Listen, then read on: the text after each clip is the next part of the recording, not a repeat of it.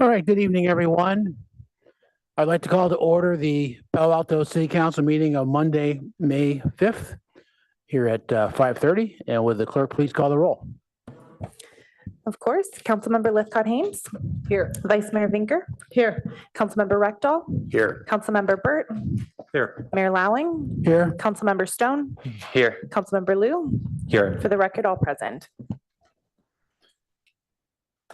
Thank you. And for the first special order of the day, we have City Employee Years of Service Awards and Proclamation, acknowledging Public Service Recognition Week. City Manager, want to make initial comments? Well, actually, sure. I believe you're going to read or have someone read the resolution, and then I will actually ask our employees that have been able to make it here this evening that have 20, 25, 30, or 35 years of service to stand and be recognized and then come up and join you for a photo. So, but I think that was an applause. So let's make that cause for applause.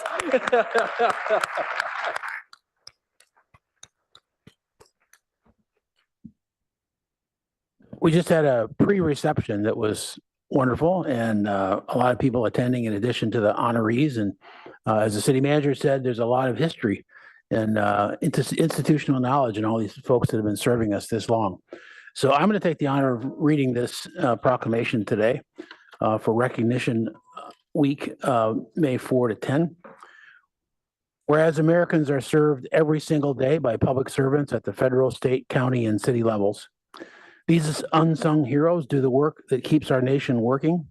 And across our nation, public employees take not only jobs, but oaths of office. And whereas many public servants risk their lives each day in service to the people of our communities, as well as provide safety inspections and patrols, maintain our infrastructure, operate our public facility, and provide the diverse services demanded by the American people with integrity and diligence. And whereas public servants provide the institutional knowledge, experience, and continuity that supports the long-term sustainability of our community assets and organizational history. And whereas here in our city, our staff promotes and sustains the superior quality of life in Palo Alto, and in partnership with our community, delivers cost-effective services in personal, responsive, and innovative manner.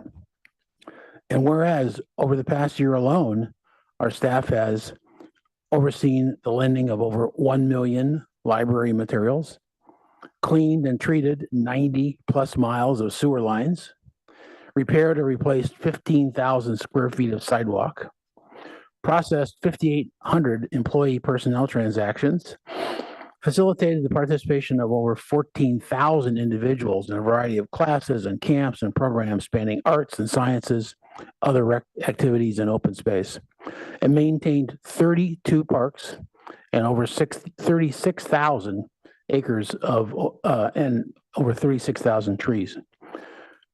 Provided nearly 4,000 ambulance transports, answered 140,000 calls to the dispatch center, and received nearly 40,000 police calls for service.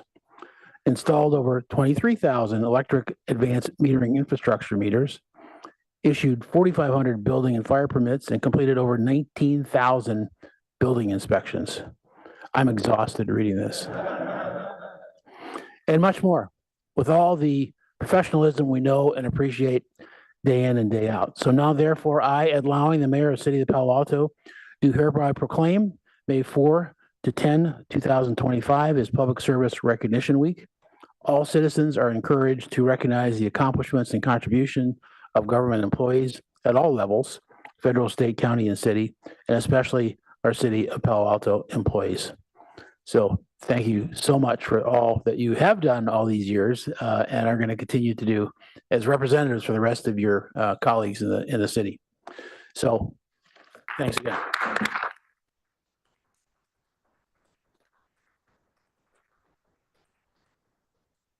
All right, I'm going to stand here, make it a little easier. Oh, sorry, go ahead. Our HR Director, Sandra Blanche. Mayor, if we want to go to number 3 before Ed starts. Oh, there's a secret code there. No, we're good. Number 3 or number 2? Ed? Let me decode the speak here. I think if any other council member would like to make some comments, that might be appropriate at this time. Okay. Anyone want to add to the proclamation? Councilmember Lithcott-Hames.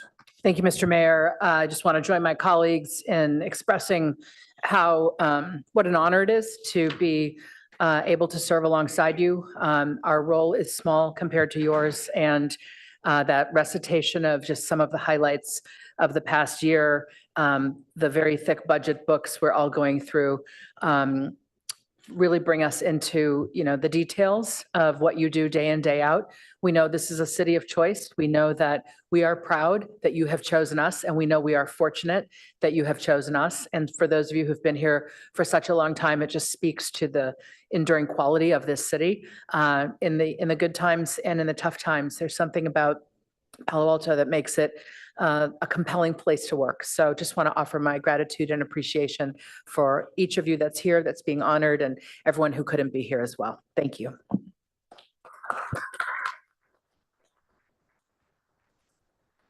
Vice Mayor Vinker.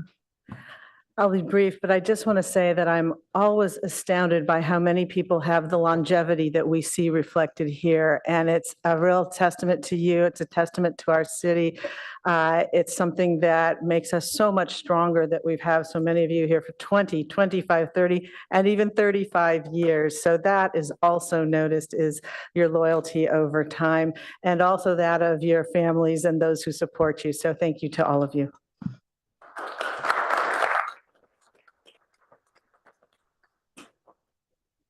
Thank you. So with that, I have the daunting task of reading the 44 names of the individuals that will be receiving Years of Service awards, and those that have joined us here this evening. When I call your name, please stand. And then once we've got everyone listed, then we'll go ahead and ask you to go up to join the City Council for a photo. All right, with that, and I'll call you by departments this time rather than alphabetically. So this will be really an aggregation of those with 20 years, 25 years, 30 years, and we have one honoree with 35 years. So first off, from the Community Services Department, Gus Ibarra, Jeanette Cerna, Richard Curtis, Todd McPherson, Isaiah Aguilar, Tony Pettiholm, and Yang No. From our fire department, Scott Woodfin, Chris Moscow, Carol Turner, Russ Reich. From our fire department, did I read that wrong? My apologies. The Woodfin threw me off again because it's listed as development services, but we all know what Scott from the fire department. So that was development services. My apologies for that. From the fire department, Doug Slezak, Adam Paulsgrove, Kevin McNally, Norman Park, Ryan Stoddard, and Sean Connors. From the Human Resources Department, Molly Boyes and Dolores Barberini. From our IT department, Chris Carvalho, Mai No, Richard Hirano, David Chu. From our library department, Dan Bergen, David Sigwa, Cynthia Lien. From the planning side of our planning and development services, Brian Reynolds. And from our police department, James Reifschneider, Aaron Sunseri, Julie Driscoll, Benjamin Bacchetti. From our Public Works Department, Charles Muir, Kyle Yang, Holly Boyd, Carla Savage, Christopher Fujimoto, Dennis Hubner, and Young Tran. And from our Utilities Department, George Hoppert, Letty Rodriguez, Alfred Santana, Anthony Mouton, Cliff Wright, and John Nye. All right, that's a lot of you.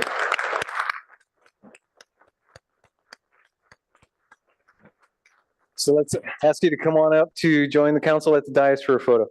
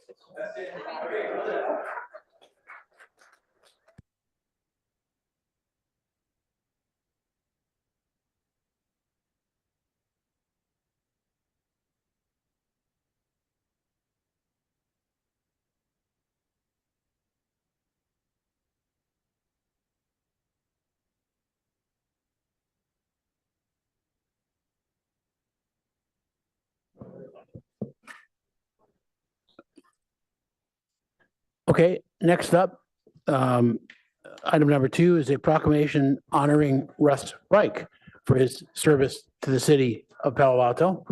And we have a proclamation, which I've asked Councilmember Rectal to read. Okay. Russ, you want to stand up?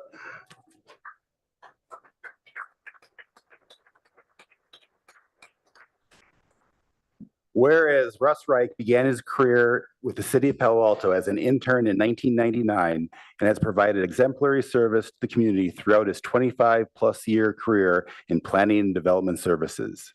And whereas Russ served as liaison to the Architectural Review Board for multiple terms and facilitated the ARB Design Awards program in 2010 and 2015. And whereas Russ made a positive impact throughout the community, having managed hundreds of planning and entitlement applications, including single-family individual reviews, architectural review board reviews, zone changes, subdivisions, conditional use permits, site and design reviews, planned community developments, home improvement exceptions, variances, and temporary use permits. And whereas Russ received recognition by professional organizations for his work in tree preservation and his contributions to the city R1 zoning technical manual. And whereas Russ held a leadership role in the department and was involved in hiring and training planning staff as a planning manager in the development center and was known for having provided excellent customer service.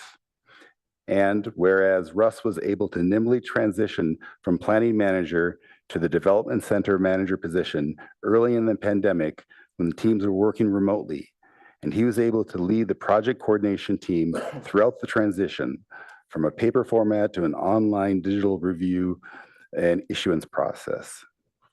Whereas Russ is commended as a mentor who has trained many new planners who have advanced to higher level roles and has earned the respect of his colleagues through his personal nature, depth of knowledge, and ability to collaborate with individuals across the organization, and will be greatly missed.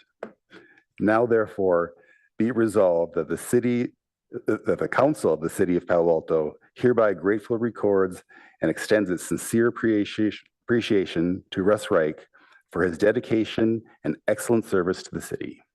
Thank you, Russ, for a job well done.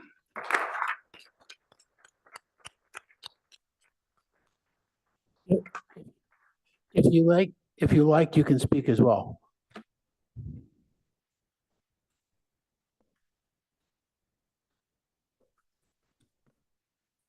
Thank you, Mayor Lowing and council members. I never imagined that when I was hired as an intern back in 1999, then it would have resulted in such an amazing career in the community where my family grew up. I will look back fondly on my small contribution, helping to ensure that Palo Alto remains such a special place. I am honored and very fortunate to have been able to serve the community for so long, and I will miss Palo Alto, but most of all, I will miss the people. Thank you.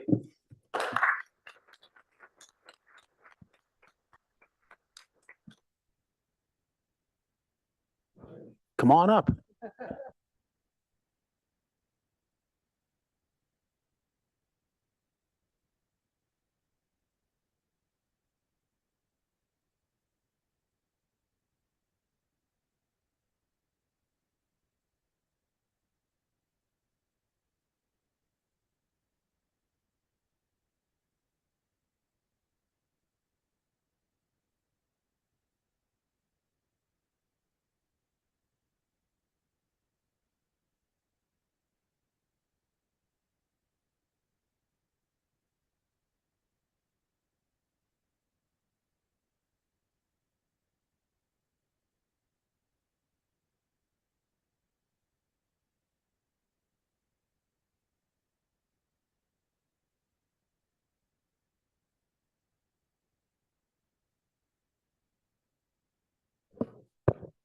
Okay, and for our third proclamation of the day, it's a proclamation of May as Affordable Housing Month.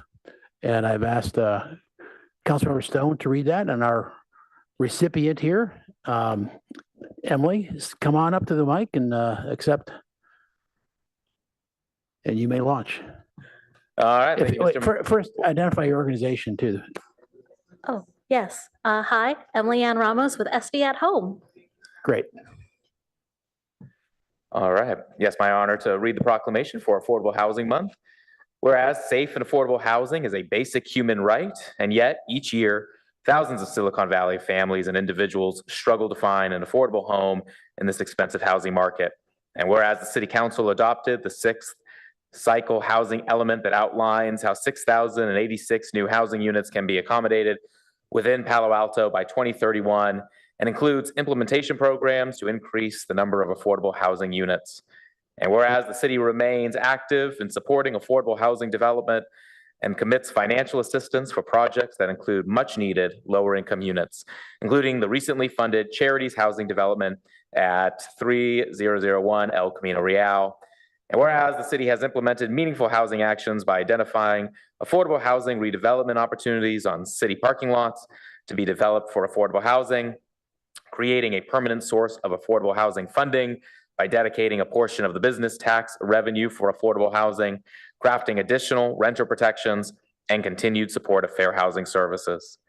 Whereas the city has implemented meaningful actions to help those experiencing homelessness in Palo Alto through making permanent its safe parking ordinance, piloting an outreach worker program, providing an overnight warming location, and providing funding and partnering to build an interim housing shelter on city-owned land. Whereas the city actively pursues state and federal grant funds for affordable housing development, preservation, and rehabilitation. And whereas the city is hosting an affordable housing resources fair on Saturday, May 17th in King Plaza in front of City Hall. And more information on this event is available at cityofpaloalto.org/housing fair. And whereas many organizations throughout Silicon Valley are dedicated to providing safe, stable, permanent, and affordable housing to all members of the community, these organizations, along with local agencies and community members, have organized Affordable Housing Month. Now, therefore, Ed Lowing, Mayor of the City of Palo Alto, on behalf of the entire City Council, do hereby proclaim the month of May as Affordable Housing Month in the City of Palo Alto, to call upon our community to support affordable housing solutions and to recognize the successful efforts of the City of Palo Alto and its partners who seek to improve access to affordable housing in Palo Alto.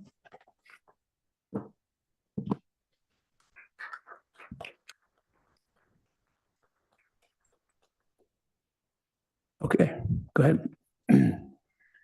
All Ms. right. Ramos? Good evening, Mr. Mayor, Madam Vice Mayor, and council members. My name is Emily Ann Ramos from SB at Home. And SB at Home is a local nonprofit that advocates for evidence-based solutions to meet the housing needs of all our residents.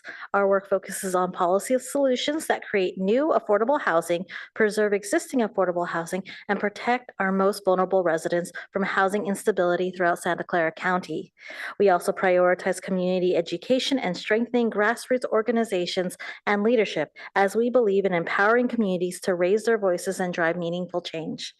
So thank you, Mr. Mayor, Madam Vice Mayor, and Council, and city staff for inviting us to participate in the Affordable Housing Month proclamation and for your commitment to advancing affordable housing in Palo Alto. In Palo Alto, according to the 2023 census, 40% of renter households in the city of Palo Alto are cost burdened, spending more than 30% of their income on housing, while 19% are severely cost burdened, spending more than 50% of their income on housing. The city's ongoing implementation, as mentioned in the proclamation of the sixth cycle housing element, is a step in the right direction. So we commend the city of Palo Alto for their leadership, and the need remains great. This year, our theme for Affordable Housing Month is Strength in Housing, which reminds us that housing is not just a building, it's the foundation of strong communities. By investing in affordable housing, we are securing the future and well-being of all our residents.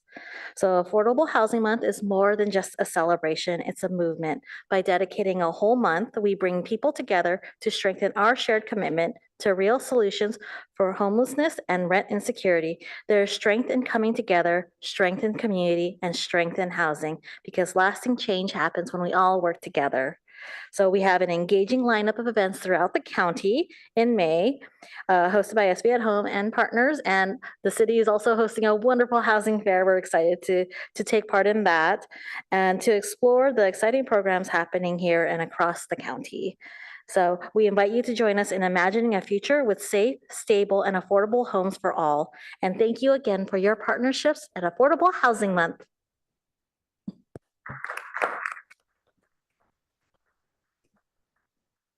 Thanks for being here and helping us, identify this important ongoing need that we all have to work very hard on. So really appreciate your presence tonight. Thank you.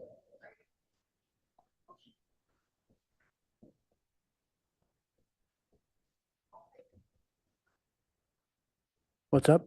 Take a picture. Oh.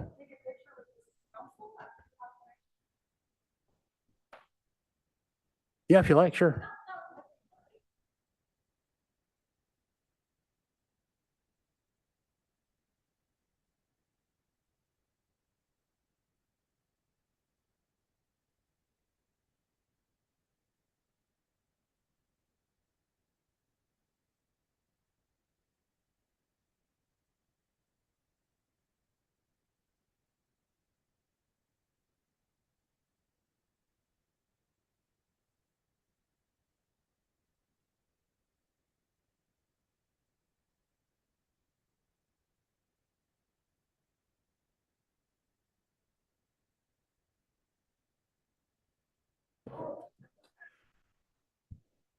Okay, we're going to move to the next section of our agenda tonight was a closed session on a number of items. It's estimated to take approximately 2 hours, but it could be shorter or longer. So I need a motion to move into closed session. Sorry, Mayor, to interject. We do have one request to speak. Okay, before we do that.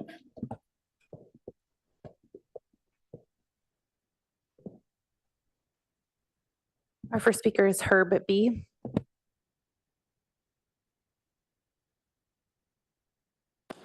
Mayor Lowing and council members, I don't believe you should be going into closed session on this item. Almost 2 years ago, staff came to you with a recommendation that they consider acquiring up to 3 parcels adjacent to the sewage treatment plant based on a speculation that'll be needed for future needs. But the long-range facility plan was going to take a couple of quarters to seek out contractors and then between 24 and 30 months to complete. And it seems to me that the planning issues of what whether to require something and for what purpose, the planning issue should be coming first in open session before you go into closed session. In response to the council's direction, instead of coming to you with which of those 3 parcels adjacent to the treatment plant should be acquired, they're instead coming to you with a parcel across the street. And since they're only using one address when there are multiple buildings on the parcel, maybe talking just about that one building. But if you're not discussing in closed session as in violation of law of what that's being used for, I don't know how you can figure out whether it's appropriate to acquire and for how much. Also, the long-range facility plan, when it comes to we'll know better our situation regarding the effects of climate change on sea level rise and the extent to which we shouldn't be building more in the Baylands. And acquiring something now when you don't know whether it will be used or what it will be used for, and when it's not even adjacent to the parcel, but of course, of the treatment plant, but across the street from it, doesn't make much sense to me. And also going into closed session on something that would ultimately require a planning creates the concern and maybe the suspicion in the public that you are discussing those planning issues in closed session when you shouldn't be. So my recommendation is that you don't go into closed session on item 5 for 2470 Embarcadero Way. Thank you. And that concludes public comment on closed session items 4 and 5. Yes, it's 4 and 5 for the record. I move we go into closed session. Second. Go ahead. Taking the vote. Mayor Lowing, Yes. Councilmember Rectal, Yes. Councilmember Lou, Yes. Vice Mayor Vinker, Yes. Councilmember Burt, Yes. Councilmember Lithcott Haynes, Yes. Councilmember Stone. Yes. Motion carries unanimously. Thank you. We will move to closed session.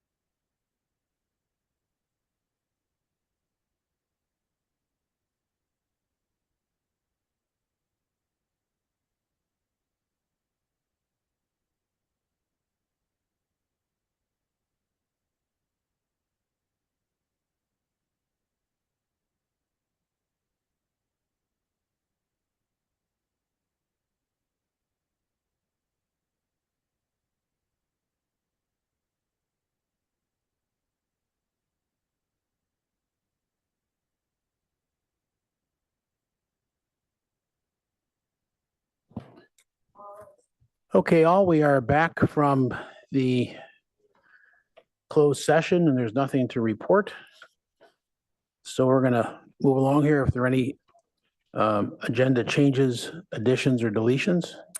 We have no changes, Mayor, to your printed agenda. I did want to suggest, perhaps since we are ahead of schedule, if you'd like to take the city manager comments out of order, perhaps after your council comments, that we'd be happy to accommodate that. Yeah, we could do that and actually even postpone public comment for another 5 minutes.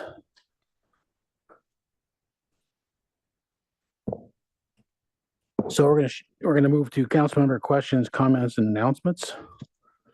Anybody has any, please light up the lights. Council member Lou? Thank you. And I'd just like to take a moment to report on a trip that Vice Mayor Binker and I took to the Cal Cities City Leader Summit in Sacramento 2 weeks ago. So that meeting is really an opportunity for council members and city managers from across the state to gather and both share practices from their own cities, attend sessions, but also critically to lobby our state representatives. Cal Cities does have larger priorities and framing goals around homelessness and housing, climate change, and fiscal sustainability. And there's a series of bills that are supported and opposed through Cal Cities. And so we bring both the city's agenda and the overall Cal Cities framework and agenda to our meetings. For example, on housing, we really emphasized the importance of predictability. So whether you are strongly pro-housing or not, the predictability was a point that we emphasized in things like AB 650. Though I didn't actually speak to any senators, SB 457 did come up as well, which of course we have a city position on. I was able to speak with Mark Berman in his office and Ash Kalra's office, and Vice Mayor Binker may have more to add about all the other conversations that she had and all the leadership roles she held in the summit. Vice Mayor Binker? Well, with an intro like that, no, thank you. That was an excellent summary. I would just add that I was also able to meet with Senator Becker and Assemblymember Pellerin, Ahrens, and Stephanie. And we were really just trying to underscore the need for resources this year, given the federal situation and the unpredictable economic climate. But of course, it's tough times in Sacramento as well.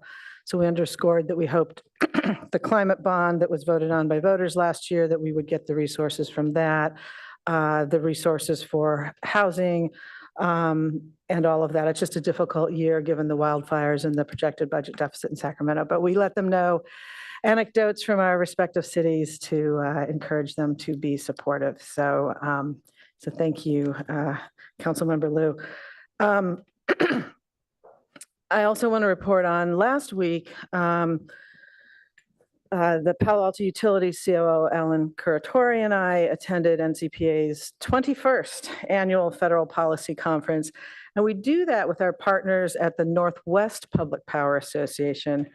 And so together we cover 10 states. So we can coordinate our message on Capitol Hill and increase our impact with the congressional offices and the federal agencies when they see such a breadth of public power advocacy in a diversity of places, both politically and geographically. So that's helpful. So the first day there was a conference that included briefings from legislative staff focused on wildfire policy, energy permitting reform, infrastructure incentives, and the changes in leadership of the Federal Energy Regulatory Commission, which oversees interstate utilities. We also heard from the CEO of the North American Electric Reliability Corporation, or NERC. So we heard from FERC and NERC regarding management of the cyber and physical security issues that face our grid. And interestingly, we also heard from the U.S. Trade Representative from the White House, not the U.S., but a senior person in that office, who was discussing tariffs policies and the implications for public power and the supply chain. So that was unusual this year to adapt to what we're seeing in Washington. We then spent 3 days meeting with our congressional delegation, key committee staff, and federal agency officials. And one of the key issues that we focused on was protecting federal power resources, such as the Central Valley, the federal hydropower project, particularly in light of the ongoing staffing reductions that I've mentioned from time to time that could impact operations, especially with, again, the 40% of Palo Alto's power coming from this program. So we definitely hit that pretty hard. Another key issue was preserving the direct pay tax incentives that we got just last year from Congress in the Inflation Reduction Act. Those are a big deal because those help us, those tax credits are designed so that public power communities and facilities and projects we build get the same kind of tax incentive as private entities when they're investing in clean energy projects. And the reason we were talking about that is right now there's budget reconciliation going on and the Inflation Reduction Act is a target of that. And so we are concerned that we could lose that, which could have impact for the public power projects that we rely on. So we spent a lot of time talking about that and how cities like ours rely on that and municipal bonds and such. So we were trying to educate folks so that they would recognize it if those issues were raised.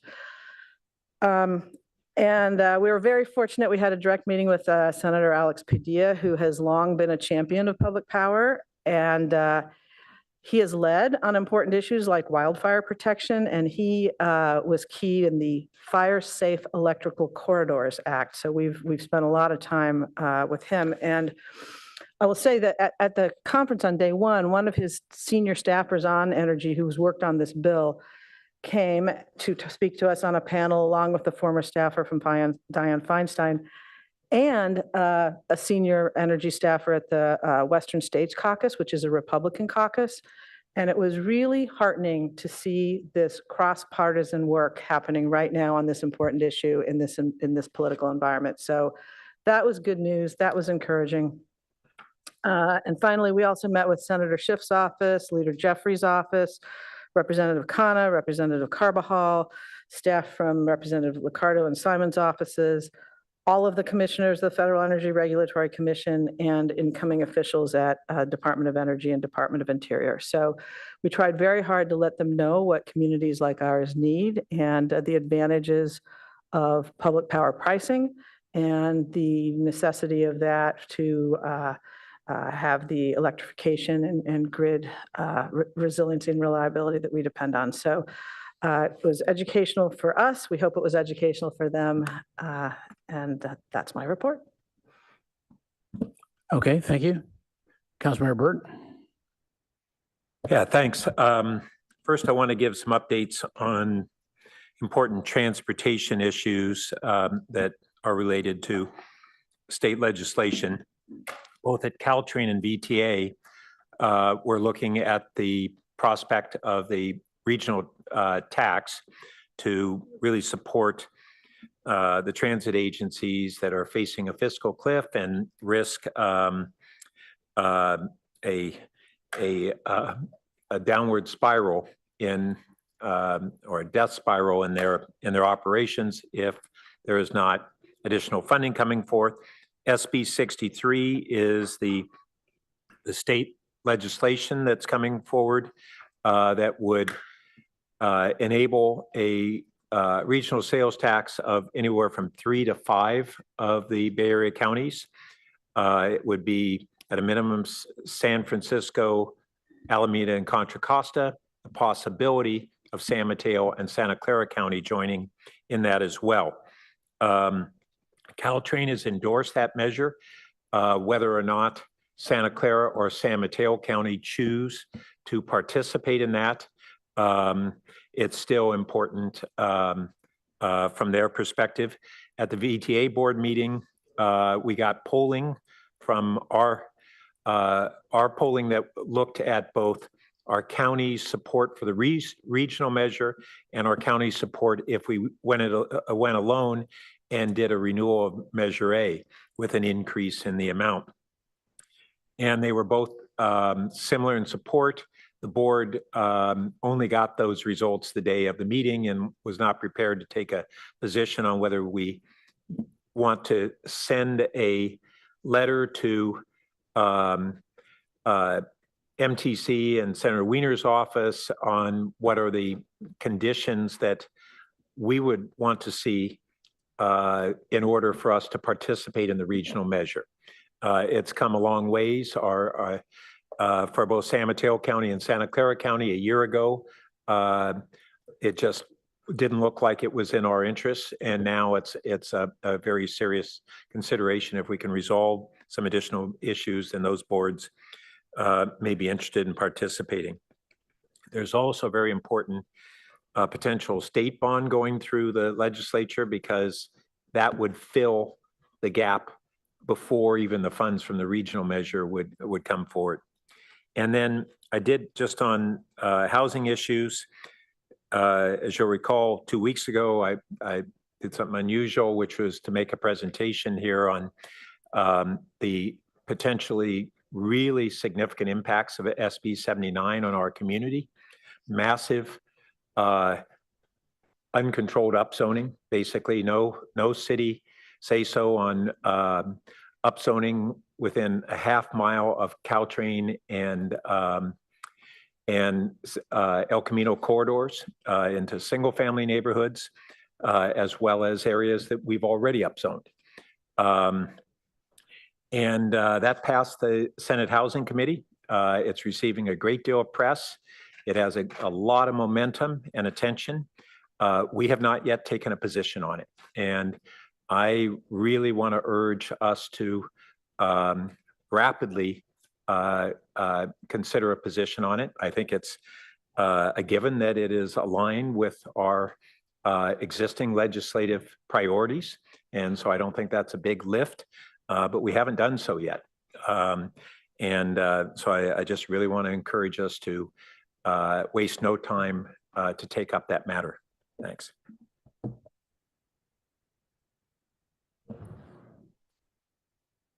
None down here.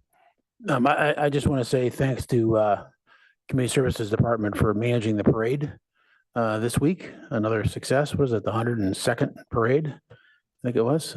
101st. I heard 101st. So 101st. Yeah, that's right. I wasn't around when it started. Sorry. It was, yeah, I was in my 14th parade, so I was pretty happy about that. And this one was a lot drier this year. As we said from the dais a while back, love to have it even longer. So I think you'll look at that next year, and it was, and the kids just love getting the tchotchkes. So let's do that again. Any others? Okay, then let's move to city manager comments. All right, thank you, Mayor, members of the council. City clerk is assisting as always.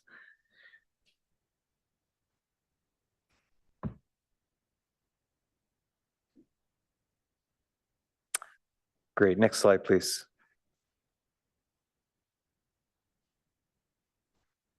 We seem to have some, I was gonna we're say having it's some tech issues tonight. extra slow today for some Yes, reason. gotcha.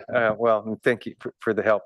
Let's see, I know we'll be talking about this under your presentation of the proposed budget, but do want to highlight, just given the timelines, that we are implementing this nonprofit partnership work plan, and that does include or involve a deadline this Friday for nonprofits that will be seeking funding through the city's budget to turn in their applications. And so we have had ongoing communication to the nonprofit community at this site, our webpage, www.paloalto.gov/nonprofit-work-plan. I think it is. Can't read that under my on my screen, but nonetheless provides the guidance as well as the forms to submit.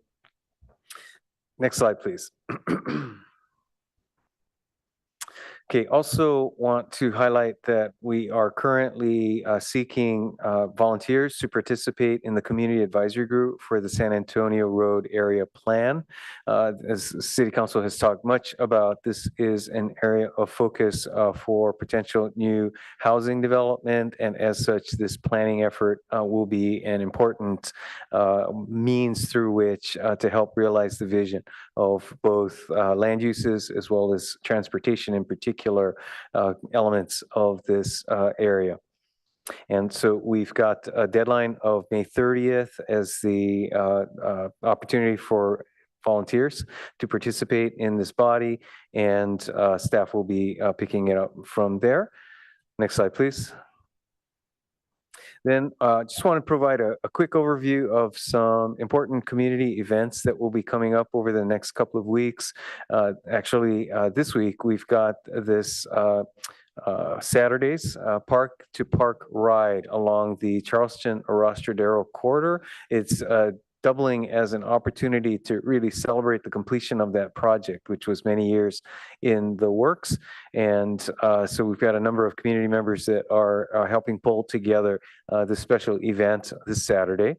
So unfortunately, you need to choose between a park to park ride, or the Coverly Artist Open Studios. But again, you don't have to be there for the full duration for either. But the Coverly Arts Open Studios is our regular event, and we have artists in residence that will be opening their shops to welcome community members to see what they're doing at the Coverly Community Center. And then finally, just want to note next Thursday, Thursday's Bike to Work and Bike to Wherever days on Thursday through Saturday. Again, a very nice community event, opportunities for community members to get together and share the ride. Next slide, please. Also, just looking forward a bit, it is summer. And so if you haven't already seen it, you're probably a little behind the curve on the Enjoy catalog and signing up for upcoming programs through the summer.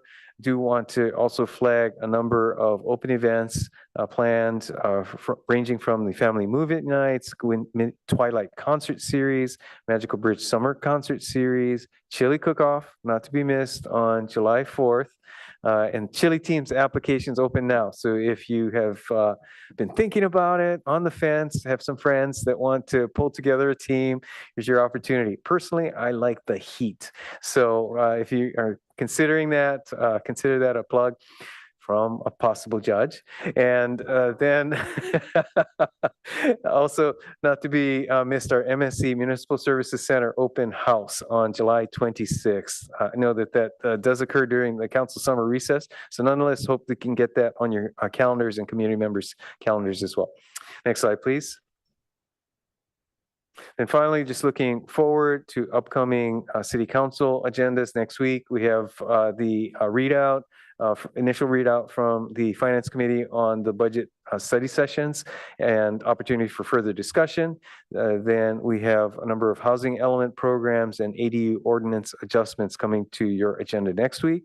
The following week, we have 2 pre-screenings for developments on San Antonio, then a potential construction contract award, the advanced water purification system, and then finally a wireless communications item coming back that was pulled from consent a few months ago.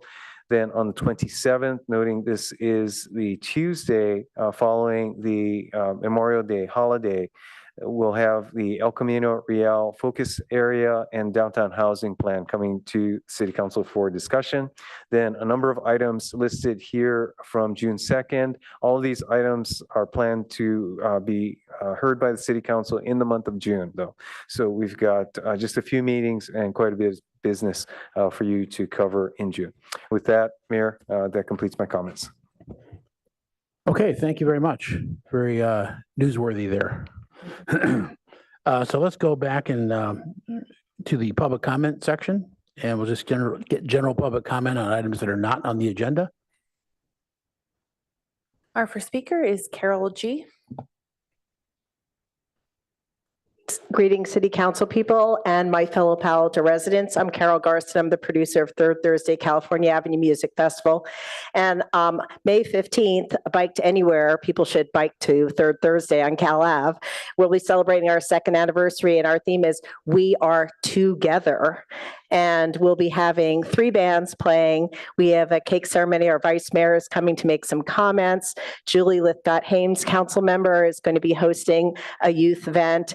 And we'll be having some inspirational tables where we'll have questions that people can share with. What brings you joy? What can I do to make the world a better place? And we have craft activities by Stanford Research Park and free photo booth and cake. So great restaurants, great community activities. Last month, we had 5 city departments out for our Earth Week celebration on Third Thursday. It has been my great joy to be the producer of Third Thursday California Avenue. And I thank you so much for the City of Palo Alto for your support, for Stanford Research Park, our other sponsor, the Chamber of Commerce, La Boheme Restaurant, and other community members who've supported this event. Thank you. Please all come out. And our wine walk is on June 19th. So mark your calendars for Local Libations, second annual wine walk on Cal Ave. Thank you so much. Our next speaker is Hamilton H. Good evening.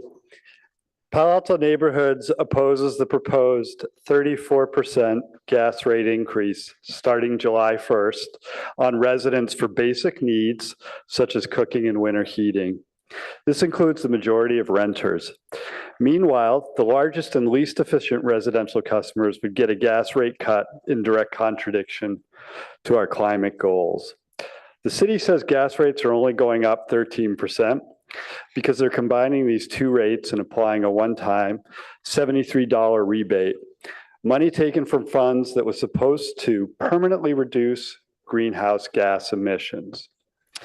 The overall average gas rate on all customers is only increasing 5%.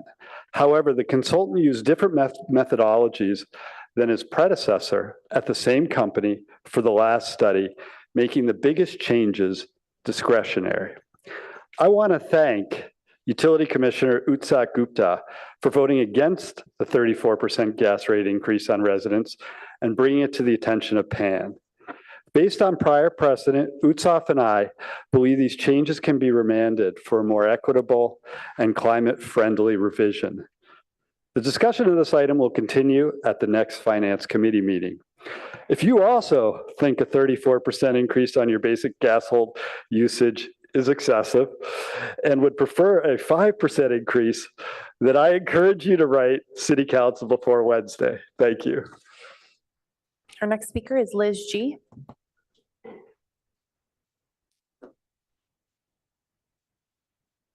Hi, thank you. I wanted to commend the proclamation on Affordable Housing Month. I'm so happy to hear about the housing fair taking place very soon. That was one of my ideas a couple of years ago in my op-ed.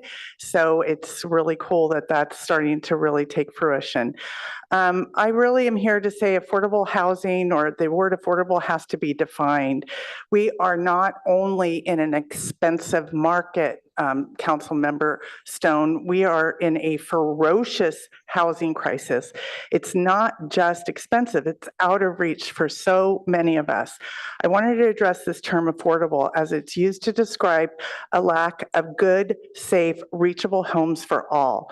As I say, to house is to human, and human is to house. It's a basic fundamental necessity of being human in this century. So, to be affordable is not only to provide meaningful, safe, quality homes for all incomes and all economic circumstances, but it also means the ability to access, yes, meaningful homes, but also to the very community amenities that seem commonplace to higher income earners, to recreational programming, to fine arts, to the theater, to technological skill advancements. What I'm saying is being part of. We have to include those who struggle with outlandish housing costs here into a larger context. For example, I live in a LIHTC building. Yes, we are far away from what the city amenities are offered, like income-based recreational activities for families, or the Rinconada Pool, for example, is not affordable for many residents, as it's $10 to take a lap swim, and a monthly pass is not much less than that. So the unaffordability of shelter, it is pricing residents from participating in the very community we live in. Sure, there are lots of outdoor free events like the Mayfete Parade, but this is on a yearly event. When community members are welcomed in more than just a less expensive home, we become a richer, well-rounded community overall. We become part of a place to be. Thank you. Our next speaker is Mark T. Do I get her 22 seconds she didn't use up? No, it doesn't work like that. Okay. Sad that I've asked probably over 100 people and businesses here to show up to talk about the bird flu, and nobody's here except me. And so I'm torn betwixt talking about that and backing ICE and Tom Homan. So I guess I'll spend half the time on each. But it's hard to, you know, when we look back at COVID, all the lies and the disinformation that the government has given us, it never ends. The PCR test, you know, it doesn't work. It's 95% false positive. You know, what does that even mean? That's what the CDC says, you know, and then the masks, the whole thing, the distancing, even the deaths. I mean, remember when Deborah Birx, who's now pushing the bird flu with the same BS, he can be asymptomatic, said that if you test positive, whether you're dead or not, for COVID, we count it as a COVID death, regardless of comorbidities. Think about that. You jump out of a parachute, get in a car accident, get murdered, but they stick the swab up your nose, you know, and it says you're positive, so that's a COVID death. So in other words, we're not going to know the figure of how many people actually died. And I would hope that this council would look up the Dr. Artis show. He's probably one of the foremost authorities on all the COVID lies and the misinformation that we've been given from ABC, NBC, CBS, and CNN. Now, in regards to ICE, okay, we all heard what happened over in Belmont when they hired an illegal alien to be a cop. You know, is this not insane? To hire an illegal alien? That reminds us of what happened in Minneapolis. Remember the other guy from Haiti? He shot that woman, and killed her. He was an illegal alien from Haiti, but this guy was from Mexico, and he raped a woman. You know, and we need to say something as a city. We're going to back ICE. We're going to go after these judges if they're harboring illegal alien gangbangers and get them arrested, like happened in New Mexico and elsewhere. You know, we really need to make this happen and work together as a city and as a county. I'm planning on being up there at 70 West Heading Street, Lord willing, tomorrow to talk to the supervisors about getting on board with the sheriff to do the same thing. We have to do this. I mean, Biden has been attacking us, you know, for 4 years, and now we've got all these problems. And but God is very, very merciful. Remember last Easter, Biden said, if you're a pedophile, we've got your back. And that's because he's a pedophile, according to his own daughter. He'd get in the shower. Her diary says this with him. And then President Trump said that the biggest event in all of history was the death and resurrection of the Lord Jesus Christ. Now, he didn't know it like Cyrus when he made that proclamation. It was 50 jubilees from Cyrus plus 360 months. That ought to give you goosebumps. Your time is up.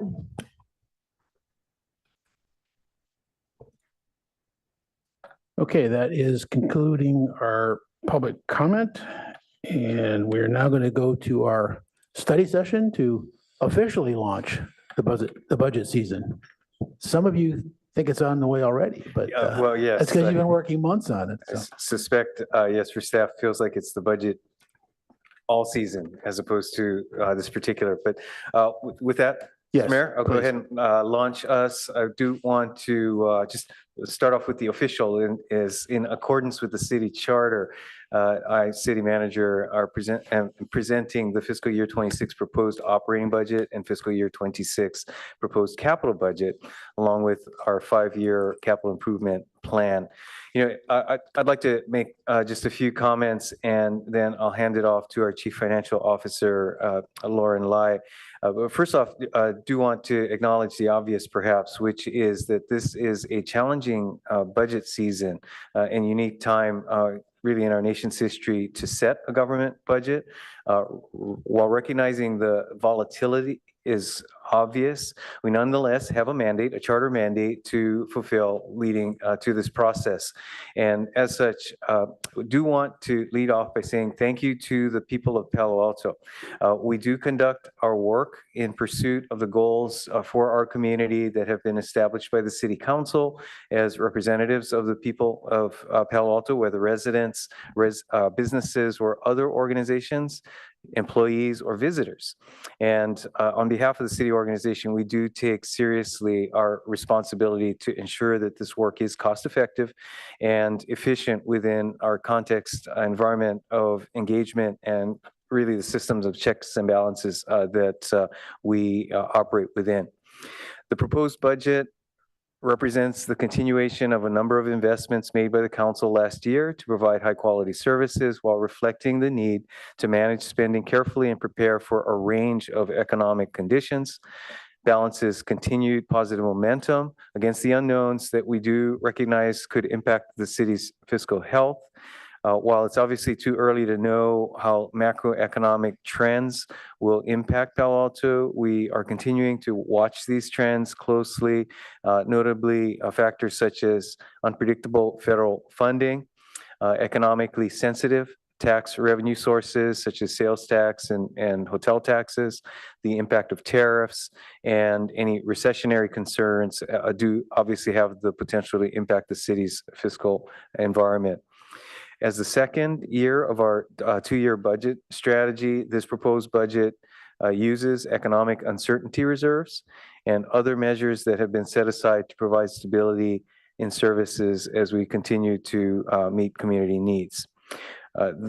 Your strong fiscal management in this approach also levels out spending using one-time funding and increases or balances increases in rates and fees as a part of the fiscal strategy. The general fund budget further invests in high-quality services for the community, such as developing plans to acquire and renovate the community Coverly Community Center, opening of the new and seismically resilient public safety building, completion of Palo Alto Home Key, advancing elements of the city's sustainability and climate action plan, and continuing capital upgrades at the regional water quality control plant, Fire Station 4 replacement, and modernization of the city's electrical grid. So recognizing these advancements, given looming uncertainties, we do expect the need to continue contingency planning, really continuing into the new fiscal year. And as such, staff will initially continue this discussion with the Finance Committee over the next few days, developing recommendations for the full City Council consideration of what form that might take. Again, we do expect that will continue into the new fiscal year. So with that, let me ask our Chief Financial Officer, Lauren Lai, to provide an overview of this proposed budget. Thank you. Lauren Lai, Chief Financial Officer. Good evening, Mayor, Council, and members of the public. It's always my pleasure to present the budget to the community. It's an important exercise, and it's an important body of work, but importantly, it's what we represent in terms of how we're appropriating and spending value tax dollars and revenues that we have here. And while I have the pleasure of presenting this, I want to first thank the leadership of the council, the city manager, and all the department heads and all the staff. OMB team is actively working behind the scenes online and supporting me in this role, and also the community. This is a very engaged community, and it's really rewarding as we put forth the budget. So tonight is going to be a high level, and as we walk through the calendar, we'll explain why through the conversations we're going to have with the council, the finance committee, and the community. So next slide, please. So tonight we'll go over the conversations and the calendars. We'll look at the city vision and council priorities, start high level with the economic outlook and the budget highlights, talk about citywide funds, i.e. all funds, dive into the general fund, talk about the budget for capital, the 1-year budget and the 5-year budget. Also touch upon utility funds, and then explain to the council again, and also to the community, the finance committee study sessions and the opportunities for the community to be engaged. Next slide, please. So before you here is the calendar of budget conversations. Tonight is the transmittal. So what we're seeking tonight is from the council to discuss guidance to your finance committee colleagues. And then the next few days on May 6th and 7th, the finance committee will have workshops to review the proposed budget and recommend amendments.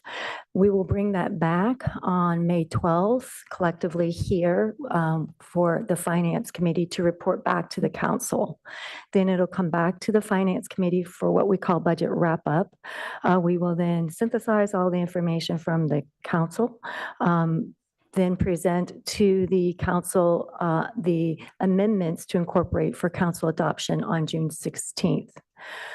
Making a note here in yellow, in fiscal 25, staff was directed to work on the nonprofit partnership work plan. As the city manager noted, on May 9th, the nonprofit proposals are due this Friday. P&S, the Policy and Services Committee, will on June 10th review and recommend the awards. On June 16th, when council adopts the budget, those will include the funding appropriations and grantees as recommended by P&S. I want to acknowledge that it's come to our attention that there might be some gaps in the numbers in the budget. So a little later tonight, we'll go through that a little bit and explain a couple of areas that we identified over the last couple of days related to nonprofit. All right, next slide, please. As mentioned to me, the budget is very grounded around the city's vision and the council's 4 priority areas.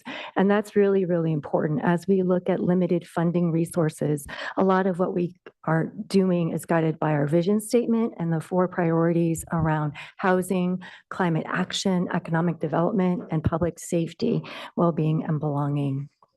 Next slide. So economic outlook, many of us are aware these are very, very uncertain times. I think even more so, we often use that vocabulary in our budget, but in the last 4 months, it's been even more so. Tariffs, inflation, supply chains, and what's happening at the federal level. We can reassure you that we are monitoring the situation very, very closely. This budget that you have before you on the operating budget and the capital budget is a conservative approach. We are presenting to you a balanced budget. It does use some one-time funding to balance it. However, it still continues to institute very strong fiscal management with the focus on trying to preserve our services and the initiatives and the investments we've made to date. Importantly is not only the cost control, but also raising revenues, as you noted, on rates and fees. So Finance Committee has reviewed several sets of fees that have come before Finance Committee in the last couple of months, and we will continue to do that on Wednesday as well. As mentioned by the city manager, we are studiously putting together strategic plans to be prepared for a range of economic conditions. And we'll go into that a little bit more later tonight. Next slide.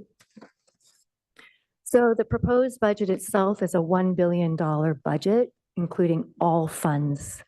The general fund in that is $312.5 million. You may note that the operating budget at $1 billion is an 8.5% reduction from prior years, almost $95 million. That primarily is driven by capital projects that were completed in fiscal '25.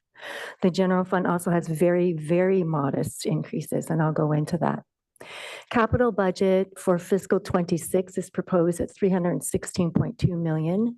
The 5-year plan is $1.1 billion over 5 years.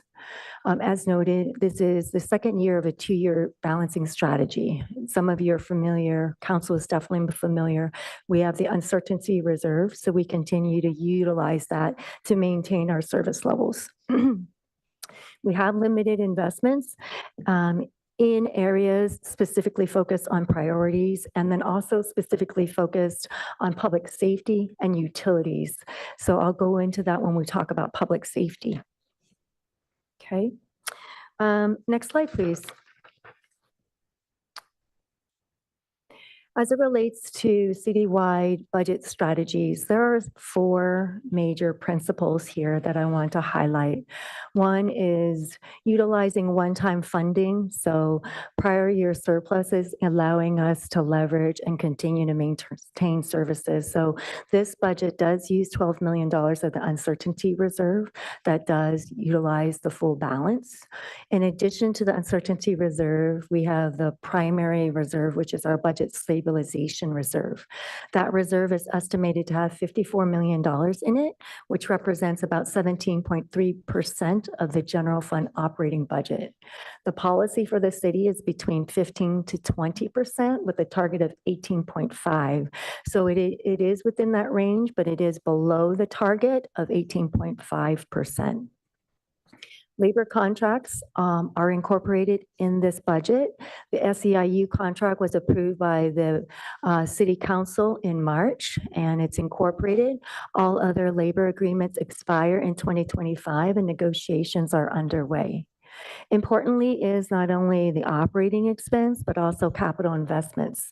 The proposed budget includes base transfers to the capital fund of $18.3 million in fiscal '26.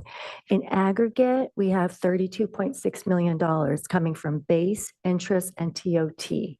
It's important that we resume to invest in capital because capital infrastructure is an important component of our service delivery, but also deferred costs can also increase those costs as we kind of push that down the road. Last but not least, our liability for pension and employee retiree health is a very important component of us managing our expenses and maintaining that fiscal discipline. Even in these challenging times, these proposed budgets continue to be in compliance with those policies and continue to pre-fund at those accelerated levels. And that's really important. So that is true for both the pension trust and the retiree benefit trust. Next slide, please. Noting there that we have cautious assumptions on the revenue side when I go over the revenue assumptions, but also we have been proactive on charges for service to make sure that our fees align with cost recoveries. On the expenditure side, as you may recall, vacancy reserve or vacancy assumption was previously 3% in the last couple of years, and including in this proposed budget, we are continuing to assume 5%. We have limited investments in expenses, and we have these various risk mitigation factors that we're maintaining. Next slide, please. Couple of pie charts here. The one on the left is our sources, which is $1 billion. You'll see their net sales is really our utility charges, because utility makes up a big portion of our operations, then followed by a variety of different taxes and fees. On the expenditure side, we have capital improvement as almost 25%. We also have salaries and benefits as a service organization, and we have utility purchases since we purchase and resell utilities. Next slide, please.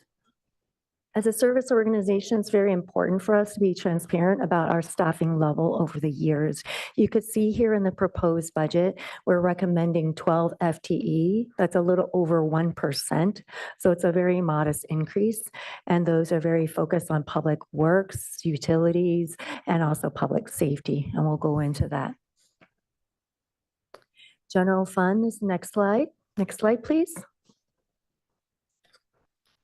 General fund, so $312.5 million here. You'll see that on the revenue side, our top revenues are primarily focused on tax as a government agency. Property tax and sales tax are our two largest revenues, followed by charges, and then also TOT. On the expenditure side, as a service organization, staffing and benefits, of course, is to be expected. We have transfers to infrastructure, which is really for our capital improvement projects, and we have contract services for staff augmentation and other bodies of work. You'll notice there that on the revenue side, what you'll notice in the proposed budget is we're anticipating a 4.6% increase from prior year, and that's primarily driven by charges, property tax, and business tax. On the expenditure side, we are conservatively only estimating a 1.8% increase because we're limiting our expenditures. And also want to highlight that in public safety, we have an investment of almost 38% of our general fund, and that's $117.5 million in police and fire. Next slide, please. So budget balancing here, this shows the roll forward of the uncertainty reserve in the fiscal 25 budget and also in the fiscal 26 budget. We do anticipate stagnation, and it is reflected in our multi-year forecast. We are very proactive in controlling cost, as the city manager noted, with our hiring reviews of cost and contracts. We are hopeful that we'll have some current year savings in fiscal 24 that will also help us going into 26. Concurrently, we are working on contingency plans should we need to act quickly. Next slide, please. This is an important slide because it shows council and the public the major revenues in the category of taxes. What I want to highlight is there are two categories of taxes that we're monitoring very closely, more closely than the others, specifically sales tax and TOT. On that chart there, you'll see that that is the blue line and then also the yellow line. You'll see there's sales tax was supposed to increase in 25, the current year, and we wrote it down. And we're expecting that to still be fairly flat. And likewise with TOT, while current trends are still favorable over prior year, we are being conservative and keeping that fairly flat as well. Property tax from monitoring, that's still coming in pretty favorable, and there is a correlation to DTT. UUT ties out to our utilities forecast, and then BT for transparency for business tax is a new tax, and we're showing the implementation of the half rate and full rate, just so you could see it there. And we'll go through this in more detail with Finance Committee over the next 2 days of workshopping, but wanted to give the council tonight a global look of our revenues. Next slide, please. Now we'll go into investments by service areas.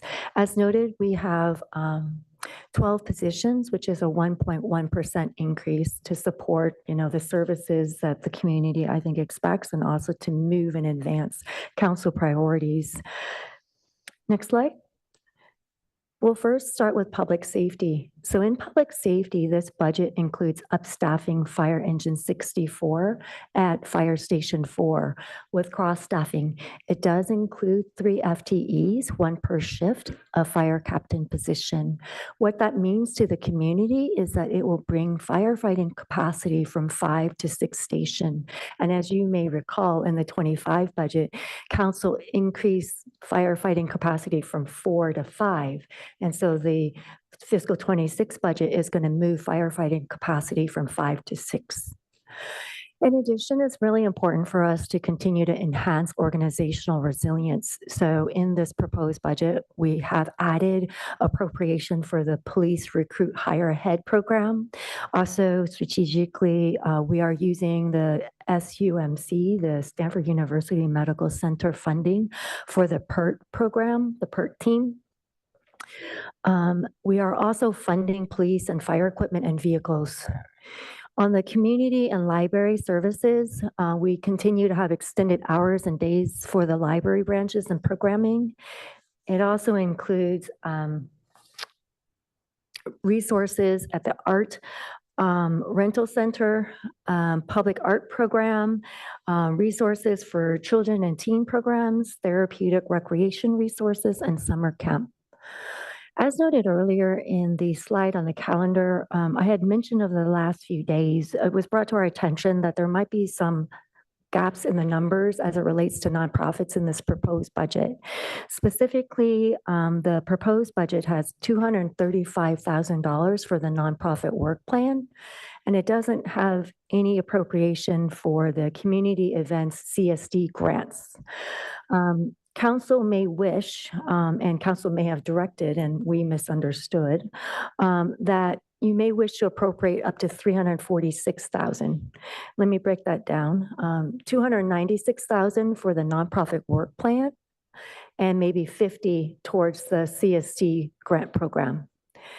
Tonight, you can advise on some of that, and also making a note that that will be deliberated more so in the Finance Committee over the next couple of days. This process will allow for amendments from the proposed budget to the adopted budget. Should you want to do that, the amendment would be $111,000. So $50,000 for the CSD Community Grants Program, another $66,000 for nonprofit work plan. Okay. Community members who might be interested in that, such as the nonprofits, we will be taking that up tomorrow at the Finance Committee meeting. Next slide, please. Planning, transportation, and infrastructure. The proposed budget does enhance University Avenue and California Avenue pressure washing and cleaning services. It does have limited funding to continue the Palo Alto link. It does have investments into the development center staffing to support economic recovery efforts and housing for social and economic balance, and also support council priorities. We do have resources going towards traffic control, the water quality control plant system operations and maintenance, gas and water infrastructure maintenance, and also watershed protection and cross-border program phase 4. Next slide, please. As it relates to internal support and administrative CSAs, we are proactively funding the long-term liability I mentioned, the pension trust and retiree health benefit. We are funding adopted labor contracts and supporting negotiations underway.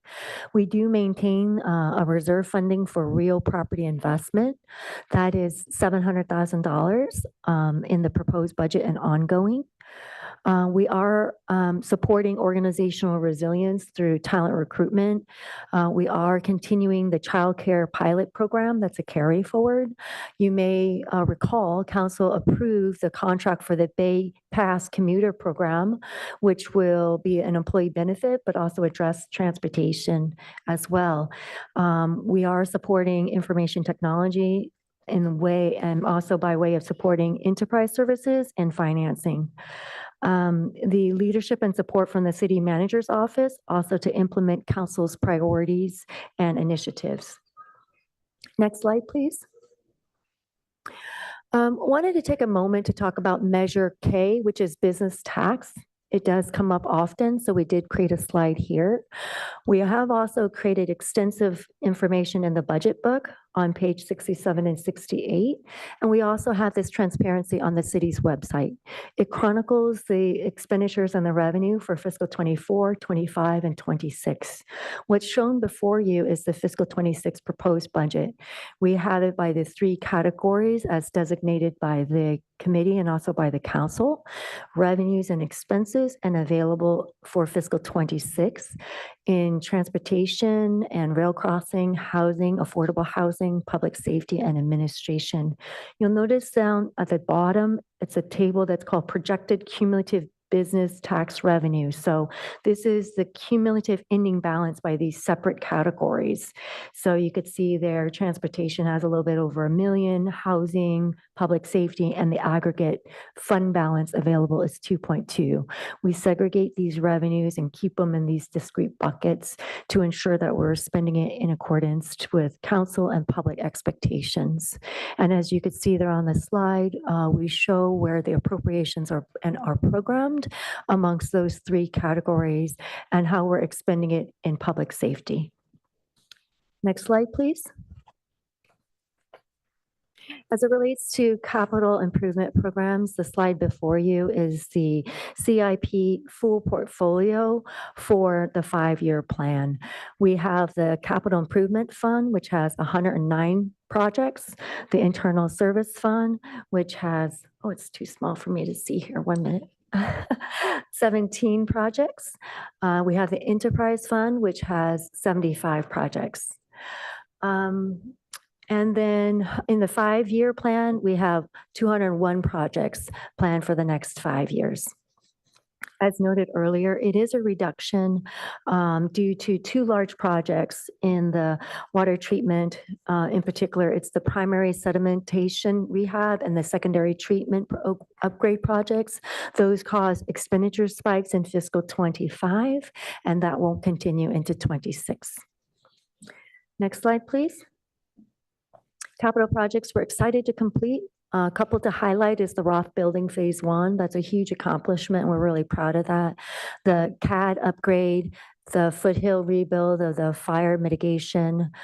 In the 5-year plan, we have safe crossing improvements, streetscapes at Ramona, library furniture, which is much needed, center drive capacity upgrade, and then also the regional water quality plant outfall line construction.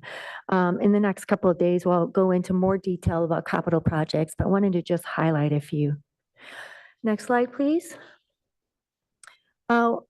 Some closing slides here talk about other funds. As you may recall, in fiscal 25, we had a $2 million contribution from the general fund to the parking fund. The parking funds still need financial support from the general fund. This year, it's $1.8 million, and that's included in the proposed budget. We have made strides to reduce that support, but it is $1.8 million from the general fund. The enterprise funds include a variety of utilities, as noted there, all the utilities. We have the fiscal 25 adopted rate. We have the fiscal 25 proposed rates. Those are included in the budget document. And in addition, Finance Committee was presented on April 15th, the opportunity to reduce the gas rate increase with a climate credit, as noted in that third column. And should that be approved by Finance Committee as a referral to council and then ultimately approved by council on June 16th, that would be the representation of the rate increase for gas and all of the utilities before you. This represents the median household monthly bill and the anticipated increase per month. Next slide, please. Like to highlight for the council and also the communities how this budget conversation will continue from now until June 16th. Invite all the community members who have an interest to stay informed, engage, and let us know. Our information is available online as well. Next slide, please. Tonight, we ask for council members who are not on the Finance Committee to provide your colleagues some guidance and feedback as we go into 2 full days of workshopping, and wanted to clarify our understanding of the budget process. We're here to answer any questions you might have for us or how we might support you in this process. So thank you so much. Thank you very much for that presentation. I feel like we got the full story. Nothing's hidden behind, in the hat. We don't have to pull rabbits out of the hat. And obviously we've talked about being cautious, and that's what you've emphasized. I know that the non-finance committee folks have a lot of questions, although you have addressed some of mine, I can say that. But I think we'll just go ahead and get public comment on this first and then go to that. And when it comes back, Lauren also has people online that can answer specific questions that we can call on if necessary. So I wanted to mention that. So we'll go to public comment. Our first speaker is Liz G. Thank you for that overview of the budget. I did want to mention a couple of things that I thought might be important to our budget, which is, and I think you mentioned it in the beginning, was the budget for our nonprofits and also, volunteerism in the sense of, I guess I didn't see where like emergency operation services was and where, we've, how do I put this? We've been under quite a state of a emergency with California fires, and maybe where our budget goes to these kinds of emergency services, or with, there was a flood a couple of years ago with extreme weather events, fires. It would have been great to kind of see a little bit of a pocket of where some of the budget might be going for that. I guess it's called OES. And also this idea of our nonprofits who support so much of our city infrastructure with, theater or housing or the arts, things that really continue to keep our city so vibrant and culturally rich. That's all I wanted to say. Thanks. Our next speaker is Maura O.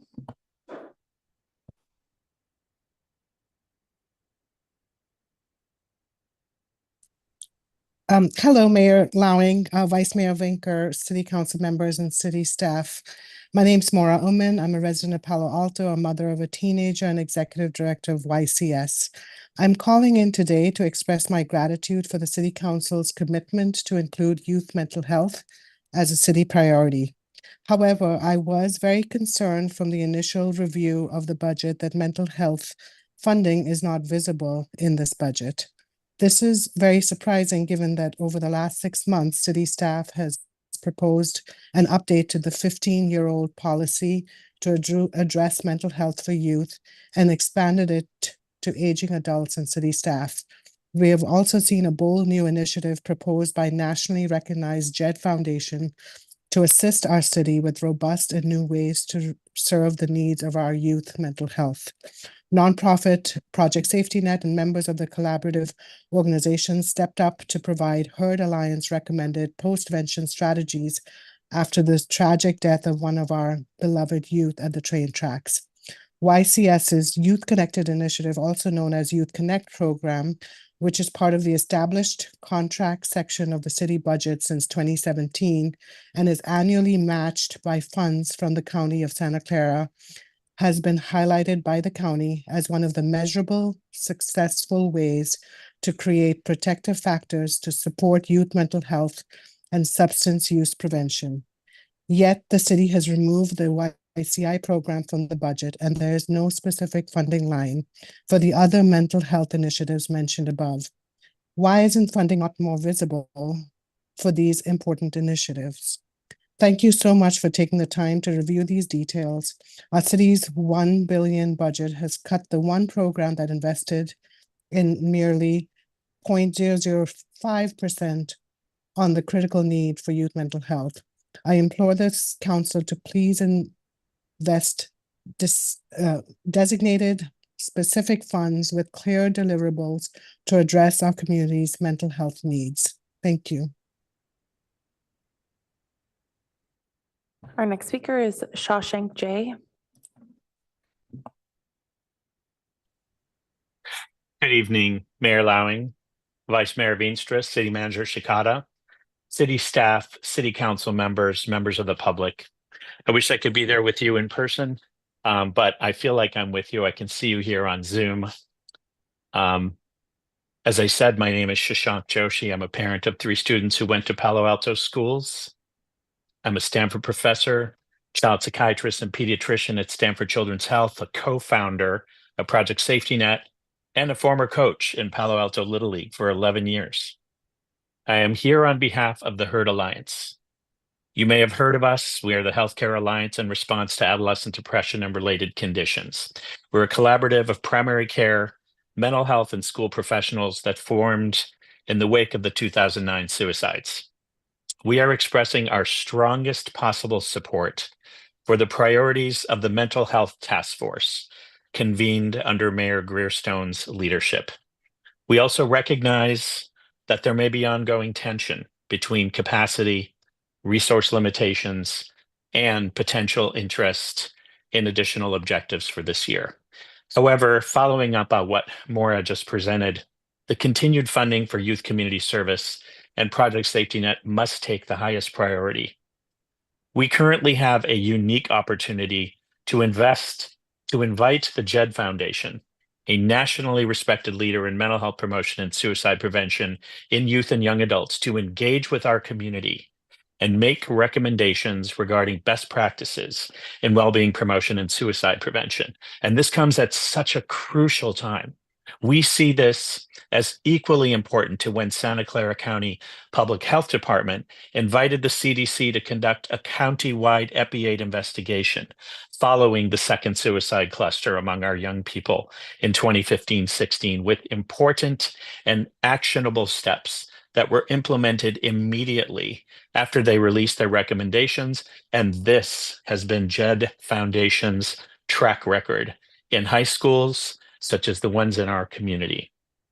In these financially challenging times, now we must lean into our core values as a city and realign with one of the priorities named in the 2024 city report, which specifically named mental and physical health, a sense of belonging, and investments in reliable safety infrastructure and systems.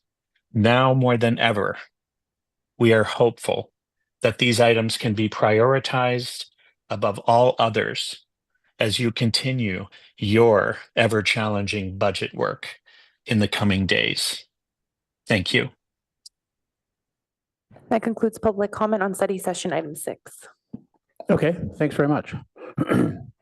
So let's come back to the dais, and those of us not on the Finance Committee this year should ask some questions. I think Councilman Vice Mayor Vinker's up.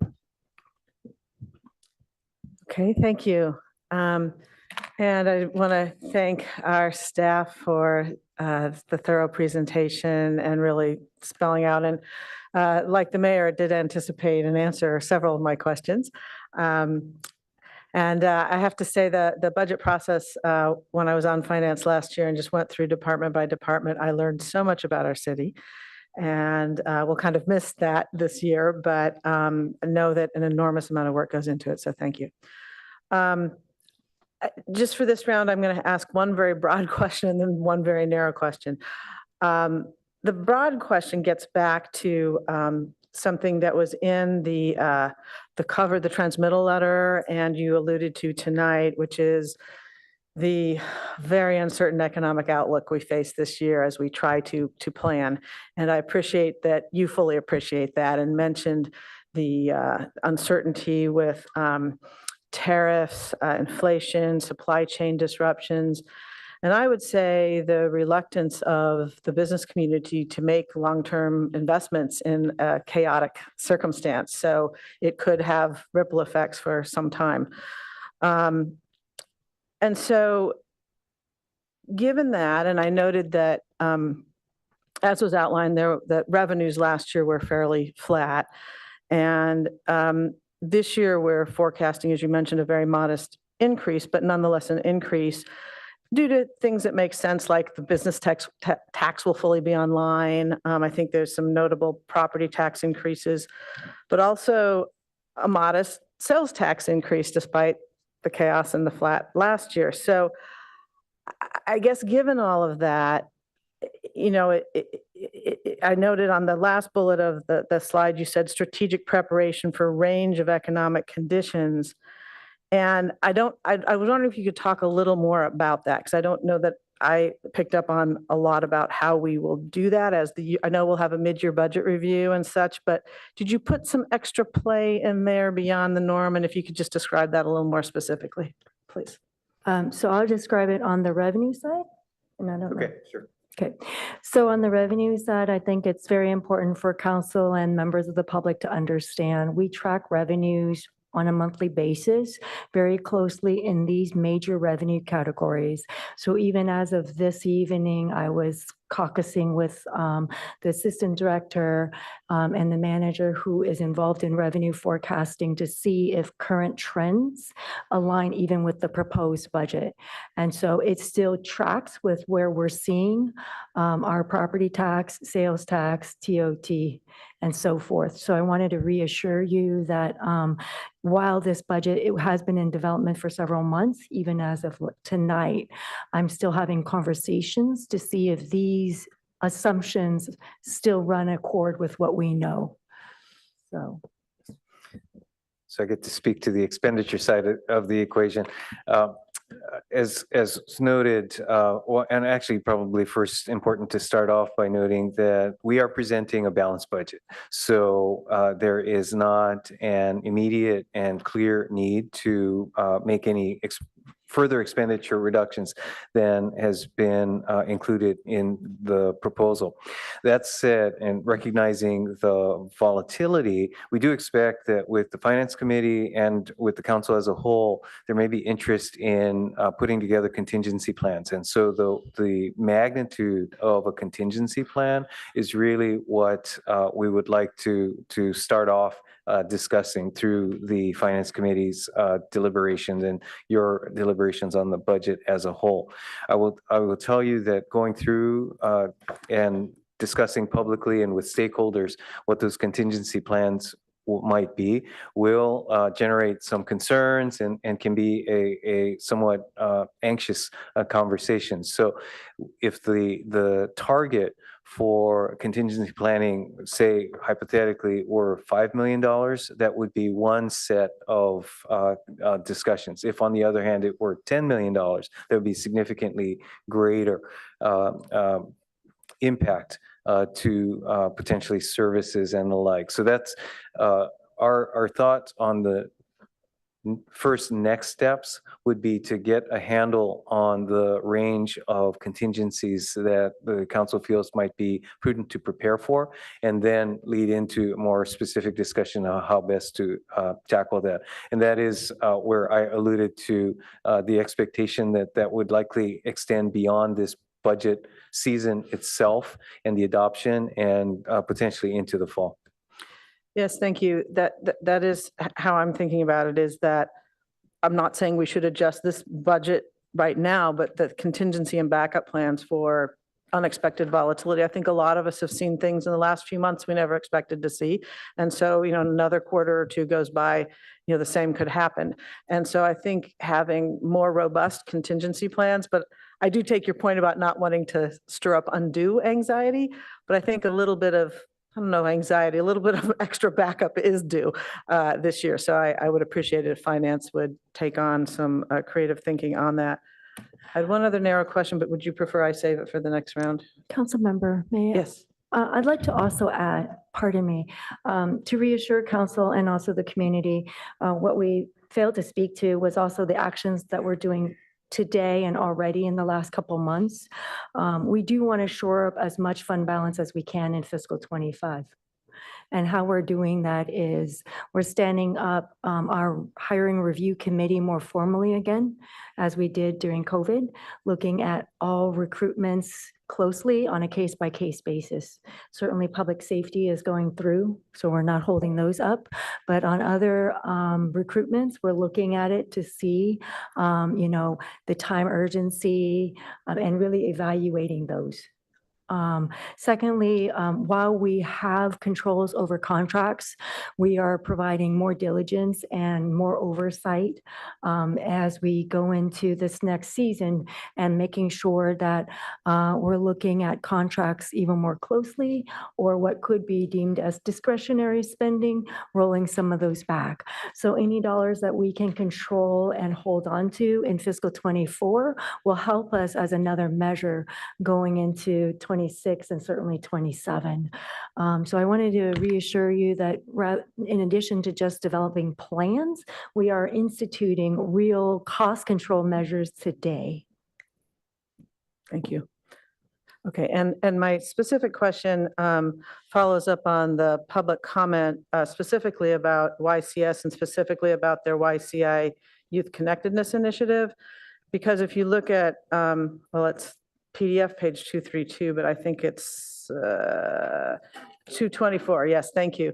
That under the general human services contracts, we have Avenidas and Palo Alto Community Childcare, mediation services provider, and then the YCI program of YCS that is essentially zeroed out in the '26 budget. And I'm just wondering why that is, or what opportunity we would have to address that.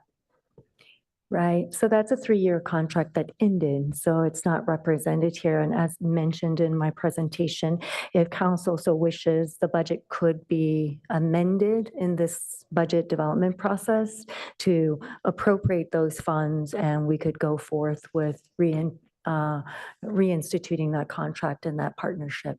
Yeah, I just think my concern there is that well, one, the biggest concern is the need in our community that I think it has served since 2017, this particular program. And two, I'm not sure if there was an expectation that it would be zeroed out at this time. So I think we need to take a particular attention to that, and I hope the Finance Committee does. I would support, reexamining that and supporting that really, really valuable program. Thank you. Thank you. Noted. Councilmember Stone?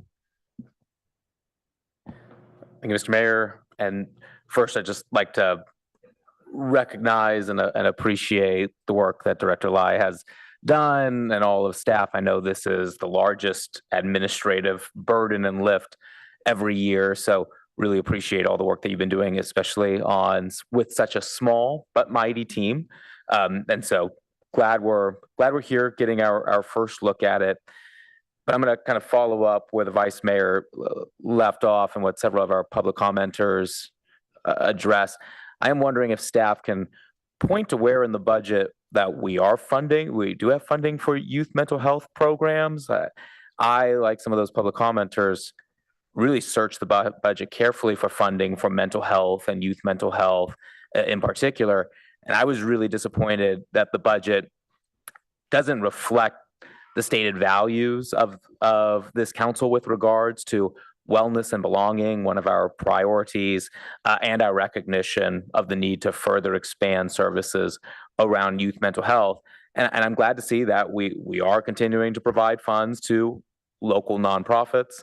I agree the YCI funding is it absolutely needs to continue, and I was kind of surprised. I understand the contract has ended. I think that's an area where being a little more proactive and reaching out to YCS and making sure that we are continuing that is necessary.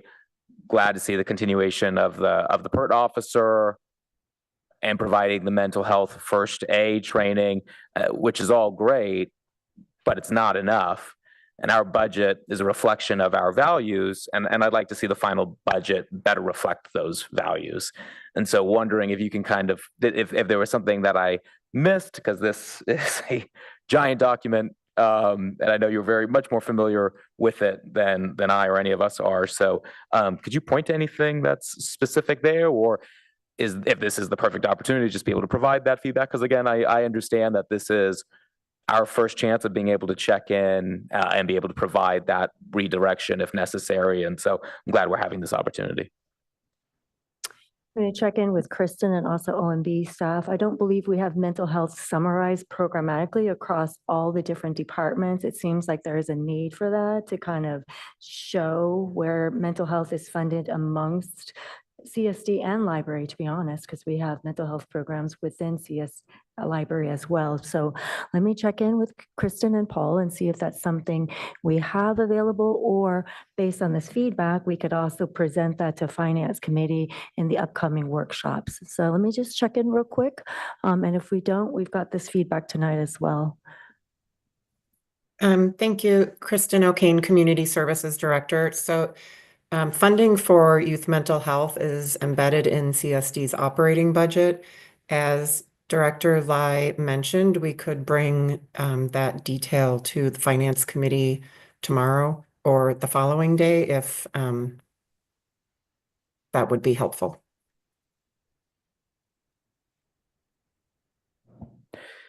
Yeah, I think it would be helpful. I mean, one thing I wonder, do we need to incorporate a placeholder for that potential JED partnership? I know it's only $125,000 price tag for the phase one.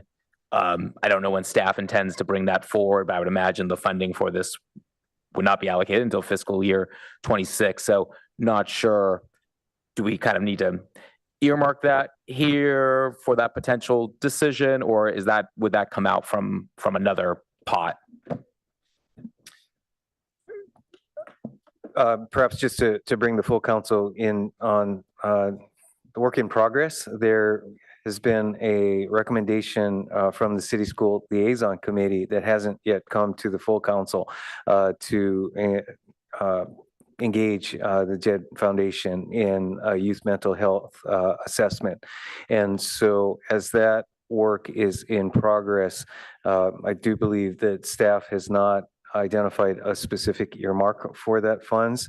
That said, as Director O'Kane pointed out, I think that we've got a line item in the Community Services Department budget that can be discussed with articulating JED as well as other needs and prospective uses for the mental health funding as a part of the Finance Committee's discussion tomorrow and Wednesday. Okay, thank you. I mean, preferably I'd like to see it called out as an earmark, so that way we're not also taking additional funds from that department as well. That could be beneficial. And then just one last question then on this topic, as far as the teen center, I assume in North Palo Alto, I assume that's anticipated to be opening fiscal year 26. I mean, I think we were hoping for this spring, but since I haven't heard any significant updates lately, I assume that's going to be more of fiscal year 26, and whether that's also incorporated elsewhere, or as far as kind of funding for programming, et cetera, related to that.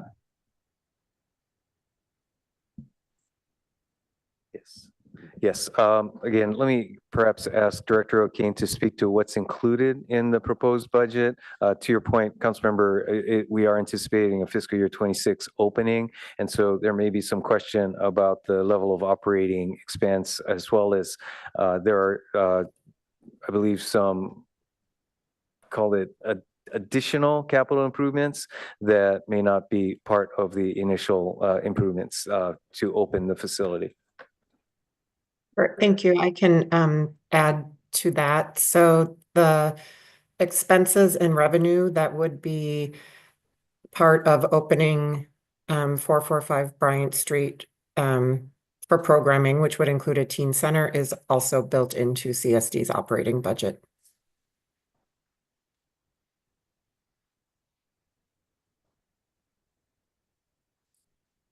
So if we were to look through the budget, we wouldn't find any specificity regarding that? Councilmember Paul Harper with the Office of Management and Budget. So what you will see in the budget is last year we added a proportional amount of funding for 445 Bryant in both the Public Works Department and the CSD Department to cover maintenance and operations as well as programming. This year, if you look in the what we call the base changes in those departments, you'll see additional funding being added for both of those areas. And so we're bringing it up to essentially a full year of funding. We don't think it'll open for the full year, but we have added those costs in to make sure that there is funding available when the building comes online. Okay, thank you. I see I'm over time, so I'll hold off on additional questions until next round. Councilmember Liu. Thank you, Mayor. And I really appreciate the immense amount of work going into this. And I also appreciate our partners on the Finance Committee for all of the work that they will dig into in the coming days and weeks. I definitely agree that we should have a more explicit look at the community services nonprofit partnerships. And I think it's also just useful to give certainty and clarity to the nonprofits who are probably anxiously looking at this budget as well, whether they do or don't get funding to plan. Are there any more? So it sounds like we're going to unroll some potential nonprofit partnerships in the community services budget and just make that more clear. Are there any other nonprofit partnerships in other departments or any other budgets that we should also think about unrolling and bringing to the Finance Committee? So to my knowledge, and others can feel free to chime in, this issue with YCS that has been identified is really the only one that appears to have been missed, quite frankly, in terms of the connection between what has been annual funding and what has been really discussed as going through the partnership work plan that the Policy and Services Committee will be reviewing. Okay. So Project Safety Net also came up during public comment. I just want to confirm what bucket that has been in before and where it might be. Yes, and again, Director O'Kane has that contract as well, so she may want to amplify. But basically, Project Safety Net has been a multi-year agreement with the city. In fact, it was previously a city function that has subsequently been spun off as a separate nonprofit. So the baseline assumption that has gone into the proposed budget that you have in front of you is a continuation for another year of that agreement. And so it has not been envisioned to be part of the overall nonprofit grants program that the Policy and Services Committee will be reviewing. So Director O'Kane, please feel free to correct if I got any of that incorrect. No, that was spot on. Thank you. Thank you. And especially as we consider engaging the JED Foundation, I think it's really useful to retain that institutional knowledge, of course, but also provide certainty to Project Safety Net. So I think that's a great clarification. I had one other kind of general framing question, which was also about the assumptions that are built into the budget and the potential contingency plans. How do we think about inflation? So through tariffs or other means, maybe we anticipate a repaving project that costs twice as much as we thought it would, and we can't actually complete the project with the budget. Does that come back to Finance Committee, or is that discussed at midpoint, whether we make a no or no-go on those kinds of projects? How do we generally think about this? Well, as an ongoing topic, the sequence of that would be we will budget for an anticipated scope, and should the ultimately the bids on a construction project come in higher than previously anticipated, the staff would bring it back to the full council for consideration of either modification of the scope or increasing the budget, should that be necessary. But effectively, that's done on an ongoing basis as staff is looking at the current outlook for market pricing as projects come forward. Okay, so that there may be a series of things that come back to us over the course of the year. Like, yes. For example, like I think fire engine pricing from our climate committee meeting, we learned was significantly escalated in cost. So things like that will come back to us to clarify. Okay. One other thing that I did not see, though I may have missed it, is plans for developing housing on our city-owned parking lots. So how do we think about it in this budget? And is it something that we decide this year or a future point? Or did I just miss it?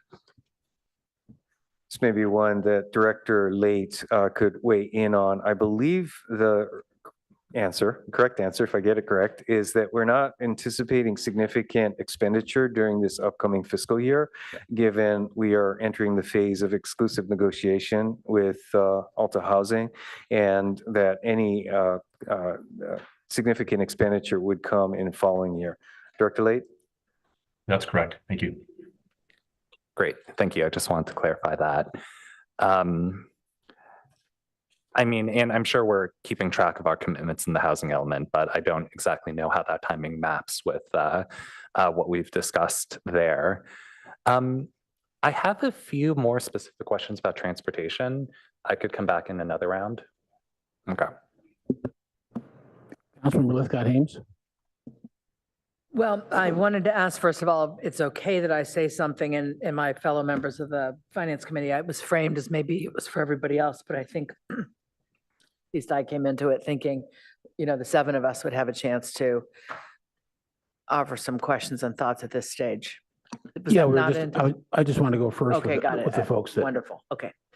I want my colleagues who've raised concerns about youth community service, Project Safety Net, 445 Bryant, to know that I also spotted those issues, and I'm delighted you did and are concerned. I'm very eager to have that discussion properly on finance. What I noticed was like when 445 Bryant was mentioned in the big briefing doc, and I read it in paper, so I can't search it easily, but if I pulled it up online, I would find it. It was referenced as La Comida, was the effort to fund La Comida at 445 Bryant, which we know is kind of the dominant base tenant, but Teen Center was not mentioned. And when you add that up with mental health isn't mentioned anywhere in this document, what has happened? Feels like whomever had the ball on mental health, whoever really owned it, that priority didn't make it into this conversation, which is weird because we're about to do a consent calendar where we approve council priorities and objectives, and number 68 is about mental health. And so it's sort of hard to square the various documents. And so I just think this was, I'm gleaning it was sort of a oversight, or like it's here, but you don't really see it. It's embedded in the budget and it wasn't called out. And that's a good thing if it is there. And I'm just looking forward to making sure we're all on the same page about that, because now is not the time for any of us in this community to be rolling back a commitment to mental health broadly and youth mental health specifically. I do have a question about PERT. I keep seeing PERT mentioned, and yet since I've been on council, we haven't had that second, partner. We've had the police officer, but the mental health person was someone we haven't been able to hire. So I'm seeing funding for PERT. Are we feeling that the outlook, that the chances of hiring the partner for the police officer have improved? I believe Chief Bender's online. Good evening, Council. Andrew Bender, Police Chief.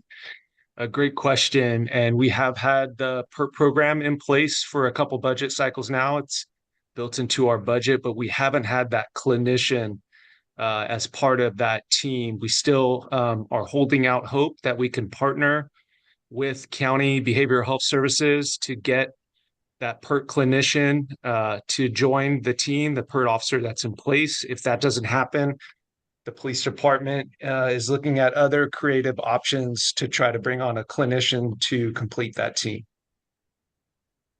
And this is one of those restricted funds that can only be used for the police department. Is that right? Even though it's a mental health thing, could we transfer, if they weren't able to hire somebody, is this money could be freed up to go towards mental health on another side of the house, or are those funds restricted? 1 minute. I understand that that's SUMC funding. That's correct. So there are some restrictions. There are some restrictions. It's not so specific that it needs to be used by the police department. But again, the proposal that you have in front of you is to do so as a means of meeting the need within the parameters of the restricted funds. Thank you. The last thing I'll say in my remaining minute is, I forgot to say thank you at the front end. You know how much I'm grateful for all the hard work you do.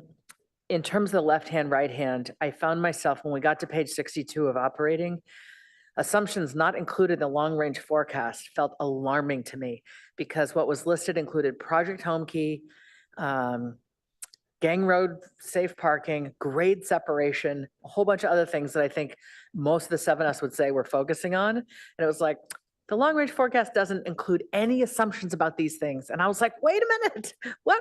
These are the, what? So I'm struggling with how to square that massive statement. Like, oh, there's this whole list of things that aren't even in here.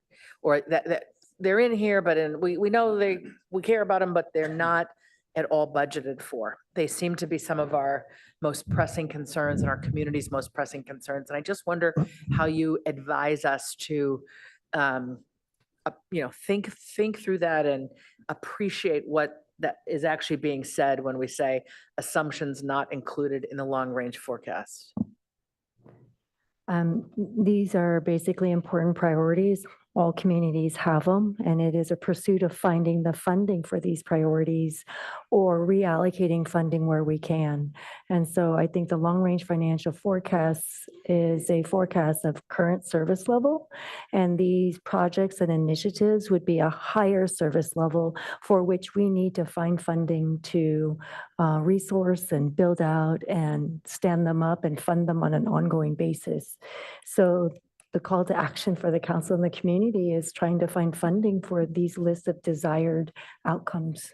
But if we look at your slide 16 and we look at your slide 18, 16 referenced housing for social and economic balance, which is something Home Key would fall into, and 18 mentioned Home Key, Gang Road, and grade separation. So on the one hand, I mean, if we can pull up that slide just to see the header, I think it was pretty celebratory, like, look what we're up to. Gang Road, Home Key, grade sep. And then don't get too excited about those things because those are assumptions not included in the long range financial. I'm just having trouble squaring these two pieces of information. I think it's largely, I hope this isn't an understatement, the technical jargon here and the meaning of the long range financial forecast, which as Director Lai pointed out, is the base case, so to speak. These are the known expenditures and already committed. And as such, the priorities that were mentioned are not fully defined in terms of the committed funding through those out years. And as such, as she described it, these are, we know our priorities for the council and will want to fund them. As such, we will now be moving into the balancing exercise of how to meet these goals within the resources that are available. I'll also add, I'm getting some information from Paul, but as noted, the budget includes short-term funding for specific things, but long-term funding, bigger dollar costs for grade separations and such are not in the base budget. So we have some capital improvements for such as safety around the transportation corridors for some of this, but much, much more than that, we don't have funding for, or we're seeking federal funding. Okay, I'm way over my time. Thank you. Oh, yeah. Yes, it's been reset and reset again. I'm done. Thank you very much. Yeah, and part of that, Councilmember, is what finance is charged to wrestle with. They could come back and say, whoa, we missed this and it's going to cost 2 million and therefore we recommend this 2 million has to come out. That's part of what we could see here in the dais, in 3 weeks. And also, as was pointed out, some of these things are multi-year financing that we don't have all at once, even though we have to start them, like grade SEP. And some of them are dependent on grants, which may have less probability of coming in than we thought in the past. And one of them's underway because we do have a grant. So there's a lot of changing chess pieces here that the staff's dealing with, but finance has to deal with as well and set some priorities for us and give us the whys or why not. We said before we went into this that we aren't going to not be able to do anything. We're not going to be able to do everything. And that's true. So we have to do this prioritization. I just wanted to ask my first round of questions and get back to some bigger questions. And I really do thank you for hitting on a number of those. One of my biggest questions was what we're going to do and when on contingency cuts. So it just as being prepped for it. So responding instead to your question, I think, having a $5 million, if we have to make some changes, we can move fast enough with what we know. And I have the absolute high confidence in your staff of finance with you at the lead that you're on top of it all the time. So you're not going to get surprised. We just want to know what we're going to do so that we don't have to take 3 months to plan it. And so if you had some idea of, 5-ish that we need to put into effect in 60 days, where would that be? The natural thing in all budgets is to look at, holding on some hiring with exceptions if there's emergency. So I'm sure you'll be looking at that kind of stuff, and I'm glad you brought it up. For the public, what's our current annual vacancy rate in 25 actual? I believe it was around 10. Right. Okay. So that in and of itself gives us some cushion, given that you're planning on 5 in the budget. Yes, and we always like to pull out the public safety component because oftentimes public safety will backfill or utilize those resources. So far, general fund without public safety, excuse me, is running around 7% compared to the 5% in the budget. Right. And also the vacancy, I thought where you were going is to say that sometimes overtime is used instead of the actual vacancy. And so that's actually still spending money. So we wouldn't get picking up all of that. Correct. Right. So it's part of the nuance that I wanted the public to hear. So that's why I brought that one up. I have a question about, will the finance committee get what I'll call sort of strategic presentations on some stuff? And I'll give you an example. Last year, we talked about the need to make some changes at the Children's Museum and Zoo. And there was a consultant report and some proposals on funding of staff, which were actually quite significant. So in that regard, I would hope that they would be getting a recap of how did that work and where are we now, to see if that was the right decision to continue that or expand it or reduce it, just so there's some feedback. It seems to me like that's the right place to be. But then there might be new things that we have to take a look at. I know in government, Councilmember Stone, they're called earmarks, and in business they're called plug numbers. But it's the same thing. Should we be reserving some funds? We don't know what it is yet for something. We did that last year, I think, quite successfully when we put in a plug number at your suggestion, City Manager, on some money to do a look at recruiting so we could get better at that. And so we didn't know who we were going to spend it on, but we put a plug number in there for that. And so one that I think we need to take a look at, because I don't think we should assume that if we don't get these things in the budget in the next 2 months, we can't do it for a year. I'd rather have a plug number. And the example I'll give you is code enforcement. That's probably the biggest area of complaints, justifiably mostly, from our citizens. And we have a limited amount of staff and maybe even questionable fundamentals on how we should process and triage that. And I don't think we should automatically say, well, I think there's only 2 on duty right now. We have 2 on duty and 1 on off duty for some reason. Let's just throw 2 more bodies at it and put those in the budget.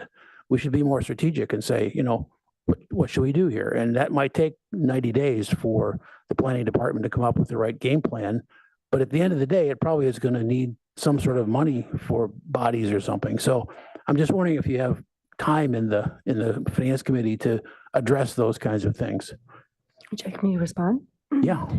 Yes, Finance Committee has already been working diligently on one important policy relating to fees. Some of you may recall we worked on the PDS fees and most recently other fees, gave a lot of guidance about recovery policy, setting some at 100% because they should not be subsidized by taxpayers.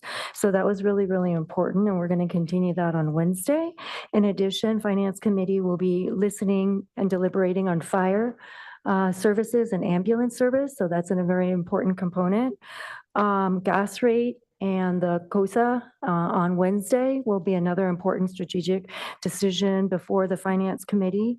And then also, as mentioned tonight, the nonprofit funding level and the partnerships that we have with these nonprofits. So 4 come to mind, I think, that are super relevant and timely. And I'm sure Finance Committee will identify others as well. If I could add just perhaps, Mayor, on your point about the strategic questions, all of those are fair game for discussion with the departments, as I know you've experienced. So we'll ensure that staff is ready to engage and respond on the specifics of each of those service areas. Great, because I think that, some of these unknowns with a little bit of research should be knowns, and they should become action items in the next 6 to 12 months. And so if we just spend every dollar up to what is currently the balanced budget by adding here and so on, then we won't be able to do some of these new initiatives. So that's why I'm kind of alerting us now to have some areas that are plug numbers. And I would encourage the Finance Committee to include this one as one of the plug number areas.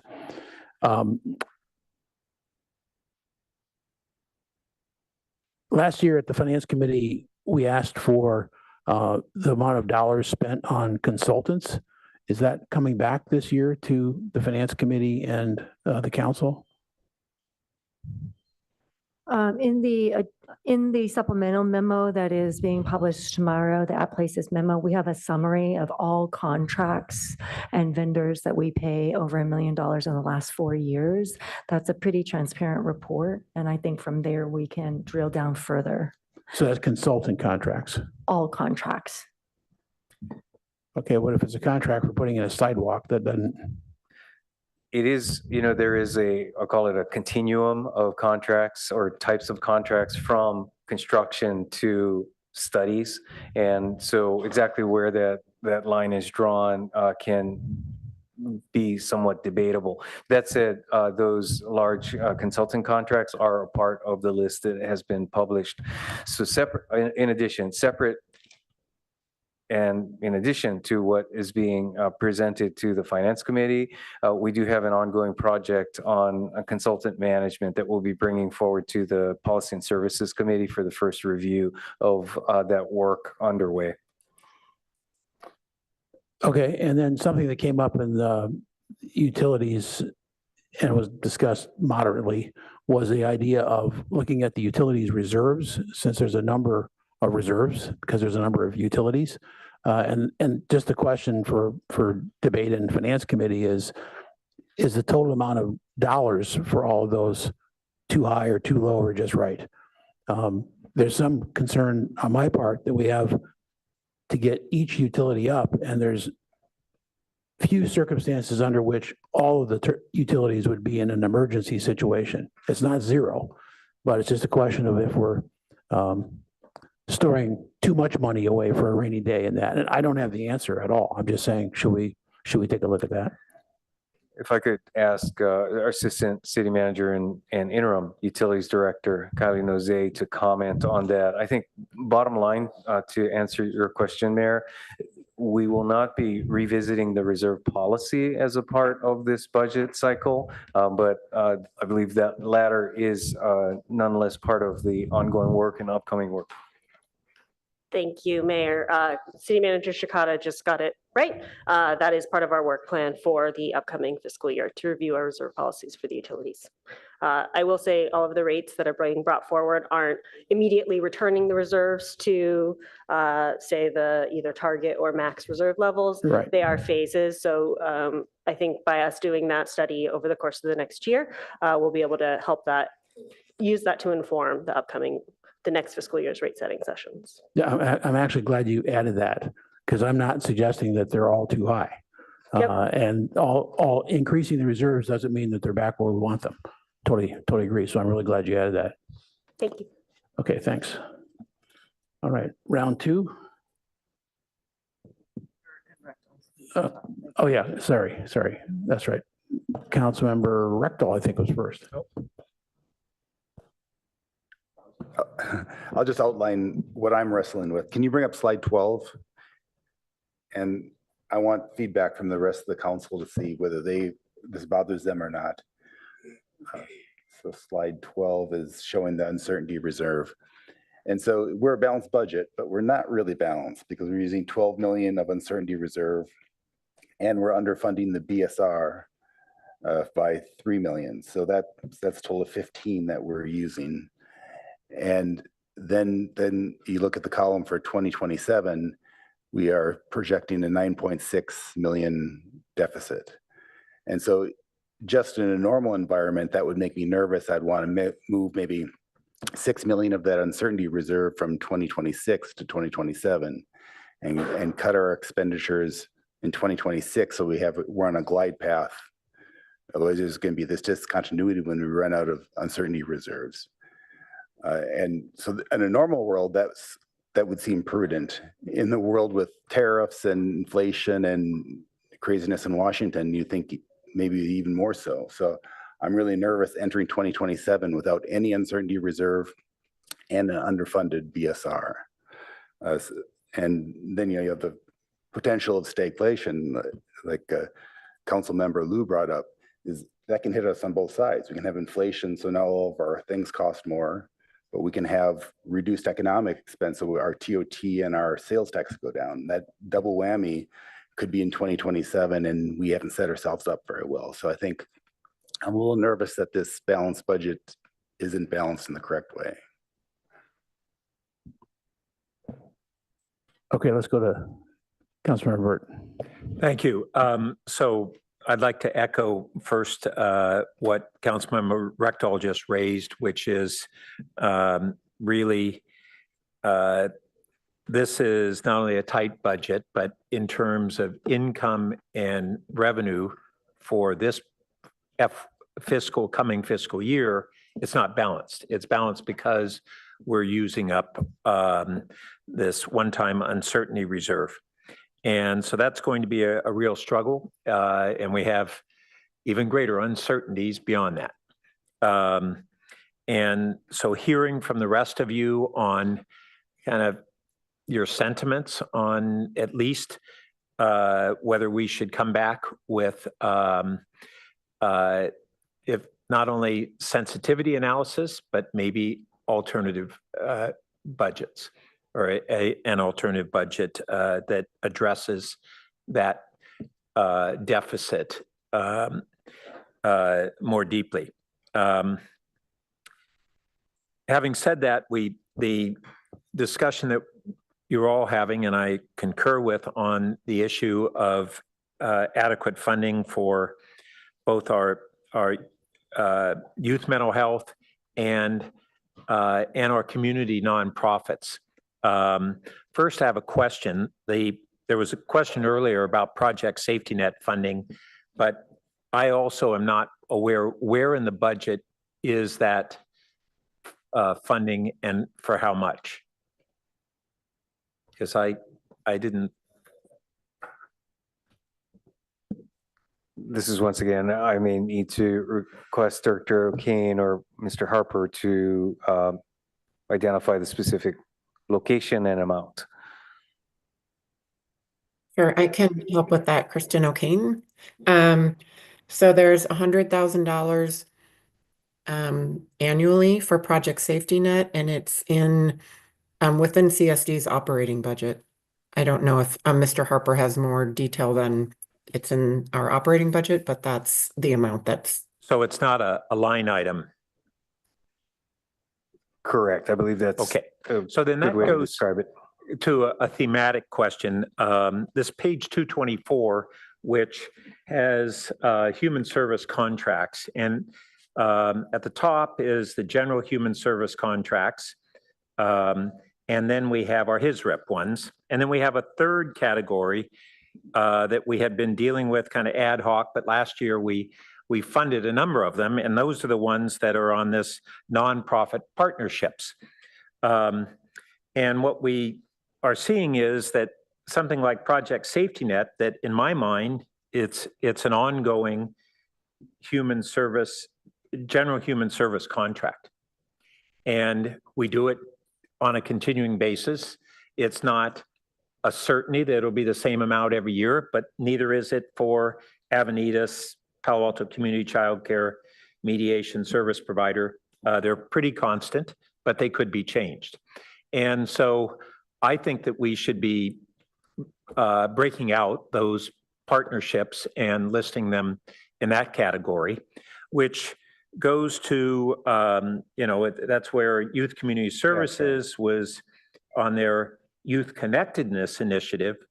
That was zeroed out this year after, 8 years of funding, including a few years where it got zeroed out and the council came back and said, no, this is supposed to be funded. It's a commitment on an ongoing basis. And the fact that it's a contract that needed to be renewed didn't constitute a council decision to remove it or a direction to staff to remove it from funding. So that leads to a concern I have, with the well-intentioned focus on this nonprofit partnerships. We had, as a council last year, identified funding for a series of important community partners. And I'm concerned that the way it's being teed up, we're pitting those partners against each other, along with others who would apply under that new category, and implicitly reducing the funding for whether it's Magical Bridge or UNAF or the other community partners that are in that group. And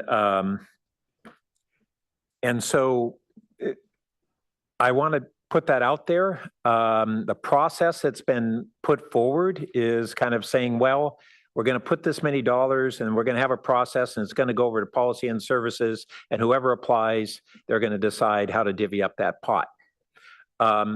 There's a different give and take, which is that we look from kind of bottom up and said, these are services that we want to fund. These are important partners. And if possible, we want to find room in the budget to do so. And that's a different approach from saying, well, we've decided, we took the dollars we had last year specifically for these groups that we thought were really important functions and we wanted to fund them. And we want to continue that. Now we're kind of potentially diminishing those. So I have a concern with that approach. And for instance, does the JED project get lumped into that, and that JED competes with those other nonprofits? So I don't know where we're headed that way, but I am concerned with it. Excuse me. Yeah. I believe staff has a confirmation on Project Safety Net. Okay. Paul, can you chime in, please? Yeah, so Paul Harper, Office of Management and Budget. So Project Safety Net, although it's not listed as a line item in the budget per se, it is $100,000 that is set aside in the Community Services Department on an annual basis. And because it hasn't changed in the last couple of years, we don't show a change to that amount, but that amount is in the budget in that department. Okay, that confirms what we had said, but I frankly don't understand how that's different from the general human services contracts like Avenidas, Palo Alto Community Childcare, the Youth Connectedness Initiative. It's in that group. It's not competing under HISRIP. It's in this group where we say these are essentially annual commitments. So I think we want to think about what community partnerships actually belong in an ongoing basis under general human services contracts. And then we have to struggle with, can we fund all of that? So I'm running over, so I'll sign off for now. Vice Mayor. Thank you. I have one follow-up question to my earlier questions and comments, but I first want to answer a little bit the questions from Councilmember Byrd, at least with respect to me, since you all are going into the Finance Committee and I'm not on it this year. So first of all, on the multi-year general fund balancing slide that Councilmember Rectal brought up with the using the remaining $12 million to zero out the uncertainty reserve. And how do we feel about that? I guess for me, the reason we need it, that reason is also why I really would like to see these contingency plans developed, even though it may be somewhat anxiety producing. I think this is a tough year. It's unpredictable what next year and the year after will be based on the entire economic climate, tariffs, DC, and all the things we all know. So there's that. That said, I also take note of something else that was pointed out, which is that the budget stabilization reserve, the BSR, while it's within our 15 to 20% range, is slightly below it. I think it's 17.3 instead of 18.5. So if we were to put that back at 18.5 and try to, reduce, not quite zero this out, I would be supportive of that, just because we do have such additional uncertainty. So that would be interesting to me, but I think beyond that, I'd just like to look at backup plans for, undo atypical change, I guess I would say. And secondly, with respect to our community partnerships, I do agree that it is confusing to me the way things are grouped and who gets what money where and at what point. And I think that our effort was to kind of standardize that so that we were getting similar information on similar timeline from organizations, so that we didn't have piecemeal people coming ad hoc with different expectations. But yet, I think what we dealt with at PNS was the process within what was brought for us. And I would be happy to kind of widen that lens back out to say, what are these long-term partnerships and how do we look at it all cohesively? So I would be happy to see that happen. My question is actually in follow-up to something that Councilmember Lithcott-Hames raised, and I believe Councilmember Stone, which is back to the PERT officer, because I'm not sure I'm tracking exactly what the deal is there. And I looked pretty hard at the budget documents, and I looked at specifically the police budget and the budget adjustments, and it's budget adjustment 1 that talks about the Stanford Med Center funding for the police officer. But I want to back up and get some context. So here's what I think is happening, and if you could correct and or add to it, I would be grateful. So I believe we had a full-time police officer dedicated to this, to the PERT, and we were waiting for the last couple of years for this county clinician supported by the county to be the second person in that team. And what it looks like, and that was unfilled for reasons that are unclear to me. But it looks like at this point that we're giving up on the county position and we're using the SUMC funding for a specially trained police officer who has mental health and training. But I don't understand this. Are we foregoing the county money? Did Stanford previously pay for the police officer? Was that on our dime? Could you just explain what has gone before and what you're anticipating in this budget?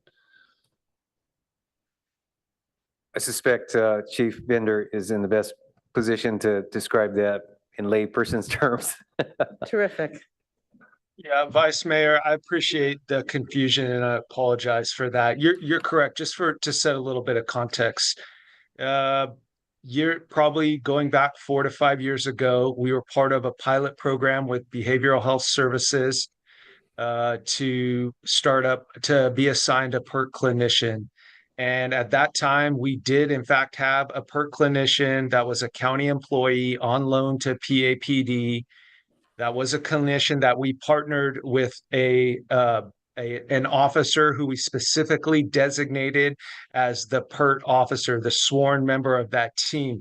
The reason for the specific designation is because we wanted to ensure that that officer and that team could strictly operate in their mission, which is to address acute mental health crisis within the community and not be bogged down by responding to calls for service or other things that a regular patrol officer would do.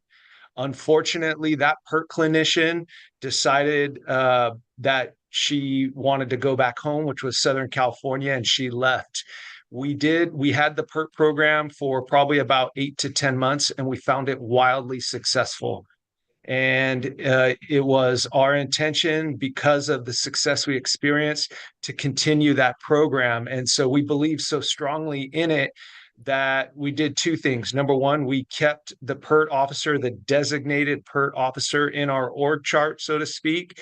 And we continued to work with County Behavioral Health Services to try to get another PERT clinician. Now, unfortunately, through the years, that's gone through a number of machinations, to include hoping that Behavioral Health Services would give us that clinician as they did the first time, to last year, where we asked to use and council approved us using this Stanford money to actually go to County Behavioral Health Service and say, here, we will pay for the health clinician, just recruit, hire, and then give them to us on loan. The value of going with a clinician from Behavioral Health Services, one of which is they have access to the medical records of Santa Clara County, and that's critical in our assessment and treating of acute and follow-up mental health issues.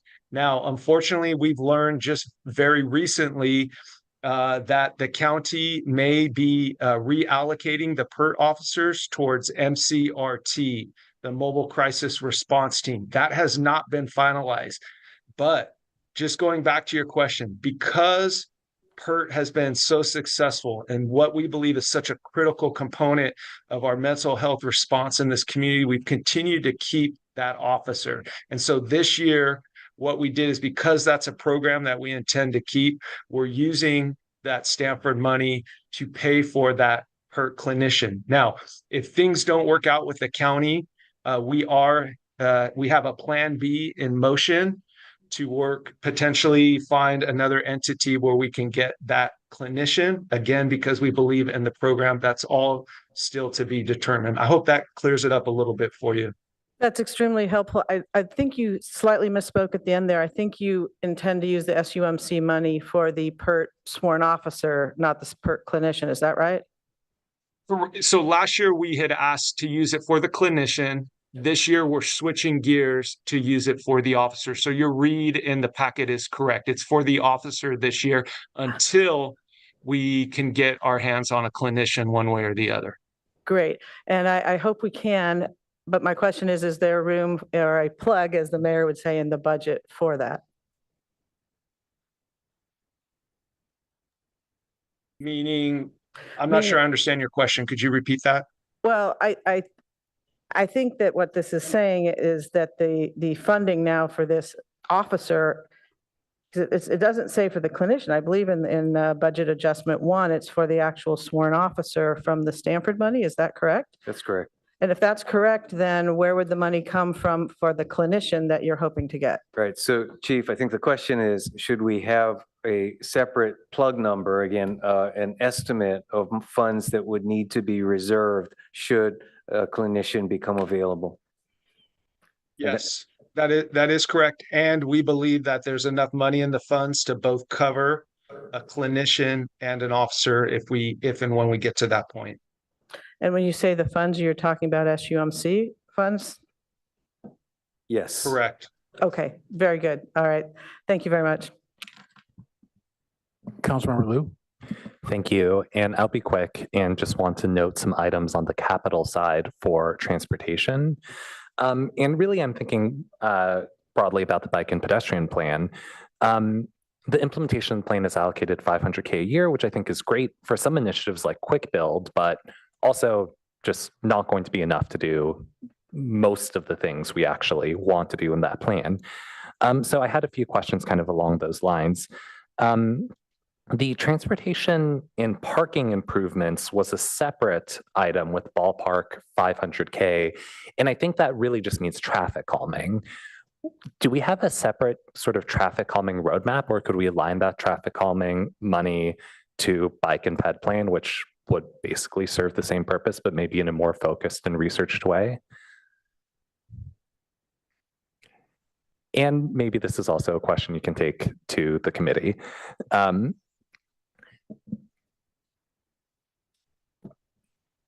not sure if we've got someone on tap to respond in the moment here. If not, as it happens, Councilmember, you will have the bike and ped transportation plan coming back to the council first week in June. So we'll have the opportunity to put the pieces together. I think it's essentially what our staff is working toward is upon completion of the plan, both that transportation plan as well as the Safe Streets for All action plan, to then really turn to grants as a primary means of funding larger capital beyond what we have in our ongoing CIP. Yes, I definitely understand that for some of the bigger ticket items. But I feel like there's still a long list of say quick build projects that we would otherwise want to do. So sort of relatedly, just looking at grants, we have a standalone railroad grade separation and safety improvements project. And from the description in the CIP, that just sounds like it's really for Palo Alto Ave, which is on hold. But it does say that we'll get around $5 million total over the next several years of outside money to investigate that and somehow move that forward. Is that right? And if it's not, maybe we could think about how that money goes to grade separations that are more likely to happen, or maybe goes to other investments in our bike ped plan. I kind of had the similar question about the Churchill grade separation. I realize the city contribution is a fraction of the total contribution, but maybe we could rethink about how that goes into transportation funds, and also clarify how much of that is meant for other safety improvements or quiet zones or things like that, versus how much of that is intended for rail separations. So those were my thoughts about the capital improvement plan budget for transportation and potential avenues to look at in committee for just the best safety improvements we can afford to make over the next few years. Thank you. Councilmember Stone. Thank you, Mr. Mayor, and appreciate Vice Mayor bringing up the questions of Perk and the police. So that allows me to just focus on the other side, which is fire. So I know we've had a departmental goal for years to have an 8-minute response time, 90% of the time. We've been getting close over the last several years. We've never been able to actually meet that goal. I know, of course, we can't answer this with certainty, but is the idea that these new investments into the department, into the fire department, is going to actually help us meet that goal? I assume the fire chief is on.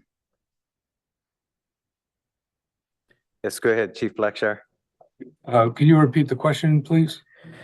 It's about the 8-minute response time. 90% of the time, we've gotten close to that goal over the last several years. We failed to meet it. So are these new investments, do you believe these new investments will allow us to actually meet that goal?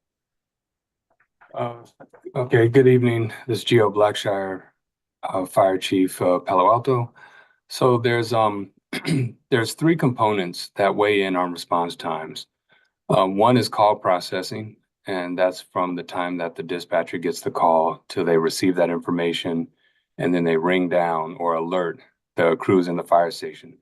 Then there's the turnout time, and that time is when the firefighters get the alert to the time that they get the wheels rolling to the call. And then there's the travel time, which is the time from when the wheels start turning till they get to the incident. So there's several variables that weigh in on that time. So what that 8 minutes, what that does is gives us a time frame. But what we do is we focus on the 2 that we can control the most, which is we have, again, some control over call processing, but again, determine when the dispatcher picks up the call and how well they're able to retrieve that information. So whether the caller is clear on the location, exactly what they see, is there a language barrier, technical issues. So there's that piece. Then there's a turnout time. So it's, what the firefighters are doing when the call comes in. Are they sitting at the table? Are they on the apparatus? Are they in the shower? Are they training? So there's several factors that weigh in. So what that does is it gives us a goal of what we do as we work with dispatch to see if there's areas that we can get reliable information in a reasonable amount of time. And then with the turnout times, what we try to do is make sure that equipment is placed appropriately, because, for example, if it's a medical call, well, it's easier to get to respond to that call because they don't have to put on suppression gear. They pretty much wear their day uniform. However, when a fire comes in or a call on the freeway, they have to put on different gear, which takes more time.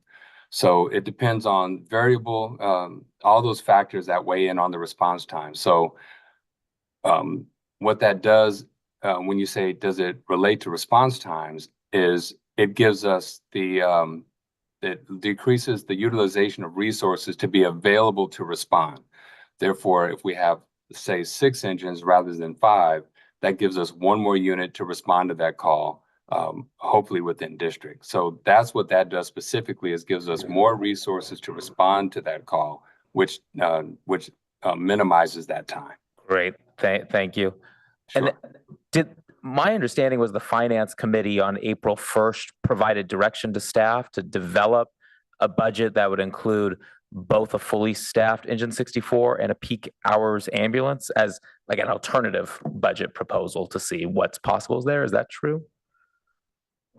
I think we were asked to bring back alternatives, and so that's going to be discussed tomorrow at Finance Committee, where we'll be presenting the implementation timeline and the potential costs for those additional investments with the 1 peak ambulance. So that will come forth tomorrow.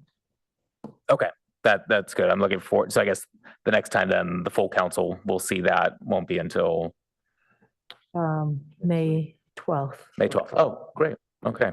Well, then I'll hold off my comments on that until then. And then just one other comment. I am concerned about the move to a potential move to a 12-hour overtime ambulance staffed by firefighters while waiting for the single role to be implemented. Because I know we've heard from multiple times from the actual firefighters serving our community that they object to that mandatory overtime approach, and they have concerns about morale and retention issues if we continue to insist on the mandatory overtime. So hope that issue is also going to be further discussed and addressed during the budget hearings at finance as well. So, but I'll hold off on Engine 64 being fully funded then until next Monday. Thank you. All right, I'll address a few comments that I've heard from colleagues, particularly Finance Committee members. Yeah, I agree with Councilmember Burt and Rectal that would rather have, we don't have a balanced budget. We're spending reserves on it. That's why that reserve was created. But we're sort of covering the reserve before we have the quote need. But the need is to service it now so we don't have to do cuts. So obviously, if you wanted to build back more of that reserve or not spend all 12 million of it, then we have to immediately cut from what you're calling the balanced budget, additional services. And we're doing that at the same time that we're more or less talking about potentially increasing the amount of funding that we want to give to nonprofits so as not to cut back folks that have been with us before. And, frankly, the almost unlimited number of folks that want new funding because they have real needs. And we talked about this with some consternation last year in finance that we just can't fund everybody's full need. So in that regard, if we're going to now have a stable of folks that are getting annual grants, I would think that we probably want to take the middle road and have a certain number of them that we're saying that you have a, whatever we want to say it is, a 5-year grant, and then we'll review it after 3 years to make sure that you don't get cut off too quickly. But I don't think you'd want to say, as long as you're alive, we're going to give you this much money every year. So we struggled with this because we want to do the right thing, but we can't spend everything. We can't fund everybody. So I think it's wise that you're bringing this up, Councilmember Burt, because we have to address some of these ongoing needs. Particularly, we don't want to surprise anybody if there's going to be a wind down. But in most of these cases, they're doing stuff that we're not as a city, which is why we're funding them, because they are an arm and a leg and eyes and ears for us. Some on a big level like Avenidas and some on a smaller level. So I agree with you that it needs another look. Overall, in terms of reserves, bracketing utilities, which I think needs a separate look. I generally rather have more reserves and some contingencies now as we go into it so that we can react quickly. The only alternative is to alert everybody that we're spending the money now and not reserving it. So if we hit a wall, we're going to have to cut back fast, which I think is the sort of default with the budget as it is. Other comments? Councilmember Burton? Yeah, I just wanted to frame for colleagues that as we look at how we are going to do different sensitivity analysis and potentially reduce this year's deficit, cutting services is not the only option. We have funding that we may elect to utilize more of our Measure B funds from the county grade separation funding than what we're using now on any of our own internal funds, if possible. We've talked about consultant contracts, as staff has already spoken. We have a possibility of bonding for capital projects to help us get through this 3-year period. We have a possibility of bond refinancing to reduce costs. And then we have the question of unfilled positions and which of those we haven't, we were operating at above our current vacancy level for a number of years, including even pre-COVID at a higher vacancy level. Question is, all of the positions that we had authorized, are they really necessary if we're trying to operate within our own services? And lastly, what are other technology-based innovations that we can do? So this won't be easy, but I don't want everybody to think that the only way that we can reduce that deficit is cuts to services. That's totally fair. It's just that the lead time on a number of the alternatives that you mentioned is not overnight. Well, some of it is within this fiscal year and within this budget. Yeah, some of it comes naturally, which is why I raised the vacancy rate earlier to get public visibility on that. Where I think there's a lot of cushion, as I said previously, in this budget. Anyone else? All right, I find this very productive and very essential. So again, thanks to staff and thanks in advance for what you still need to pull off. All right, that concludes this item.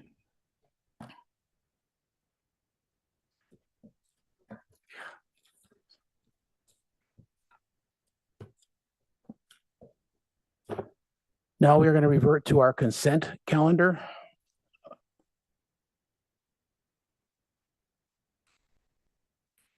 And we'll see if there's public comment on any of our consent items, which are 7 through 13. Yes, Mayor, we have one request to speak. Okay.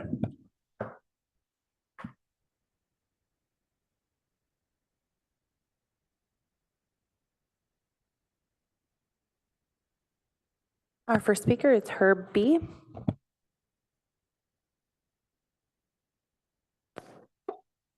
Thank you. I'm speaking on item 11, which is the proposed process for selecting applicants to interview for boards, commissions, and committees. One of the alternatives suggested by staff was to have some separate screening committee choose the applicants. So over 40 years ago, that's essentially what happened until it was pointed out to council that not doing that in public was a violation of the open meeting law. And the city attorney reported that over 400 cities, towns, and counties, Palo Alto was the only place that was doing that. And so we instead got a system when Mayor Arley was there, which was 1982, of the council voting by paper ballot for which interview applicants should be interviewed. This proposal to limit the number of votes each council member has in terms of number of applicants, and also to limit the number of interviews, changes the interview process into a contest rather than an information gathering process. The real contest is when you get to vote and appoint people, and everybody, whether interviewed or not, who's applied, is eligible to receive a vote. I believe what would work best is that there should be not a limit on how many applicants each council member can indicate they want to interview, and there should not be a limit on the total number of applicants chosen for an interview. On a council of this size of 7, back in 1982, there were 9 council members. On 7 council members, having 2 council members wanting to interview an applicant should be enough, and there should be no limit on how many get interviewed. Under the proposal system, you're going to have situations where you're not going to get exactly the number of applicants to interview based on the limit. Like if you could say, only say interview 6 for a situation, you may get a tie votes and have 10 people. And what would you do then? And that would then be a contest of voting which of those you'd want to interview, just as limiting the number creates a contest. So I would do, rather than trying and invent something new, do what's worked in the past. The staff report is written as showing how fair it is to the applicants, but in fact, what this really is a system for the council to be doing less work and interviewing fewer applicants. And I don't think that's going to lead to the best results. You can always, at the beginning. Your time is up. Fine. It says 16 minutes. 16. I was really listening to you. That concludes public comment on consent calendar items 7 through 13. Okay. Would the council members like to register any no votes? And I also want to point out that item number 9 requires a 2/3 vote. So that means that it has to get 5 votes. If this is voted at 1 and it doesn't get 5, which is possible, then we would have to re-vote on that. Councilmember Burt. I would like to move to pull item 11, and if there is not support to do so, I would vote no on it. Any others?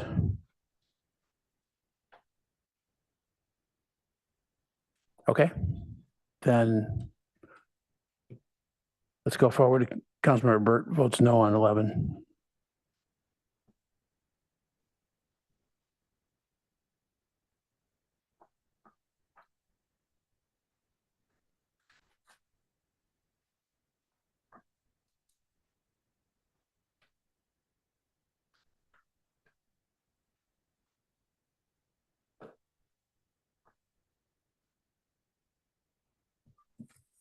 Councilmember Stone, Yes. Councilmember Burt, Yes. Vice Mayor Vinker, Yes. Councilmember Lithcott Hames, Yes. Councilmember Lou, Yes. Councilmember Rectal, Yes. Mayor Lowing, Yes. motion carries. All right, thank you very much. Looking at council members, do you want to do a break or? Mayor, I believe Councilmember Burt has the opportunity to speak to his no vote. Yes, thank you. Thank you. Forgot about that. I don't vote no that often on these. Yeah, I do think this item warranted return to the council for the discussion. I think it was valuable. The recommendations by Policy and Services Committee, and I might even vote in favor of those. But I really think this should have come back for us to have a discussion. And I will say that we have in our policies that automatically, when it's unanimous vote of a standing committee, it goes on consent, except there are both in the agenda setting, if it's a matter that the mayor, the vice mayor, or the city manager views as really having public or discussion warranting that, or full council discussion, they can simply waive that norm of going on consent. And the committees can recommend to do so. When we, and I will say that there have been times like on Finance Committee, or Retail Committee, where we had kind of assumed it was going to go for a council discussion, but we were unanimous. And next thing we knew, it was on consent. And that really, we just hadn't thought it through to deliberately call that out and say, I really think the council will want to discuss this, even if we hope that we'll get full support. So I think we want to be thinking about that in our committees and in the agenda setting process by the mayor and the vice mayor, and really be trying to make those judgment calls. And it's that a simple rule of a 3-0 doesn't really necessarily deal with the circumstances in some occasions. Thanks. Mayor, if I may, I'm not sure if it was a clerical miss on my end, but did we have a maker and a seconder before we took the vote? I don't believe so. I move to approve the consent calendar. Second.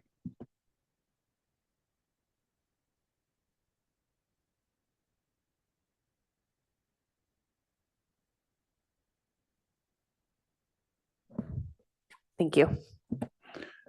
Okay, should we take a stretch break for about 5 minutes before we jump into this next one? What's that? We need to vote again. Okay, go ahead.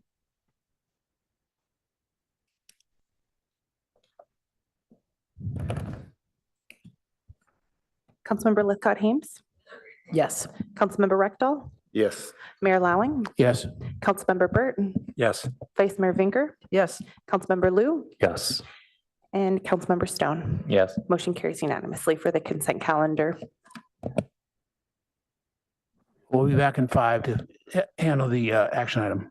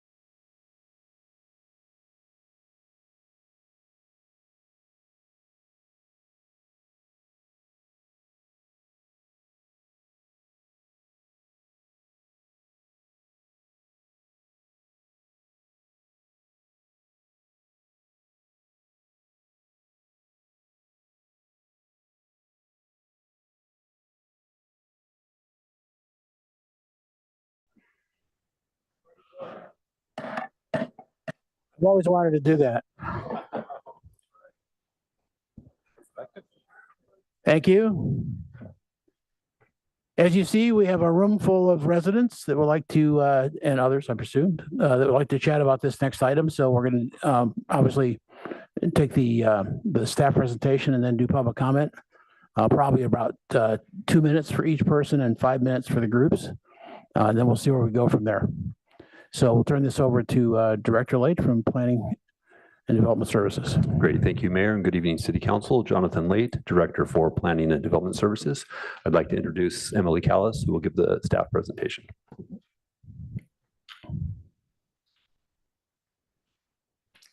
Hi, good evening. My name is Emily Callis, and this is the staff presentation for the 4075 El Camino Way, Palo Alto Commons addition, which is a PC amendment. Next slide.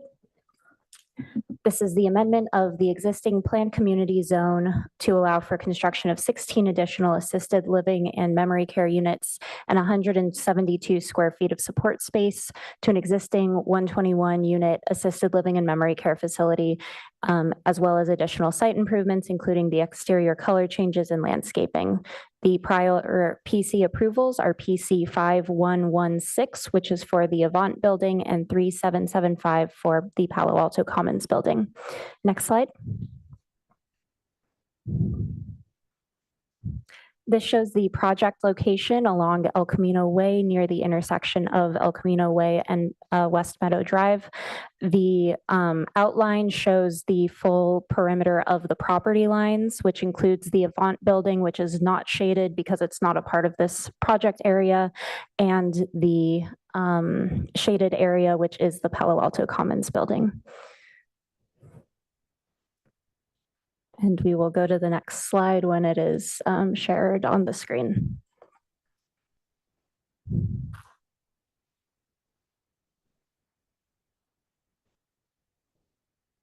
This slide shows the background and process for this project. It began with a pre-screening with the City Council in August of 2023, followed by a formal application shortly thereafter. As a part of the typical PC process, it went to Planning Commission hearings in February and June of 2024, followed by ARB hearings in July and October of 2024. It received an ARB recommendation in October and then a PTC recommendation in December. And now we are at the City Council decision, which is the final step in the process. Next slide. The Architectural Review Board recommended approval, noting that the scale and privacy measures for the addition were appropriate. The PTC issued a recommendation of approval for only the 7 units that do not face Wilkie Way, which would be excluding 9 of the proposed units. And this is something that the City Council may consider this evening. At the time, the now council members, George Liu and Keith Rechtel, did recuse themselves so that they are hearing it tonight. Additionally, the PTC recommended conditions of approval to return the TDM plan, the Transportation Demand Management Plan, to the PTC for approval, and to remove discussion of the past public benefits from the existing PC in the new ordinance, which staff does not support, as the public benefits do need to continue forward.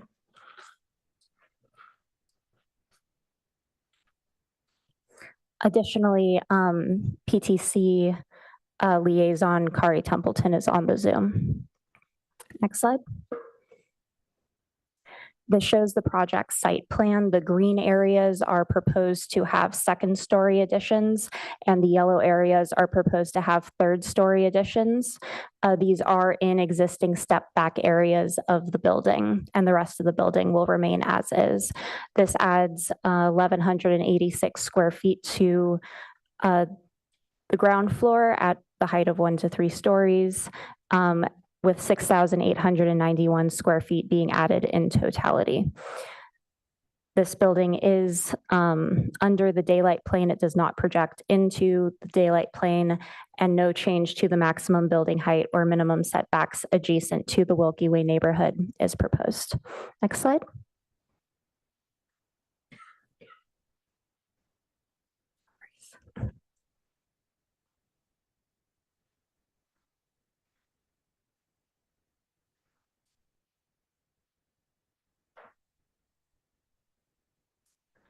The PC ordinance 3775 for the Palo Alto Commons building shows that the requirement was for the R1 45-degree at 10-foot daylight plane. Palo Alto Municipal Code Section 18.38 can require a more restrictive 3-foot rise for 6-foot run at 10 feet daylight plane for non-residential buildings adjacent to residential zoning districts. Neighbor feedback and some of the planning commissioners prefer applying the more restrictive daylight plane. Next slide.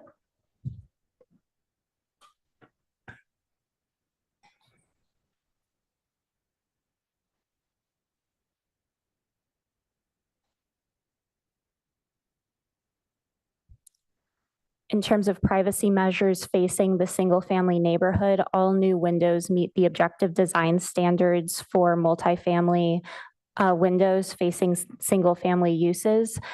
This requirement is not required for PC projects, but it is an appropriate standard to be being applied as it helped the Architectural Review Board in their recommendation of approval for this project. This includes high-silled windows where appropriate, angled windows, and increasing the distance between windows and property lines to at least 30 feet wherever possible. And some existing balconies are also being removed, which increases privacy, and new landscaping is proposed in existing gaps in the tree line, which otherwise is relatively dense. Next slide. This shows one of many angles of this building, but this is one side of the building or one portion of the building, which is facing the single family neighborhood. The top is the image of or a rendering of the building as it exists today, with the bottom image being the proposed. The purpose of this is to illustrate how the stepped back areas are being filled in.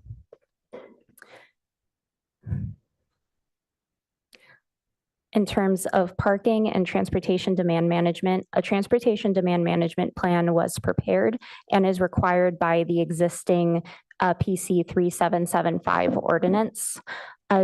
Additional parking memo was prepared by Hexagon Transportation Consultants. The existing parking meets the zoning minimum requirements for the existing and for the proposed addition. The parking spaces on site newly as a part of this project to address neighborhood concerns have been designated for visitors, staff, and residents, as 11 of the Avant residents have cars. However, none of the Palo Alto Commons residents have vehicles. Additionally, staff now have access to the garage with a key card. Next slide. As a planned community zone project, the special requirements of 1834-150 apply. This project complies with the special requirements for height, where the maximum height is 35 feet adjacent to single-family houses. The proposed height is 32 feet 6 inches, unchanged from the existing building. The interior setbacks of 10 feet proposed to adjacent single family is the existing setback, and that is being maintained, as well as a street side setback of 10 feet. No changes to that side are proposed. Next slide.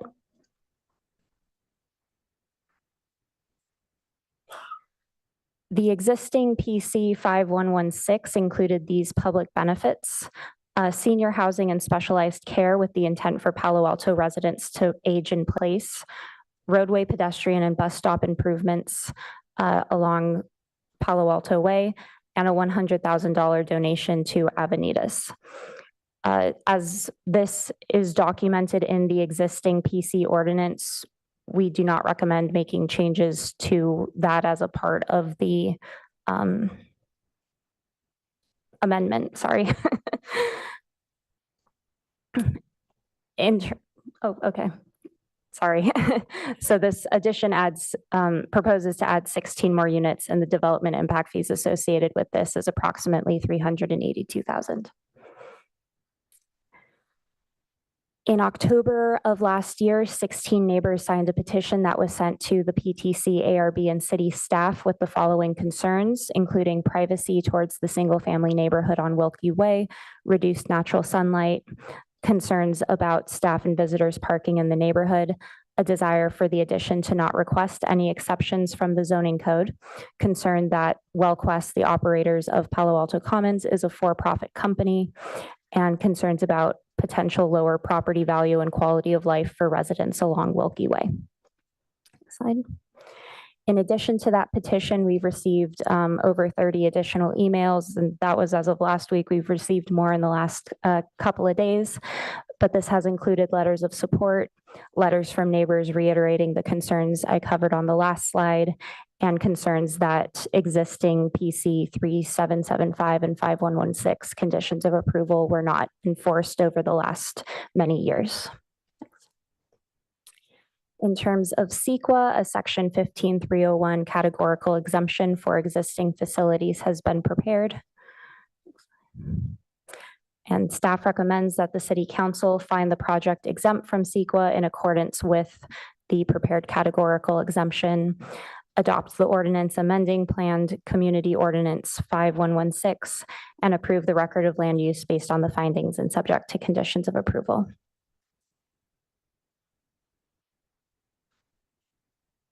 This concludes my presentation, and the applicant will also has a presentation. Thank you.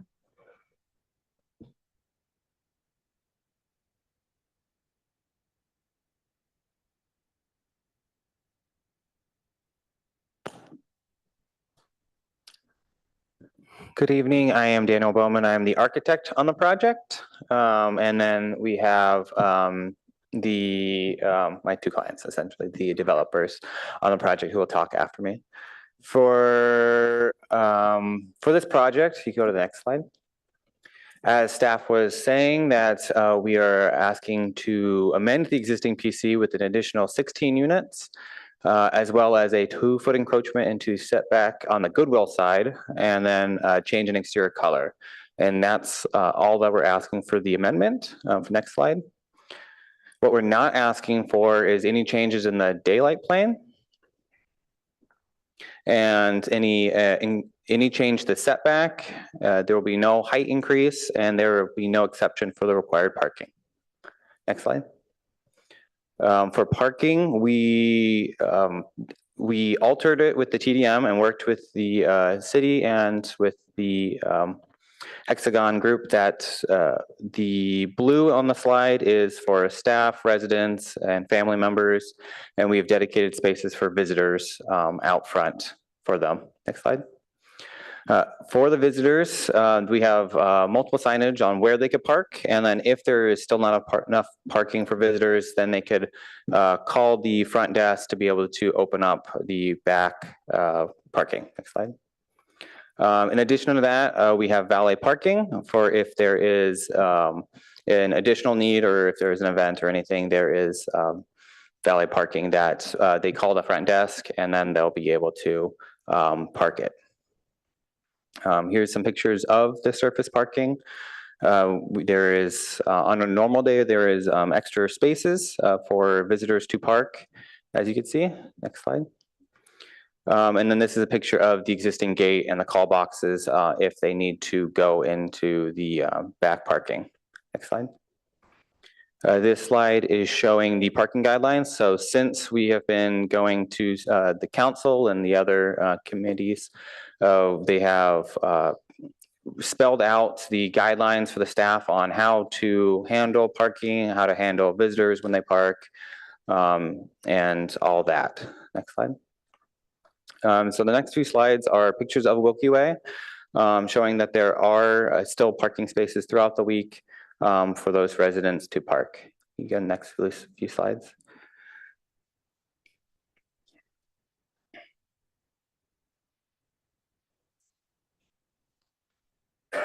So this is the view from the Wilkie Way side, adjacent to the residential neighborhood, and showing that we're still stepping back of the building. We're just filling in some of that step back.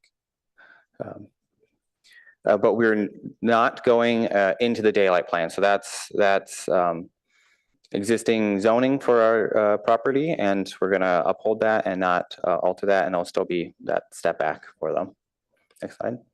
Here's some pictures of the backside adjacent to those residents. There is a lot of existing landscape. We're going to be adding more landscape to it. For the landscape plan, we're proposing to add more trees to be able to block the views of the building and views from both directions, to our building and from our building. But their goal was to not add any shade to the adjacent neighbors. And we're always willing to work with the neighbors on what landscape specifically they want to work on. Next slide. Yeah, as I was saying, it's a lot of privacy screening, and most of the windows, they're out of 45, so they're not directly facing the residential neighborhood. Next slide. And for the shadow study, the goal was to not have much of an impact on the adjacent neighbors. Next slide. And next slide, yeah. And then the next few slides are just some of the views that the ARB wanted, just to understand what the building will look like versus the old. And then we're going to be removing some of the second floor balconies to better help add privacy for those adjacent neighbors. And Steve, did you want to talk about it? Yep. Hi, Mayor Lowing, City Council. Thank you for listening about our project. 35 years ago, my dad developed Palo Alto Commons, and I had one of my first jobs working there doing labor.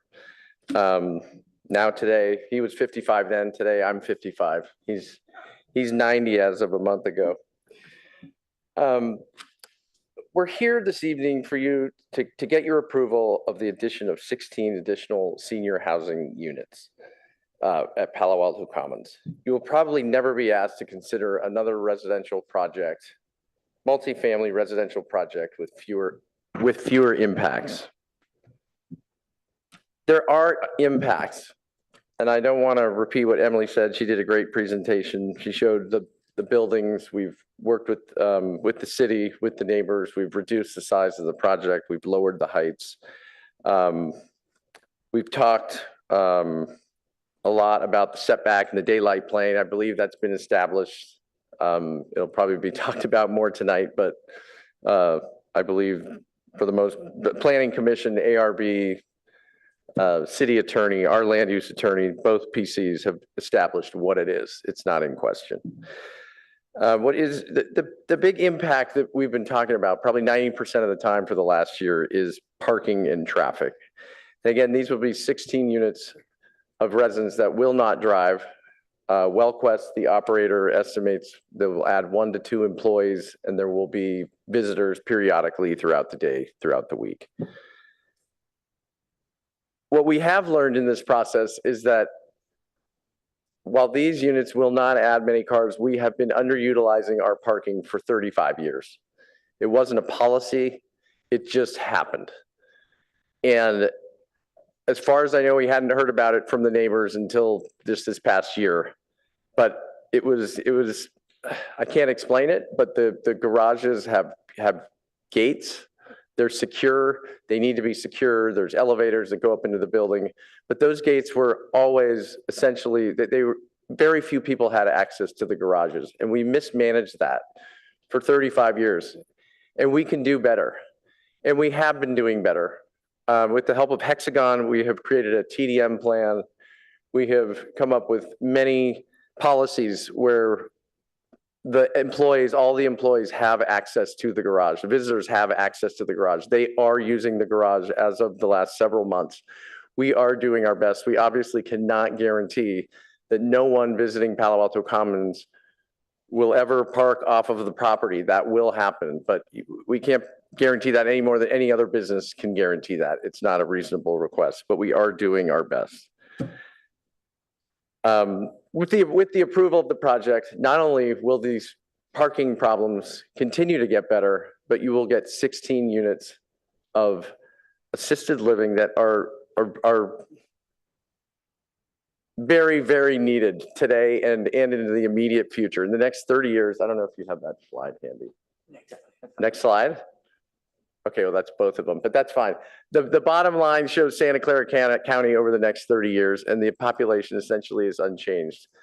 The line going up is showing that it's about 175% increase in those over 75 years old.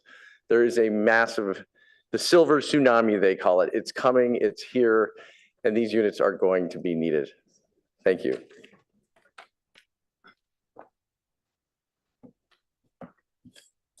Hi, I'm Steve Sandholtz with WellQuest, and I know we're running short on time and it's late, so I'll be very quick, but wanted to just respond to a few of the comments and questions that have been raised with respect to this project.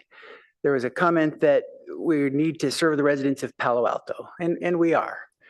Over 80% of the residents are from Palo Alto or have their families in Palo Alto, and it's over 90% that are Santa Clara County.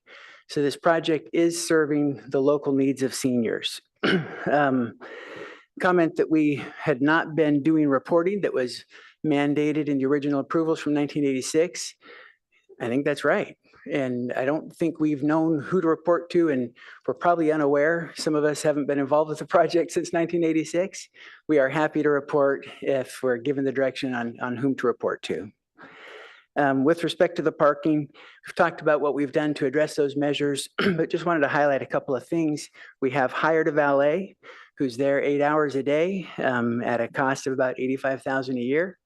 We've also incentivized our employees to carpool and are paying our employees about another $140,000 a year in those incentives to reduce the traffic impact and the parking needs. Comments about landscaping that we are not listening as to what trees should be planted for screening. We have mentioned it in Planning Commission, but we're happy to plant any trees, that fit and that the neighbors agree with. Finally, comment about WellQuest being a out-of-state for-profit company. We are a for-profit company. We are headquartered in Salt Lake. We operate 15 communities in the state of California, have 1,300 employees in the state of California. And we are a manager. We manage the building and have employees that care about seniors and want to do the best for them. We don't have a big financial incentive in this. We work for a management fee, but we believe this is the best thing for the building. The owners, on the other hand, the Rellers, are longtime Palo Alto family that have been committed to addressing and serving the needs of seniors in this community for the last 35 years. They invest in this building to make sure that it is able to do that and do it well. We've just completed a $5 million renovation that doesn't really generate any additional revenue, but it was done because the community needed it. We added a dining room because we didn't have a space to address the needs of our highest acuity residents. And we've done upgrades both to the view and to the dining room and other things to just make our services better. So the Rellers have proven over the years that they're committed to doing the right thing in this community and at Palo Alto Commons. We had a bunch of residents that came, but it got too late for them, so they had to leave. I believe you did receive a letter from a number of our residents commenting on how they feel about Palo Alto Commons, but we believe this expansion is needed. There's great demand for senior care, and Palo Alto Commons does a fantastic job of caring for seniors in this community. Thank you.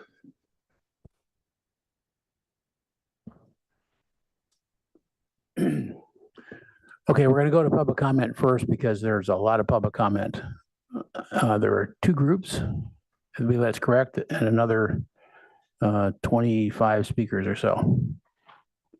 So what I'm going to ask all of you to do is, if you're an individual speaker, you have up to 2 minutes. Would be happy if it were less than that because there's so many of you speaking and you might be repeating things. So if you can get it under 2, that would be much appreciated. And for the groups, they're going to have 1 speaker for a group, and there's 2 groups, so they'll have 5 minutes.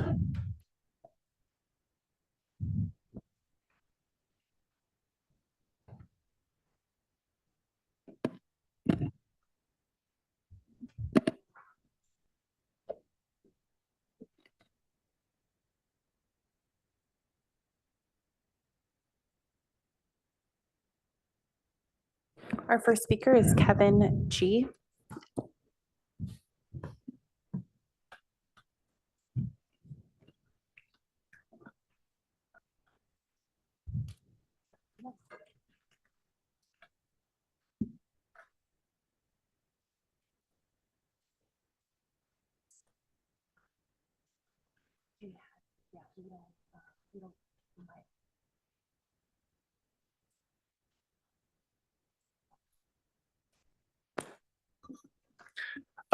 Thank you, Council, and Mayor Lowing, for the appointment to the PTC earlier this year. I am a member of the PTC, but was not on the PTC at the time this project was reviewed, and I'm speaking tonight as a member of the public and not on behalf of the PTC.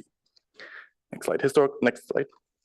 So this project is in an area that in 1978 was downzoned to protect the neighbors from intrusion, and the purpose was to create a transition between residential and commercial zoning. Next slide.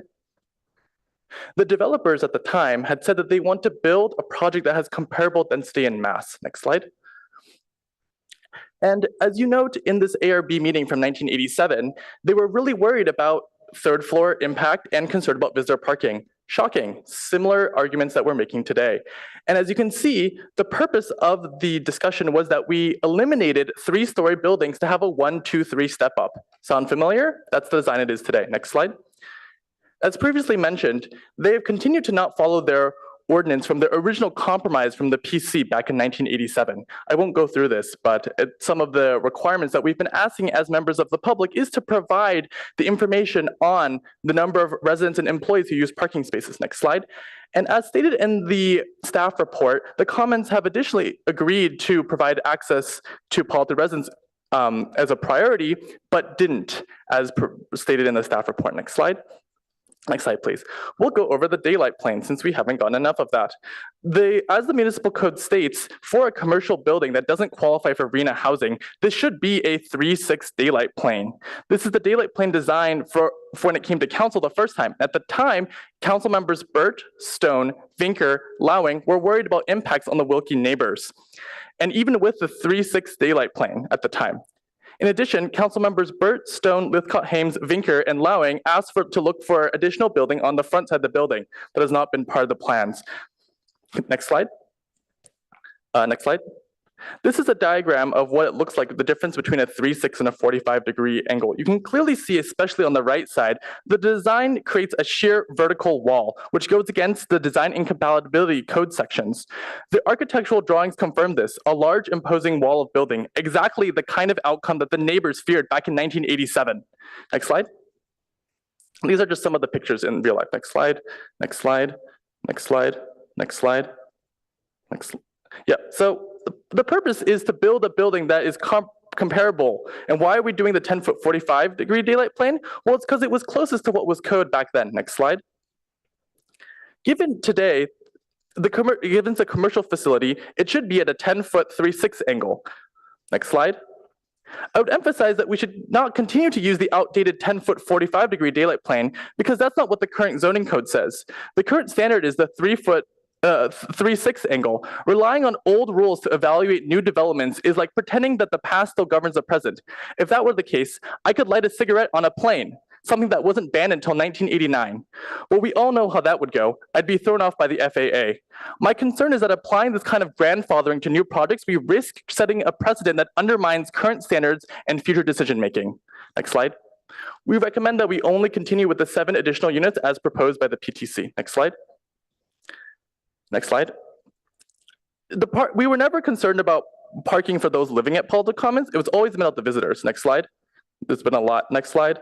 There's been a lot of issues. For example, illegal construction equipment in the parking lot. Next slide. Next slide. Cone blocking the handicap spot, which prevents visitors from being able to park there. Next slide.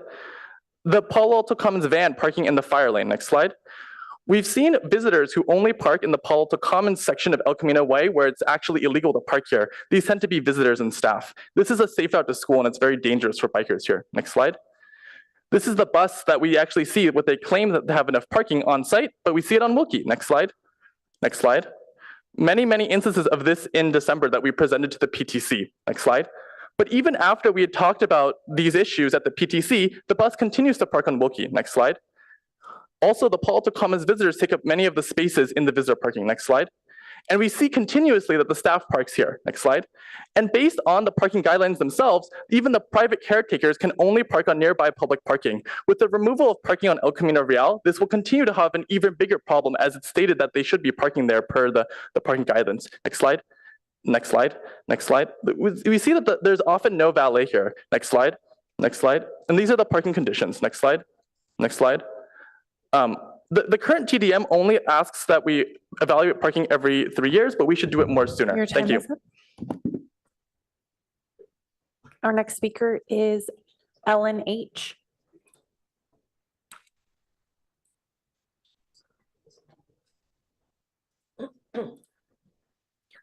Honorable members of the Palo Alto City Council, I'm a longtime resident of the Charleston Meadows neighborhood, and I recall the Commons being developed. A planned development project for senior housing was proposed, a benefit to the community. It was affordable and locally owned, but it has since been revised to a luxury version and privately owned by a for-profit out-of-state corporation. The original planned development project was approved for the increased density as well as increased building height. Because public interaction and careful design with extraordinary compromises, the condition of approval were written to assure the neighbors the extent of the building envelope and massing. Thus, we agreed on soft, natural paint colors, though recently painted bright blue, night sky impacts, privacy mitigations, landscaping, along with yearly reports of occupancy and commuter passes for employees to reduce the parking impacts. The Commons leased an off-site parking lot and shuttled employees, but not today. Unfortunately, many promises have been broken. I've had to file a formal complaint and still have yet to see results. Parking is still a real problem. A complete EIR should be done. The infill expansion along the entire rear of the property completely violates the existing conditions of approval, as well as violates the current 3 to 6 daylight plane zoning standards for commercial developments. This design removes all air, privacy, night sky, and light from adjacent single-family homes along the entire length of Wilkie Way. The Planning and Transportation Commission approved the interior 7 units, and I am in agreement with that. And I also asked to recommend a proportional number of the units be for low-income seniors as a benefit to the public and community. Thank you for your time and consideration. Our next speaker is Susan H., followed by Patty I.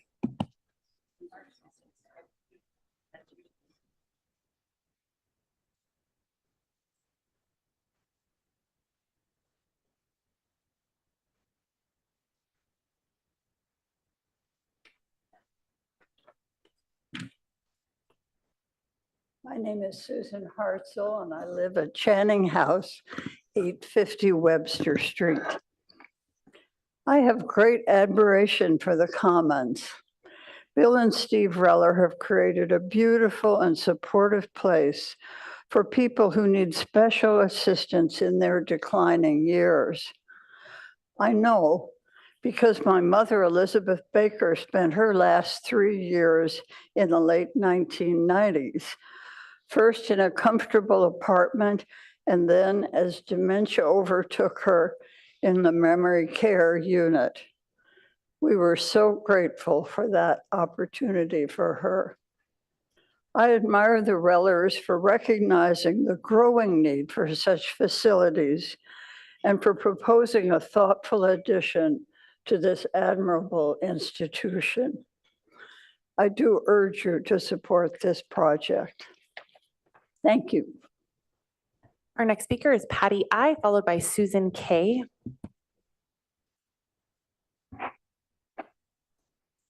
Mayor Lowing and council members. I'm Patty Irish and I live at Channing also, 850 Webster Street in Palo Alto. I am here to ask you to approve the request to add 16 units of housing for new residents needing assisted living and dementia services. They will most likely have sold their homes and are part of our growing senior community. None will have cars, as you've heard, and this addition will result in 1.5 additional employees. The new residents will occasionally have visitors, so increased traffic will be very minor. As the Commons was founded and is an LLC locally owned by Bill Reller, not the other kind of claims. I hope you realize this is a very demanding challenge operating a place like the Commons. Hiring excellent staff with the goal of helping many of us live out our last years in the best way possible. These are real people with real immediate needs. They may be a family member, a friend, or someday us. I know that where I live, it really matters that we are cared for. And when a problem arises, there is staff there to help us. The Commons is a community jewel. It is a community as a community, it needs to do all we need to do all we can to help them thrive. It is like schools for young people. There are many layers of services needed, never to be taken for granted. They have met with the neighbors 4 times and tried to meet as many of their concerns as possible. Your time is up. The Commons try to be good neighbors. Please accept and approve this tonight. Thank you. Our next speaker is Susan K, followed by Shawshank D.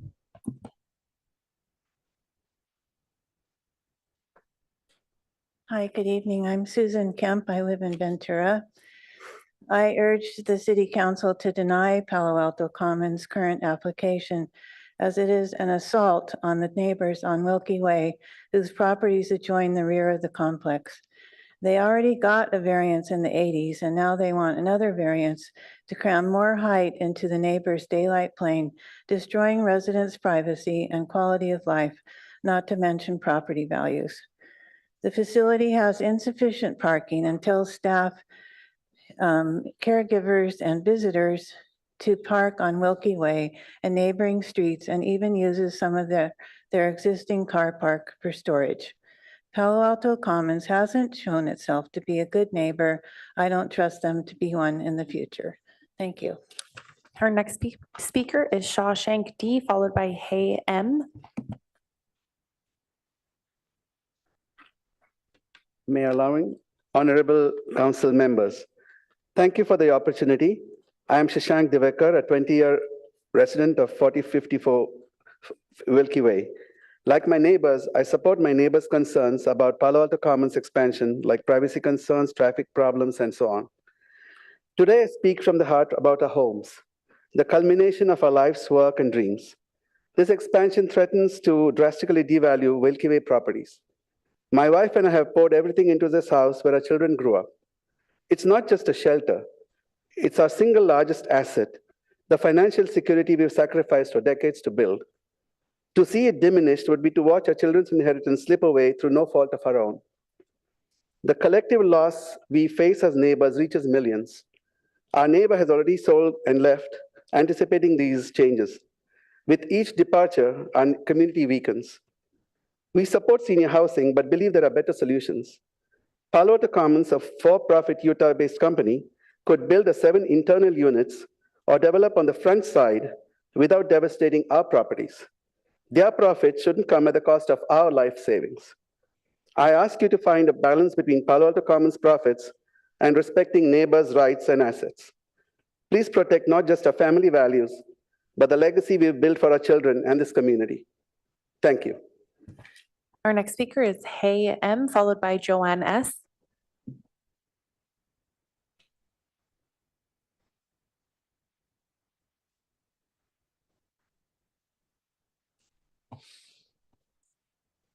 Excuse me if I'm pronouncing it wrong or can't read the spelling, but last name is Mona.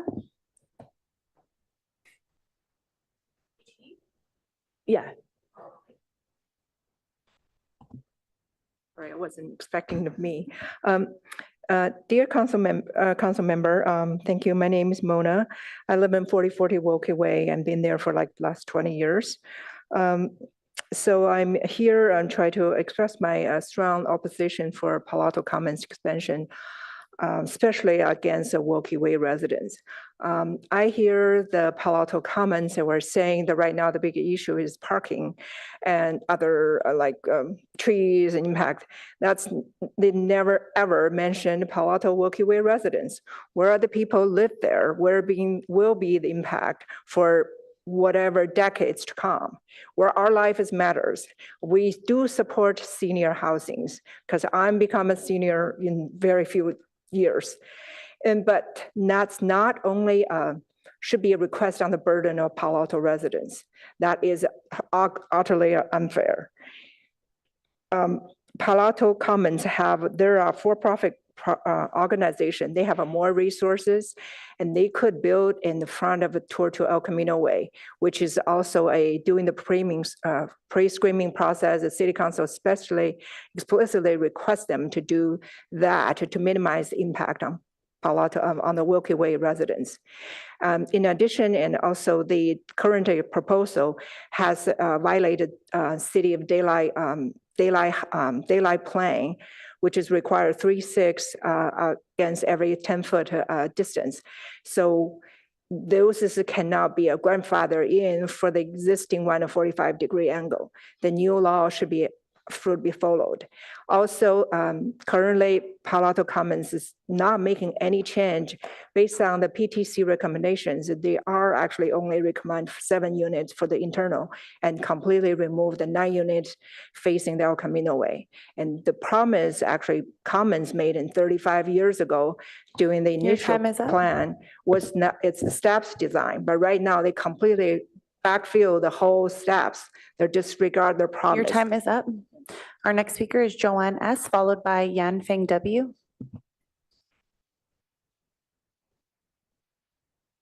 Dear council members, good evening. My name is Joanne So. I'm a resident of Palo Alto and a friend of Grace who purchased a home in Wilkie Way in early last year.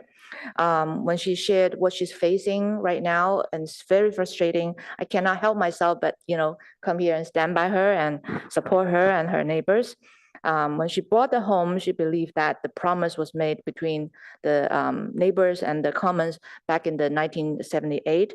The agreement was very clear, and there was a reason the agreement was brought and respect the neighborhoods. It give the privacy and preserve the daylight plane, but her faith was now broken because the agreement was being ignored. The commons expansion plan went beyond and approached the neighbor's privacy and impacting her daylight, sunlight in her backyard, which is, the commons' own interest is paying by the neighbor's cost. So the development was, so it feels like, they overlook their privacy and also the property's value. So it kind of damaged the peaceful environment between and among the neighborhoods.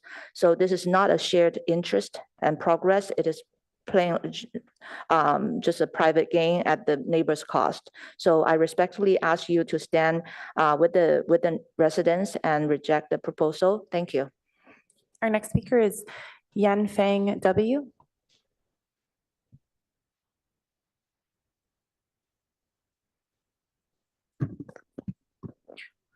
Yeah, so he's on Zoom, maybe, no, yeah.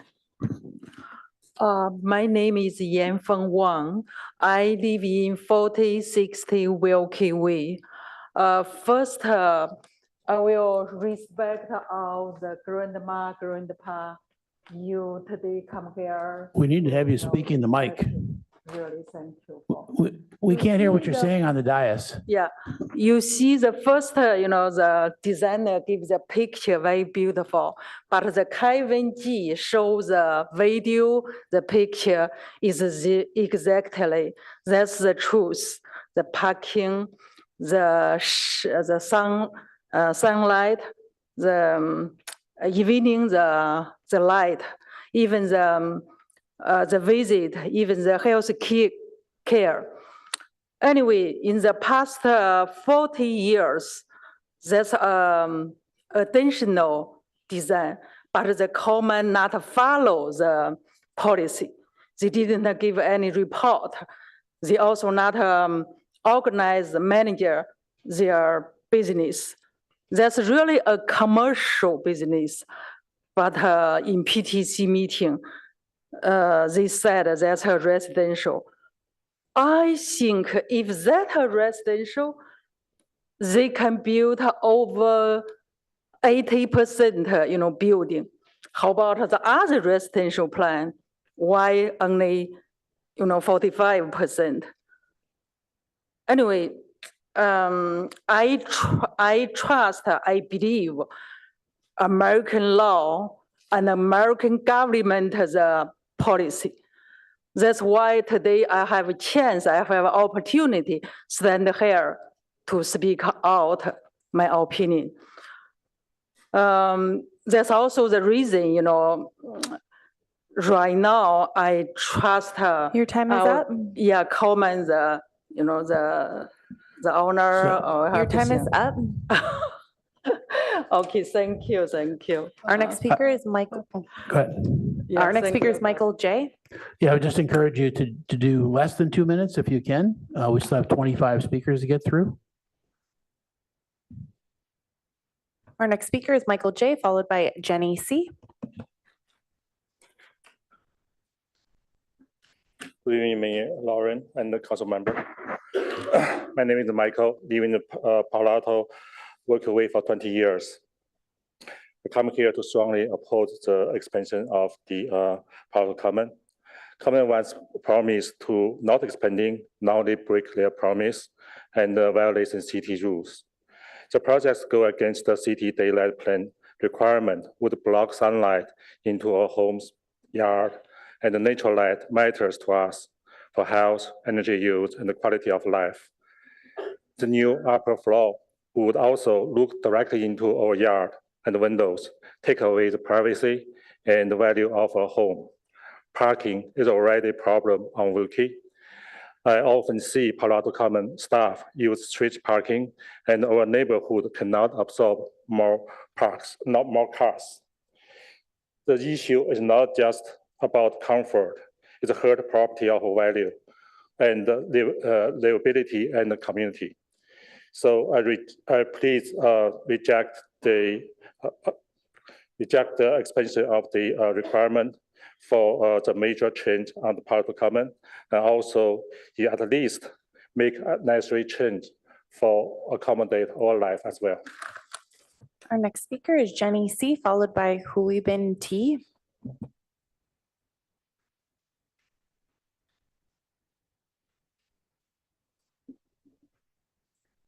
Good evening. My name is Jenny Chen, and I live on Wilkie Way. I'm here tonight to strongly oppose the proposed expansion of this project. When we moved in years ago, our real estate agent told us that Palo Alto Common would not be adding more units along our back fence. They had promised not to. Yet, here we are again with another proposal to expand. At the previous city council meeting, many of you expressed concerns about the impact on Wilkie Way residents. Yet, the developers have chosen to disregard the feedback and proceed with a plan that places even more burden on our neighborhood.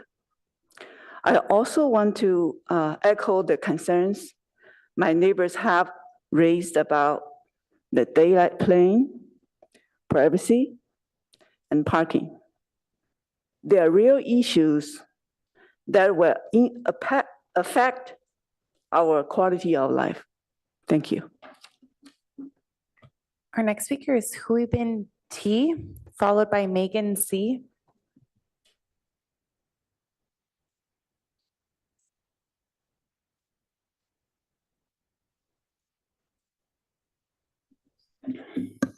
Just a second.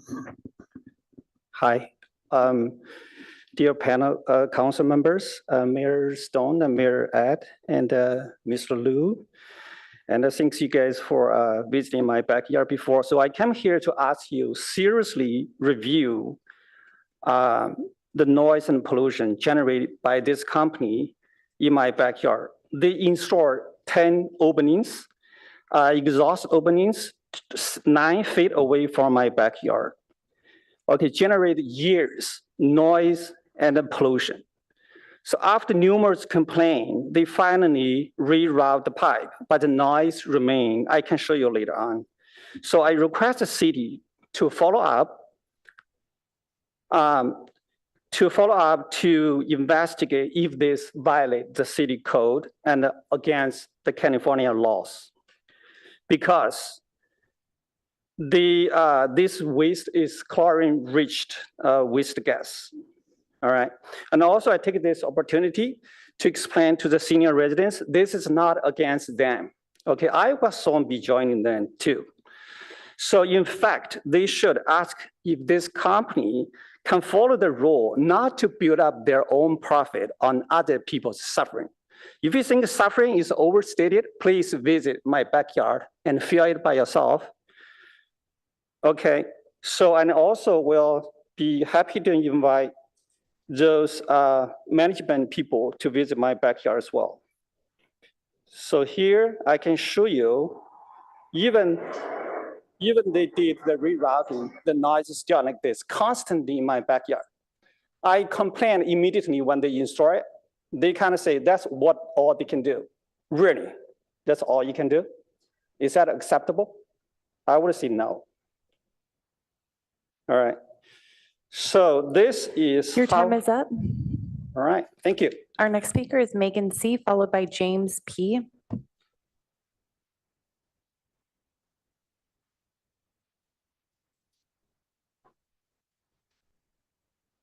Hello, I'd like to read a letter on behalf of someone who would prefer to be anonymous.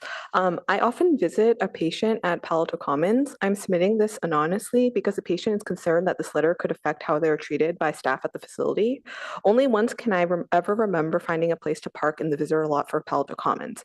Sometimes a van belonging to the Palo Alto Commons is parked in one or more of these spaces. Another visitor space is reserved for future residents and thus not intended for those visiting current patients.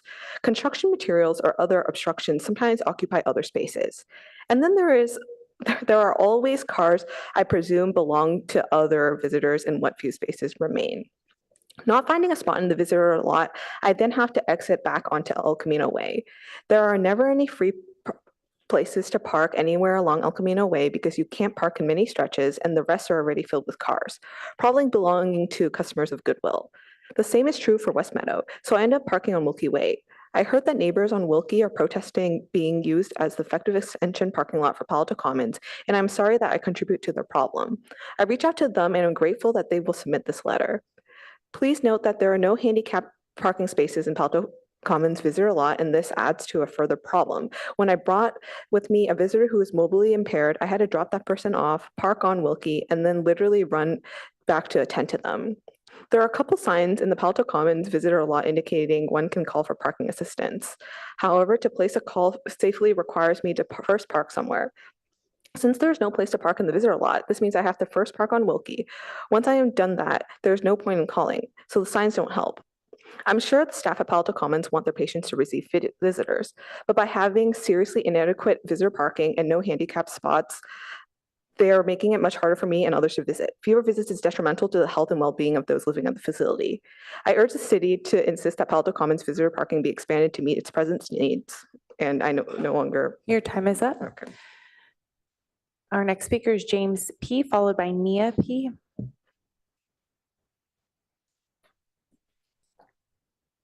Hi, I've lived at 4080 Wilkie Way in back of Palo Alto Commons since 2003.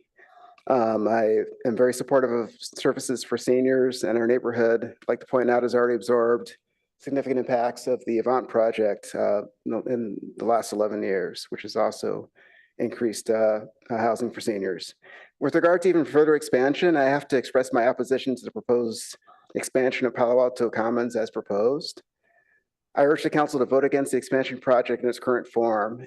If the project were amended along the lines of the PTC recommendation of focusing on the 7 interior units, I would be much more supportive. The current Palo Alto Commons configuration pre-expansion is already quite massive, resulting in significant shading, cooling, and loss of privacy in most backyards along Wilkie. I'd like to extend a thank you for several city council members who visited backyards in Wilkie to see the impacts, potential impacts of the expansion for themselves. We're okay with the current configuration because when we bought the house, we kind of knew what we're getting into and thought that was a stable proposition. I now fear the proposed expansion with this abandonment of step back design could result in a large loss of value, privacy, light, home utility. And this is really hard to quantify, but just view of the sky. It's not a shadow thing. It's not a shade thing. It's just feeling incredibly claustrophobic when they put up the flags on the side, and I looked and realized we'd lose another 15 or 20% of what's remaining of our the daylight that we can actually see. We're in the backyard. So I have significant concerns about the current proposal. Daylight plane's been covered. Interior expansion or additional units over the front of the building preserves step back design, lowers massing effects, and increases and reduces privacy impacts of the project. So I urge the council to vote no on the project unless modifications can be made to lessen the community impact of the project. Thanks. Our next speaker is Nia P., followed by Aaron S.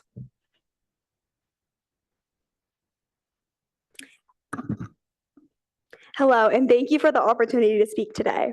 My name is Nia Porter, and I'm a senior at Gunn High School. I've lived on Wilkie Way my entire life for the past 18 years, and I don't support the expansion as proposed. As my neighbors have already said, even before the additional units, Wilkie Way and El Camino Way are already very congested with both traffic and parking. I've been biking to school every single day for the past 7 years, and that corner from West Meadow and El Camino Way is already a safety hazard because there's just so many cars. Not only that, but anytime my friends come over, they literally have to drive around the entire block just to park somewhere because there's just no parking. And I did see the pictures in the developers' presentations, but personally, I would say that significantly differs from what I've experienced living there. All this is not to say that I don't support senior housing. I actually think it's a great thing. I would just prefer for the additional units to be on the interior or the front instead of the back. I understand that the developer's cost for these buildings in the front may be higher, but that difference in cost falls onto us as Wilkie Way residents. And thank you to the city council members and Mayor Lowing for coming to visit the Wilkie Way backyards. As you guys have seen, even now without the additional units, there's an invasion of privacy. We have a clear view of the residents, and the residents have an even clearer view of us just being higher up. And these buildings block not only the sun, but also just the sky. We're already impacted, but additional units to the back would further diminish the utility of our own backyards. It's also worth mentioning that these units are $200,000 to $300,000 per year to live in. That's a very high price, well above what most households make in a single year. That being said, these additional units would only benefit a very specific group of seniors. Thank you for your time and consideration. Our next speaker is Aaron S., followed by J. Pem Nami.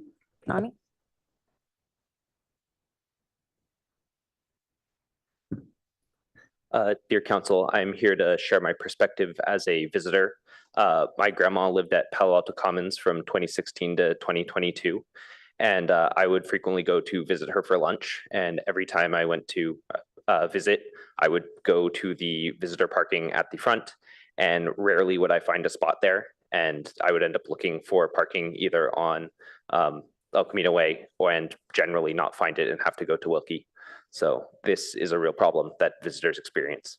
Thank you. Our next speaker is Jay Pamnani, followed by, oh, got it. Hello, my name is Jagdish. I live on Milky Way. I'm a 2-minute walk from Palo Alto Commons, and I support senior housing. I support the expansion to the extent that if it was built in the front, given that the residents pay up to 200 to 300K, I'm sure they can afford it. But most importantly, the pictures that were shown of empty streets is not the case. I've been living there for 16 years, and it depends. Sometimes the streets are completely full. Me and my wife have to walk 2 blocks to park. The Palo Alto Commons bus tends to be there quite a lot. And so I implore you to basically change the focus, have them build in the front, and more importantly, or just as importantly, build more parking space. That new development just opposite West Meadow has this massive underground parking space that was added as part of the development. We need something similar here as well. Thank you for your time. Our next speaker is Janie C., followed by Mona H.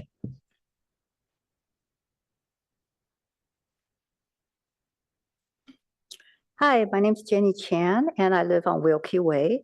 I come here to support the decision PTC made in December, and that is to build the units in the front, but not against the Wilkie Way backyards. And I urge the council to make the same decision tonight.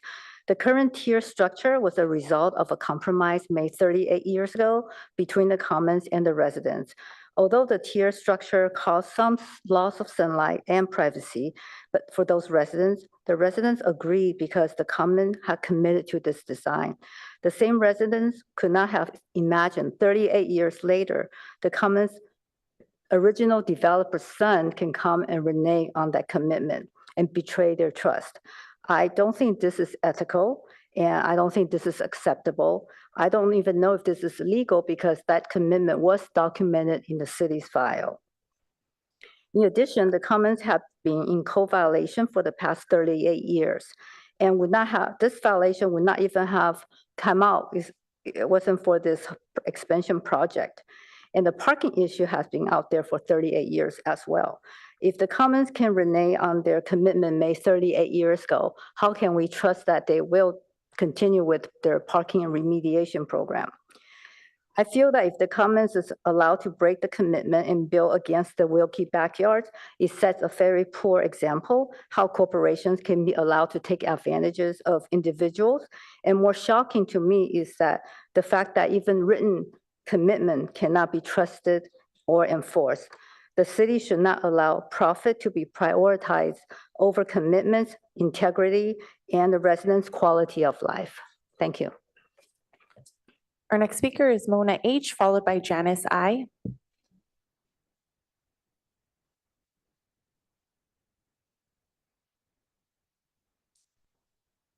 Our next speaker is Janice I., followed by Tom H.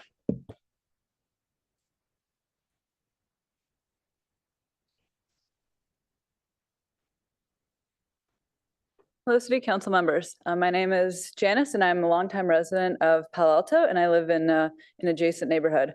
I'm in support of senior housing in our community, and I think that's a very needed thing. However, I am against Palo Alto Commons and the broader organization that they represent and support. I think that they've had many years to try to abide by their PC rules. However, they failed to do so and are not negotiating in good faith. Again, I'd like to reiterate that I am in support of senior housing. However, there are many other options and avenues that they could go in further developing and supporting their communities that they're not pursuing. Thank you. Our next speaker is Tom H., followed by James C. Good evening, Council. My name is Tom Harris. I'm the pastor at First Presbyterian Palo Alto, and I live in Palo Verde. I'm here to support the Commons. And one of my jobs is to introduce the silver tsunami behind me. Could you all raise your hand if you're here in support of the Commons? Okay. Wow, I'm learning a lot about the Palo Alto process tonight. All of the requirements, all of the committees, all of the commissions, setbacks, light angles. And what I'm noticing is that it sounds like the Commons has abided by these according to the city. And it sounds like there's a really sour relationship between the neighbors and the Commons. And it sounds like the Commons needs to do a much better job of listening and working with the neighborhood. But in the end, this is classic not in my backyard conversation. This is classic. We support senior housing. We support, improvements in our overall community. We want the community to get better. We want Palo Alto to be better for senior residents, but not in my backyard. And it's hard because I wouldn't want it in my backyard either. So I don't know how you make this decision. I don't envy you the decision, but it does appear to me that the Commons has followed the Palo Alto process, and it's hard enough to get anything done around here as it is. So it seems like you should support it. Thank you. Our next speaker is James C., followed by Natalie C. Thank you for letting us speak up here. I live on Wilkie Way, and I just have to say that this is a shocking example of the disconnect between our lived experience and how we're so clearly dismissed by Palo Alto Commons, and I guess the Christian church, and our lived experience is totally different here. And I just have to say that I'm sort of shocked that the sort of like these sort of little temporary parking announcements that they're making, that they could clearly rescind in like 5 minutes after they built the property, are being used as the way to justify their parking decision. And so, I mean, I am very much in favor of senior housing, and I find it shocking for people to accuse us of being like NIMBYs, and yet they're unwilling to make even small binding concessions that we could actually trust, because they've been unwilling and untrustworthy for decades. And so I just have to say that, I am in favor of some sort of compromise, but hearing this discussion and their presentation just really shocks me and makes me quite upset. But I appreciate your time and appreciate you listening to me. Our next speaker is Natalie C., followed by Ruth C.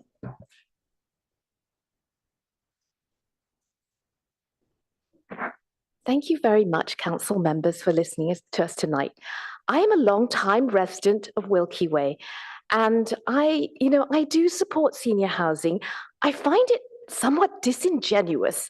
The Palo Alto Commons is accusing us of not supporting them. I do support them. I support them to the point that I would say that the current situation is very underparked. When I saw the photographs that they shared, I was quite surprised, because that is not my lived experience. My experience, and that of my friends and family who come to visit, is of driving around the block because we cannot park. And several times a month, my driveway is blocked because people go to Goodwill as well. It is a very heavily parked block. I do think it is disingenuous of the Commons to claim they will not add parking because their residents do not have cars. That may be true, but they also have visitors, they have therapists. I myself have spoken to several healthcare workers over the last few months who have told me very nicely, and I don't blame them. They said, I'm sorry, we have nowhere else to park, and we have been told to park in the neighborhood. So we are in a situation where we are already underparked, and they are proposing to add 16 units with no additional parking. Now, I said I do support senior housing, and I am willing to compromise. I'm willing to allow them 7 additional interior units. That's 7 units on top of not having any parking. That's already a burden on us. But that's a compromise I'm willing to offer because I support senior housing. On the other hand, what I'm not really happy to hear about is I've heard terms like valet parking is offered. The question I have is, where does the valet park? Do they valet into our neighborhood? Because that really doesn't help us very much. So thank you very much for listening. Our next speaker is Ruth C., followed by Andy R.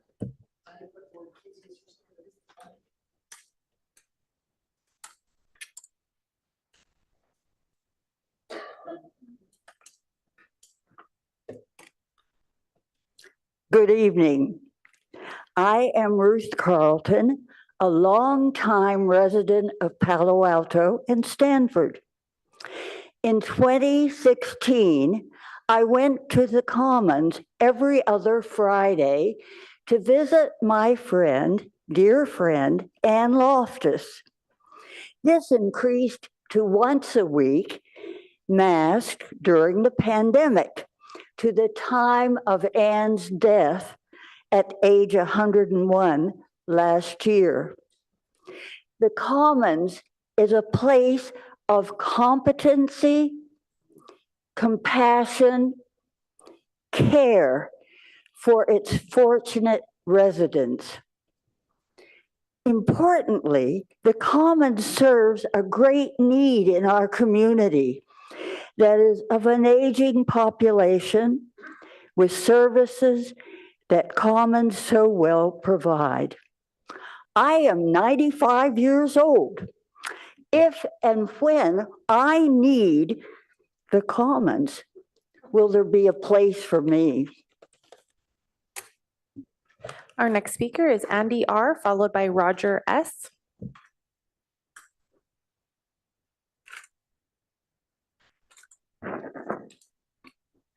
Good evening, Mayor Lowing, Vice Mayor Vinker, and council members. I'm Andy Reed, and I live in Old Palo Alto, not a direct neighbor of the project, but we share the plight. To reiterate, 9 of the 16 proposed units face backyards and windows of Wilkie Way neighbors who are rightfully incensed that the decreased daylight plane negates their previously hard-won agreements by infilling the very light and air and privacy rights that they thought they had been assured would be protected. Please note that these units do not reduce Palo Alto's housing needs as per our RENA obligations. This is an assisted living and memory care business. I supported a close relative in a similar place for 10 years until she passed away recently. And I can attest to how many employees, contractors, services, outside services, and deliveries come and go daily just to run the business, not to mention the guests and all the medical personnel who come to visit the residents. It's a very busy operation. Cars affiliated with the applicant often take up Wilkie Way parking. Palo Alto Commons has a history of non-compliance with their original TDM and their conditions of approval, as stated in the staff report. The new TDM in this application provides assurance that parking on adjacent streets will be discouraged going forward. I ask you, on what basis do we take this as a likely outcome? Avant Independent Senior Housing shares the same ownership and 2.5-acre site with Palo Alto Commons. Anyone can use either property's parking spaces. The catch is that only 15 of the total 89 parking spaces are ungated. You have to call the front desk to get into the other 4. Thank you very much. And for these reasons, I hope you strongly consider the PTC alternative. Thank you. Our next speaker is Roger S., followed by Becky S. My name's Roger Smith, and I moved here in 1964, and I joined the Palo Alto JCs. Bill Reller was the president. For the last 61 years, I've witnessed the Reller family making Palo Alto a better place with their time, effort, and money. If your parents got sick and you had to move them in a facility, you have 5 choices in Palo Alto. You have the V, Webster House, and Channing House. All of those you have to buy in, and there's a waiting list. There's only 2 where you could get your parents in right away. That is Sunset, which is owned by a public company, and the Commons, owned by a family here. 85% of the folks have a Palo Alto connection. That's really important. The other thing is that the bus line number 22 runs right by the place, and they have ability to bring in their workers and also visitors. I encourage you very much to approve this project, and keep in mind 35 years ago, the Reller family found a need and fill it. Thank you so much. Our next speaker is Becky S.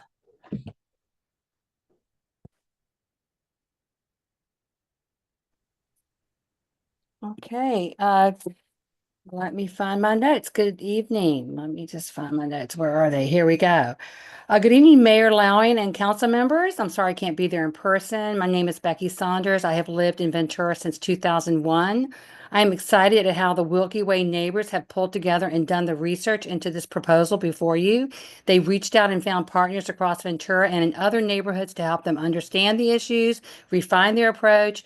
They've clarified and crystallized their position and have already laid before this body ample evidence for denying this flawed, unfair, code-smashing, promise-breaking proposal. Regarding their history of bad faith, the tradition continues. I think they told residents that they would reduce the units from 18 to 16, but actually they just converted those use cases to office, which only gave the appearance of compromise. Does that show that they are willing to go forward and change their tune? I don't think so.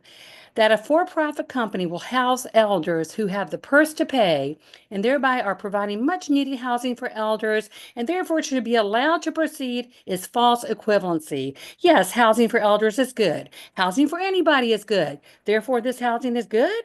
Please do not use flawed logic to burn up pages of the municipal code. Many of those neighbors that are still living there are now elderly and they were there when the compromise happened. Don't those elders and the newer, younger neighbors deserve your protection?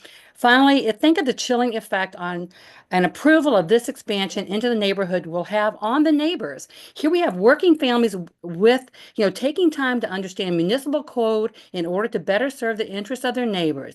Doesn't that sound like a healthy community? Isn't that fantastic? It will be a bitter blow if you take all their good faith and work and run it through the shredder by allowing another for-profit business to trump our community.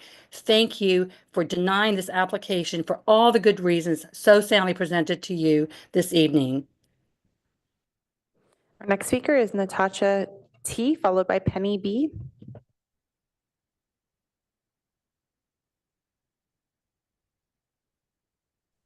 Good evening, everyone. Thank you so much for this opportunity.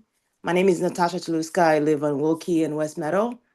And I want to make it clear that we support senior housing. I love seniors. My 2 toddlers and I, we have befriended a senior at the Commons, and we frequently visit her. So I want that to be clear. I support the 8 units, but the Commons is not being honest. The developer showed you pictures of empty parking lot. That is not accurate. I can attest to that. I have pictures and videos. Do you know how many times I come home, I can't find a parking? Or when I park in my driveway, I can't get out? Several times I had to take Uber to my destination because I did not want to tow somebody's car.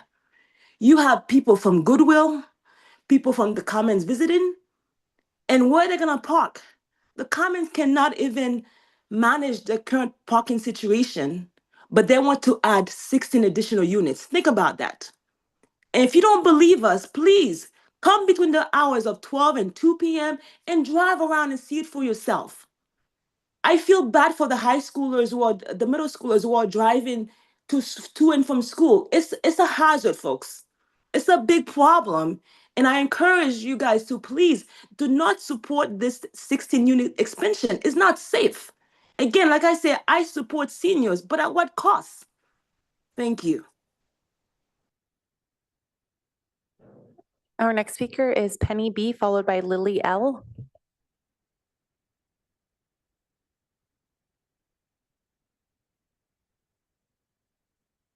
Penny, you should be able to unmute yourself and speak. Can you hear me? Yes. My name is Penny Brennan. I'm a resident of the Ventura neighborhood. I'm also professor at UCSF Institute for Health and Aging. I have expertise in long-term care environments and impacts environmental stressors on late middle-aged and older adults' physical and mental health outcomes. I urge you to vote no on the Palo Alto Commons expansion. The proposed project represents a dramatic further incursion into the backyards and homes of Wilkie Way residents by a for-profit business enterprise located outside of our community. Palo Alto Commons already towers over the backyards of individuals who live on Wilkie Way.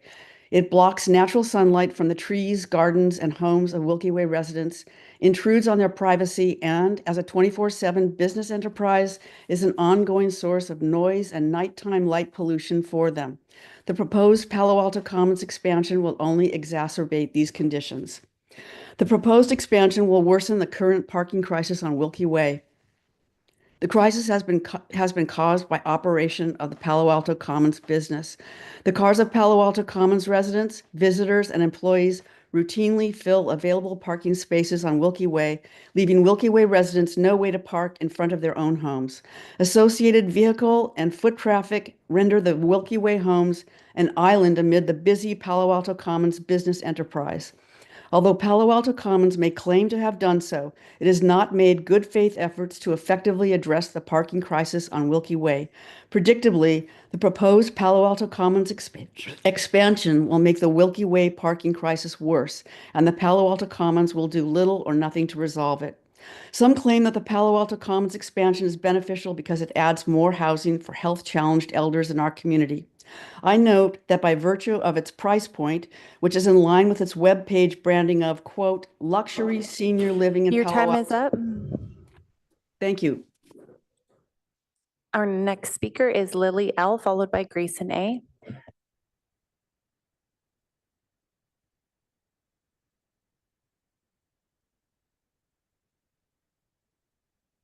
Lily L, you should be able to unmute yourself and speak.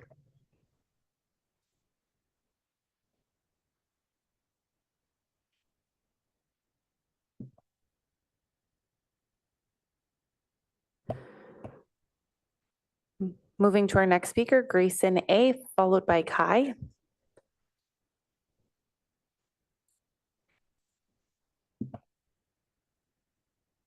Hello, can you hear me? Yes. Yes. Good evening, City Council members. Thank you for your time. I'm here before you to express my strong opposition to the proposed Palo Alto Commons expansion. This expansion directly violates an agreement that was made with the surrounding neighbors in 1987, and that agreement and the conditions of approval clearly outlined limitations and commitments that the Commons was supposed to honor. However, it's important to point out that over the past 40 years, the Commons has not followed through on these obligations, including those related to Palo Alto preference and annual reporting of the parking numbers. And this oversight has impacted the surrounding community and undermines trust in the commitments made at the time. The Commons should continue to be held accountable for the promises made, including ensuring that Palo Alto residents receive preference and that the annual parking report requirement is met as previously stipulated. It is the job of this City Council to uphold these promises, ensuring transparency and fairness to all of Palo Alto's residents. And I urge you to consider the long-term impact of this expansion on our community and to prioritize accountability. For these reasons, I firmly oppose the current expansion and ask that you reject this proposal. Thank you for your time. Our next speaker is Kai, followed by a phone caller ending in 169. Hi, my name is Kai Porter. I've lived at 4080 Wilkie Way since I was born for the last 19 years.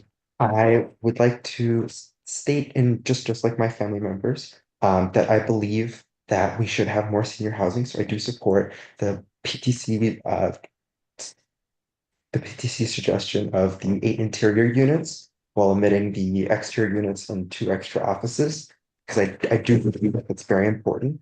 But the Palo Alto Commons has just shown bad faith throughout many of the processes, as all of our neighbors have shared.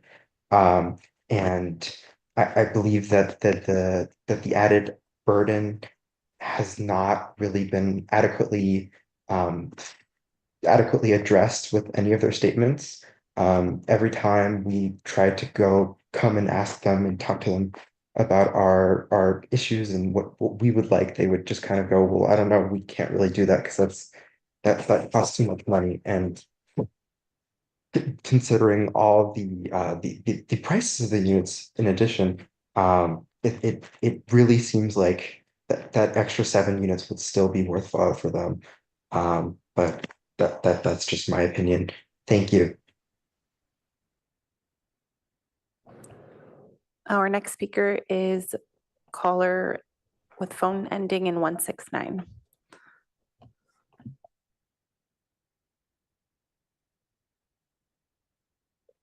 Hello, can you hear me? Yes. Yes, this is Terry Holzheimer. I'd just like to mention two very quick things. Adding units without parking is simply ridiculous. For more than 10 years, I used to visit my in-laws at a retirement community in Saratoga. And every time I went down there, parking was a major issue. Sometimes I had to park over a half mile away because there just wasn't enough visitor parking.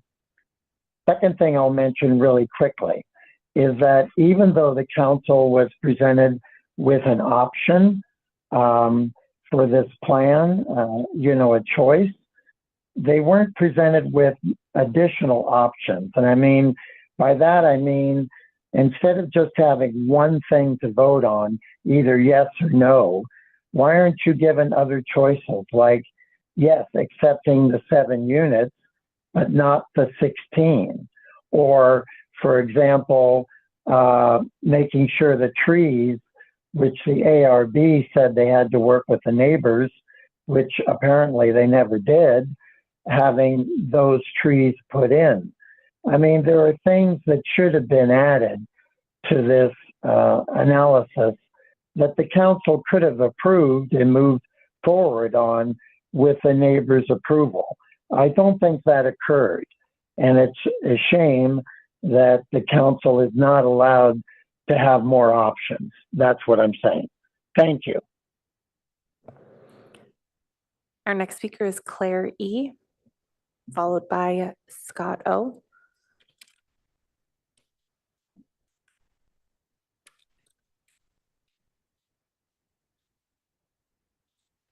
Moving to our next speaker, Scott O. Hi, thank you. I align with Tom and the Silver Tsunami. I support senior housing. No but. This isn't just about seniors. When they move into the commons, they leave vacancies behind, which are general housing opportunities. Opportunity for everyone. When we say goodbye to people as they move away, and they say it's due to housing costs or costs of living, as we all have, that is because we have not created enough such housing opportunities to keep costs under control over recent decades. How many goodbyes would this expansion prevent? Hard to say. Will these 16 units prevent your next goodbye, directly or indirectly? Unknowable. That's not the same thing as no. But since those identities are unknowable, you'll never hear them plead their case in this room. I think it's those diffuse, silent voices with the greatest stake, not folks who bought a block off El Camino, raging about the use of public street parking they don't own. Please approve the expansion. Thank you.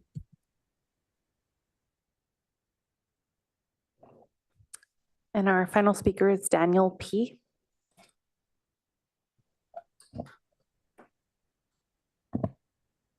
Hi, can everyone hear me?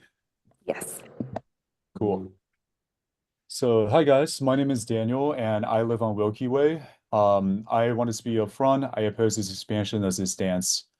Like many here, I believe in the importance of senior housing, but what we've been seeing from the Commons management doesn't reflect that same spirit of care, at least not towards the neighbors. At the last PTC meeting, they brought in a tall gentleman from New York who didn't come in to listen.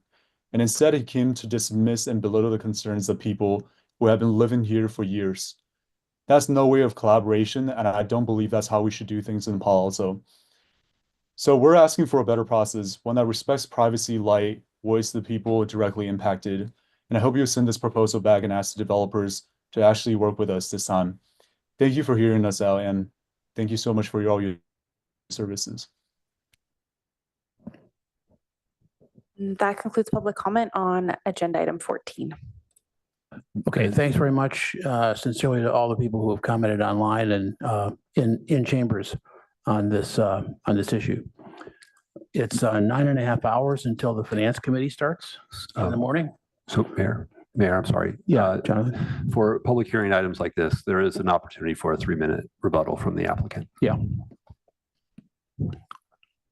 But what I'm warming up to here is I think this might be the place that we have to continue it after this rebuttal.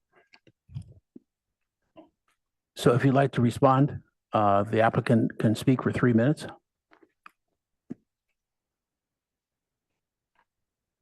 Pass. Yeah, it sounds like they're taking a pass. Yeah. Okay. So I'm going to suggest that we continue this as opposed to try to now ask staff questions and the developer questions and come to have a debate. That said, I think we could do it pretty quickly, add it on to another meeting, but we don't know what that meeting is right now. So I have to get back to you on that. So do we all concur on that? All right. Well, thanks very much, and we're adjourned.